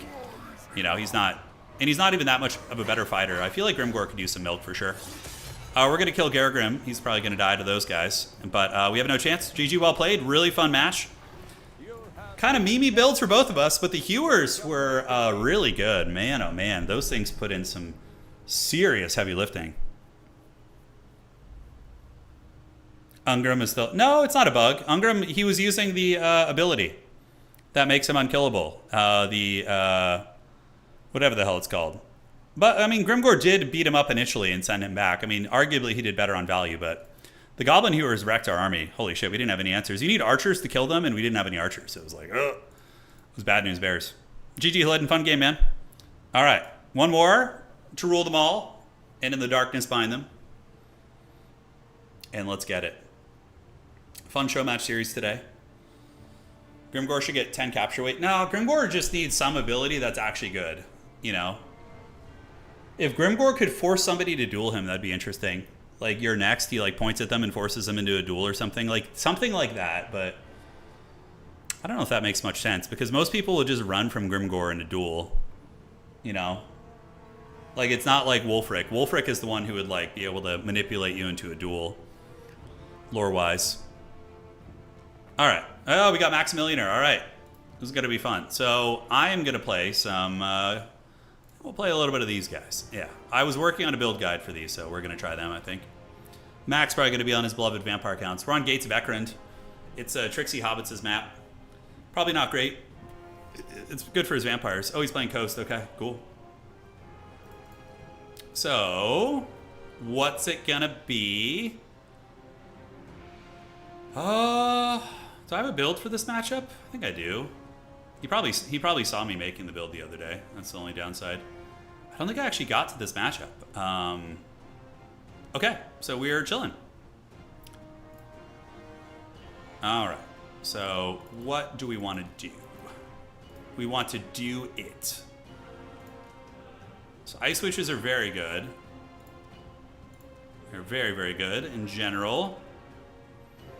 There we go. We can do that and a little bit of that, and then I think our lord is good. Max is branching out to his other vampiric factions, to the other evil undead, which is always fun to see. Okay, so we're going to get that. And then for our next disappearing act, we can do this and this. We got, what, 650 left? Yeah, 3 of those is probably fine. Get a couple dervishes to go grab objectives, maybe. Zargard are kind of fun with this matchup. Granted, they get bullied by Morghuls pretty bad, so it's not your best option, in my opinion. Yeah, I don't know what he's going to do. He could go Giant Crab. You know, there's a lot of fun choices. This map does have some wild line of sight, though. It gets pretty nuts. Kislevite warriors are not good mainliners, but they're good reserve reinforcement pieces. Warbearer riders in this matchup against Morghuls and crabs, probably not a bad idea to have like at least one in reserve, and maybe a snow leopard even. Could be kind of cute.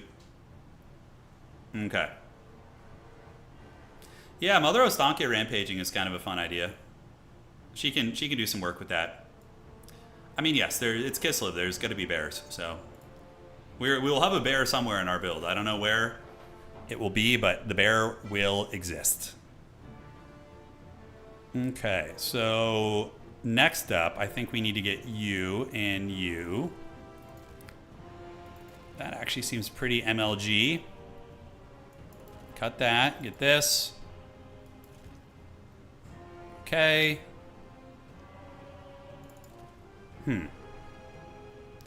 Does this build have everything it needs? It's not perfect, but I think it'll do, Pig. It'll do. Crystal Sanctuary, oh my god, that ability's so haggard. It would be kind of funny to use Crystal Sanctuary against a gunline army, like send a bear into their army and let them shoot it and then use Crystal Sanctuary and just like, you know, then advance with the rest of your army. That's like the power fantasy, but it probably won't work.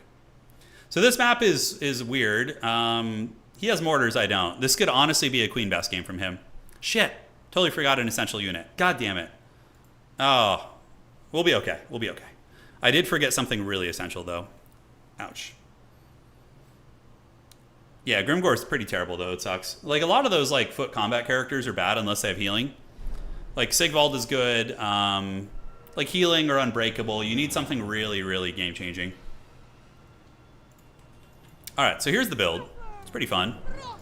Pretty basic stuff. We got you, and we got a little bit of you as well. Great. So they're going to advance up. They have their archer homies. He's probably going to just like Queen Best me into the Shadow Realm. Oh god, I'm going to get Queen Best. Oh, not Queen Bessie. Okay, let's get you guys to Dervish over here and grab this point. And yeah, you guys can now chill here and here. 4 and 3. Cool. Let's see how this goes. Feel like have fun? If it were a big map, I would definitely, or an open map, I would definitely feast with my double Little Grom, but today is not this day. So he's got 2 Depth Guard polearms or zombie polearms going up there. Okay, cool. Okay, so you guys are going to advance. Little Grom shooting into the hill is my favorite thing ever.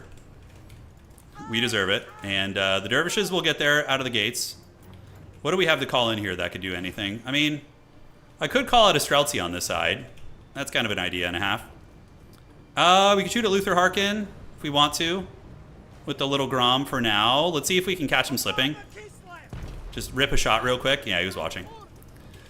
That's always been one of my things, like dodging cannonballs and powder in Total War is like, I know it probably makes sense from a balance purpose, but it's kind of stupid. Like, you know, I guess if you're far enough away, it makes some sense, but like when you see people dodging arrows and shit, I'm always like, ugh, you know. Carronade. Okay, so there's a Carronade there. We're going to do that. Rip a shot, and then we're going to pull down here. We're going to get you over there. And you set up, and in the backfield we will get some of you guys coming in to do this. And cool, so you guys are going to do a little something. We're going to go ahead and pack trap homie. Looks good, and let's get the guns to turn around, and the guns to turn around, and all those archers will begin shooting. Alright, so we're going to blast him. We do manage to get this, so now you guys come across. Luther's not going to take that much damage. He'll take some, but, you know, at the very least, it will force him back. Yeah, because all the hybrid shooting will add up for sure. Alright, so our Ice Witch is going to move over there. I love the ambushers. They're really, really quite fun, actually. All right, so we're going to keep moving you back. Luther's going to take some damage. We're going to move that way, get into the woods. And great, so now we are chillaxing. We're going to keep dodging with our Ice Witch. Looks like my opponent really going in on killing the little Grom, which is fine, makes sense. And I'm going to be losing that side objective too, so that's going to happen. All right, so where do we want to go? That is the question. You guys can zip over there, see what we can get done here. And now the rest of the army is going to move up a little bit because I think we have the advantage there. So let's move up, move up. And we're going to get one coming down here and one over the top. Try and shut that shit down. Keep juking back here with these characters. And yeah, we'll see if Luther wants to come back in here. So you guys shoot, fire, and fire.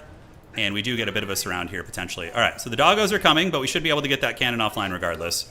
That's the one thing about Kislev that's really troll is like they're really, really quite good at just shutting shit down.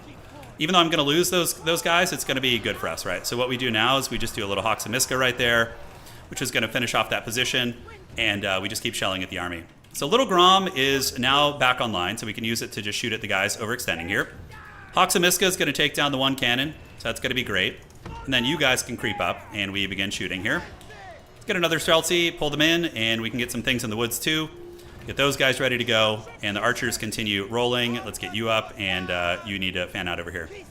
So the cannon is going to be taken offline, right? That's really, really quite good for us. And you can maybe advance on this carronade right here. And once we get the cannons offline, we're going to be feasting. That's going to be good news for us. Dakshinas are at the ready. You guys can start fighting right here, and just keep supporting firing, keep supporting firing. We have our Snow Leopard of Doom. And it looks like he thankfully did miss that spell. Okay, where are our Streltsy at? They're coming. So we need to get them sitting on Luther Harkin here. And we can get the Akshina ambushers to start blasting right there too. And we can keep these guys in reserve to see what's cooking there. So that is going to be a good spell for my opponent there. In the meantime, on the other side, I think we just chill. You know, we just play this fight. Get the value trading. The carronade is, unfortunately for my opponent, getting hammered here. We can shoot at Luther Harkin, who's going to get it. And we do have another pack trap. So we can trap him here. That's going to be really bad. So Luther's going to get shot, and get shot. You got to respect the pack trap. It's no joke. So shoot another volley, please, Streltsy. Can you do it before he gets out of his party cage? Okay, Luther losing a shit ton of health. And we are pushing pretty hard. We're pulling value right now. I think the catches on Luther Harkin have been very good. And the carronades have been taken down. So now my little Grom is free to just kind of do as it pleases. Do we hit him again? We do not. So we do see some doggies lurking in the backfield. So we're going to get things in the woods back there to kind of protect them a little bit. And we can get some dervishes. Not dervishes, but winged lancers. All right. So there we go. There we go. Let's get the pack trap boys there. Move you guys up on the hill. And yeah, just keep shooting here, basically. Luther is almost dead. So that's going to be really, really nice for us. We do have Hoxamiska ready to break the leadership of some of these units. And we want to just shoot the animated Hulks, probably. Oh, Lamprey's Revenge. That's a really good target for us. Great. All right, so what do we have in the woods? Some doggies. We got that slow push style going, which is great. We're going to park you on the point. These zombies are going to crumble, so then we're going to get up there.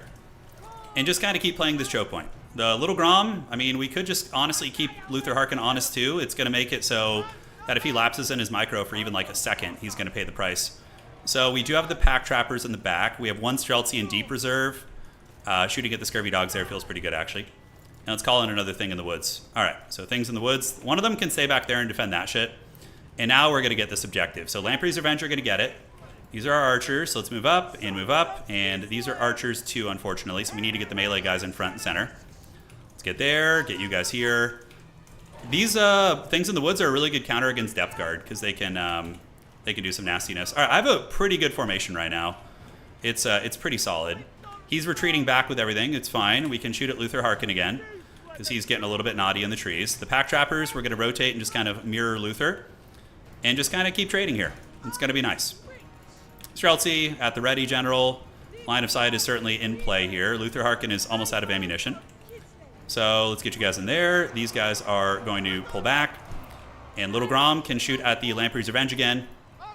And the pack trappers, where are they? Okay, they're coming.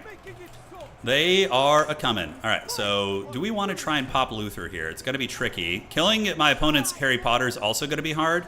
Let's do a little Hoxamiska right there. I think it's time to start playing the other side too, because he might be able to push me off this, so I need to plan ahead. So we're going to just send 2 warriors over there. Nice purple Son of Zarius. That was very good. It was very, very good. All right, so pack trappers. We want to shoot the Morgels, the Night Terrors. That's going to be our answer there. Those doggies in the woods getting hammered. Streltsy are just going to be ready to shoot. We have another one in reserve here. And the other thing in the wood, I don't think he's even going for it, so we're just going to pull him up. All right, so we're going to get a snow leopard to attack these guys. And the things in the woods, we need to get them on the depth guard there, so we're going to try that. Cool. Set up shop. You guys fight here, and the things in the woods retreat back. We do have the doggies coming out, so he's going to be trying to move out of the trees here. So what we're going to do is get you and get you here. It's a game where we are up in value, but you know anything can happen here. So let's go get on the depth guard over there. That's going to be good.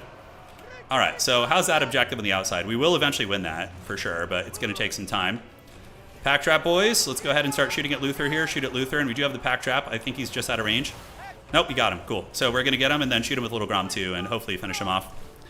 All right, so the things in the woods are on the depth guard. My opponent is going to get this objective. I might have the opportunity here to get the double dervish and move up and just get capture weight here. That's going to be good. So Luther just barely escapes again. And curse you, He-Man. He keeps escaping. He's just narrowly getting away, the great pirate captain.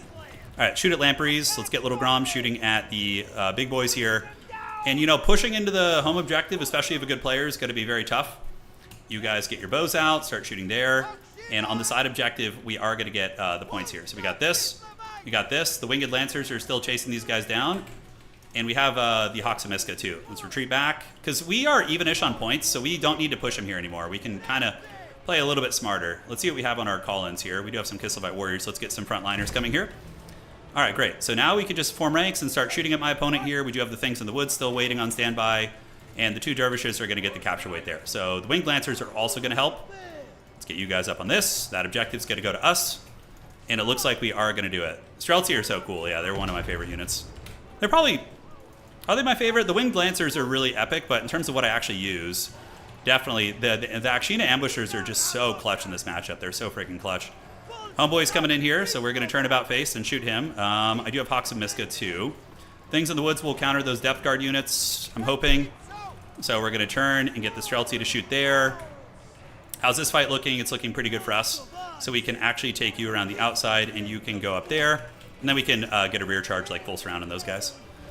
Yeah, I think that Luther's, if he gets hit by that Little Grom, he's for sure dead. Okay, he's cooked. So we do see Scaries coming in. I don't really have any cavalry nearby to support, so the doggies are going to get in, but we do have things in the woods. Luther Harkin is probably dead.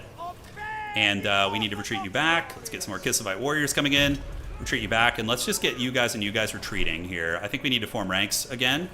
The outside's looking very good, so we just surround you, and you guys, I don't know what's going on with their pathing. Jeez Louise, they were like bugged out. But we're going to get back on the point here. You guys shoot. Probably going to need some Warbear Riders. Granted, Kislevite warriors will keep crabs in check. 100%. The Akshina Arwars going down like heroes, but they certainly have done it. We're going to rear charge you.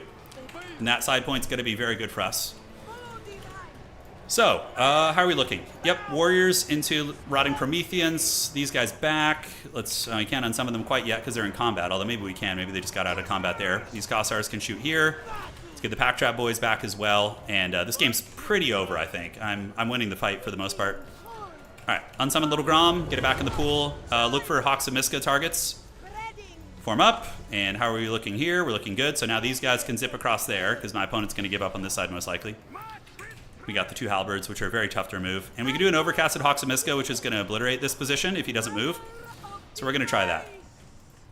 Streltsy, keep shooting here. And oh yeah, that's Bread City right there, guys. That's Bread City. Oh god, it's going to break all their leadership too.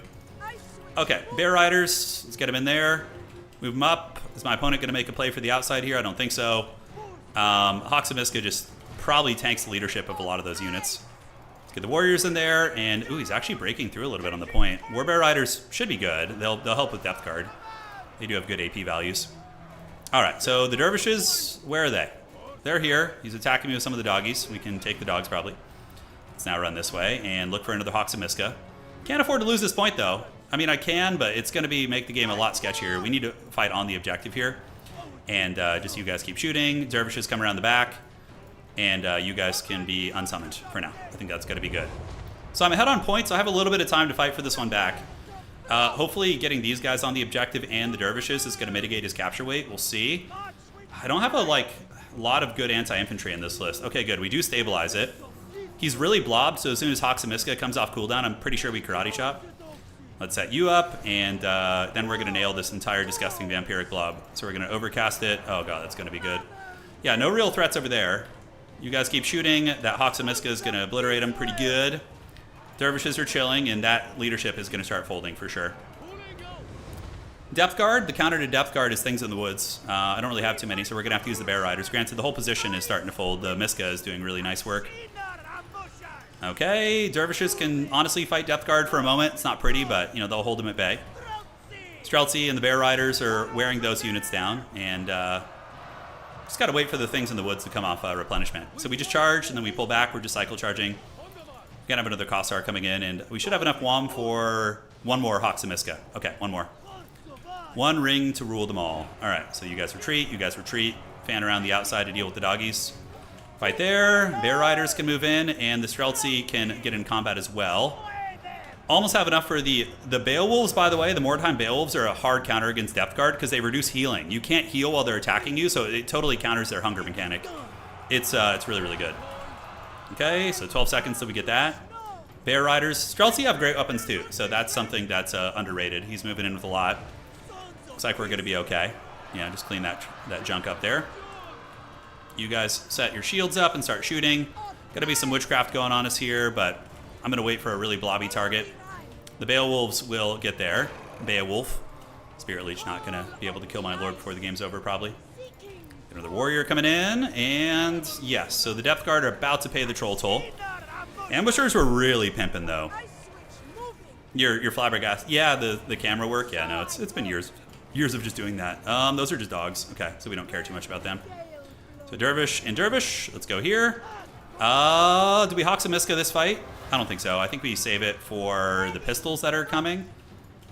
Yeah, Things in the Woods just annihilated those guys. We still have the capture weight. The Bear Riders weren't exceptional, but they tried. A couple doggies are causing some havoc. We will get some Winged Lancers coming soon, but it's going to be a triple cap situation for me here in a moment. I think I'm just winning the fights, too.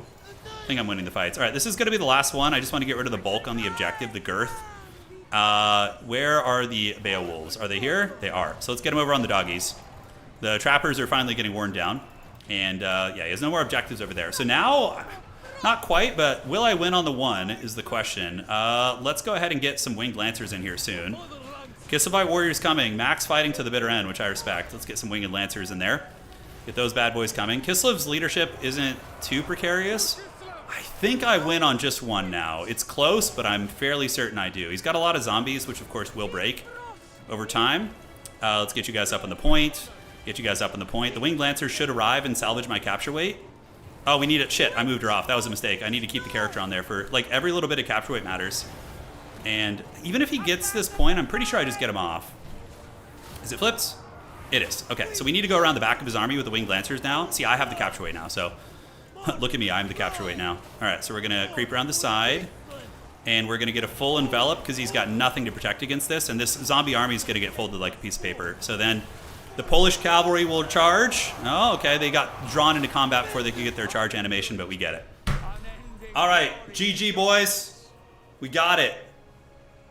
Perfect, perfect. Pretty fun, man. That was a fun matchup. Luther did not have a good time with the pack trappers. They were really punishing. And the cannons we were able to shut down with the bows and the Little Grom, too. Little Grom got 1,800. Horse Lord is cheap. It's like a 900 gold or something like that. Yeah. Akshinas, 2,000 value on the Akshinas. GG Max, this is a good game, boss. 1,800 on the Little Grom. And, yeah, Streltsy were also Giga Chads, too. That was really fun. All right, guys, if you enjoyed today's stream, the best of 9 between Enticity and, of course, the glorious Danican Trop, who took it to game 9. Please do drop a like. It helps out quite a bit. And for those of you on Twitch, consider following and subscribing if you enjoyed what you saw. We will be back tomorrow, most likely with something. I don't know what, but there's going to be something fun tomorrow. Adios, my friends. Take care of yourselves. Do widzenia. And, yeah, I enjoyed that little ladder encore. We should do that more often. It was fun. Epic Winged Lancer ending. That's right. All right, folks. Adios. And big thanks to Jack for the donation and to all of you guys for stopping by. Take care, and we will see you on the other side.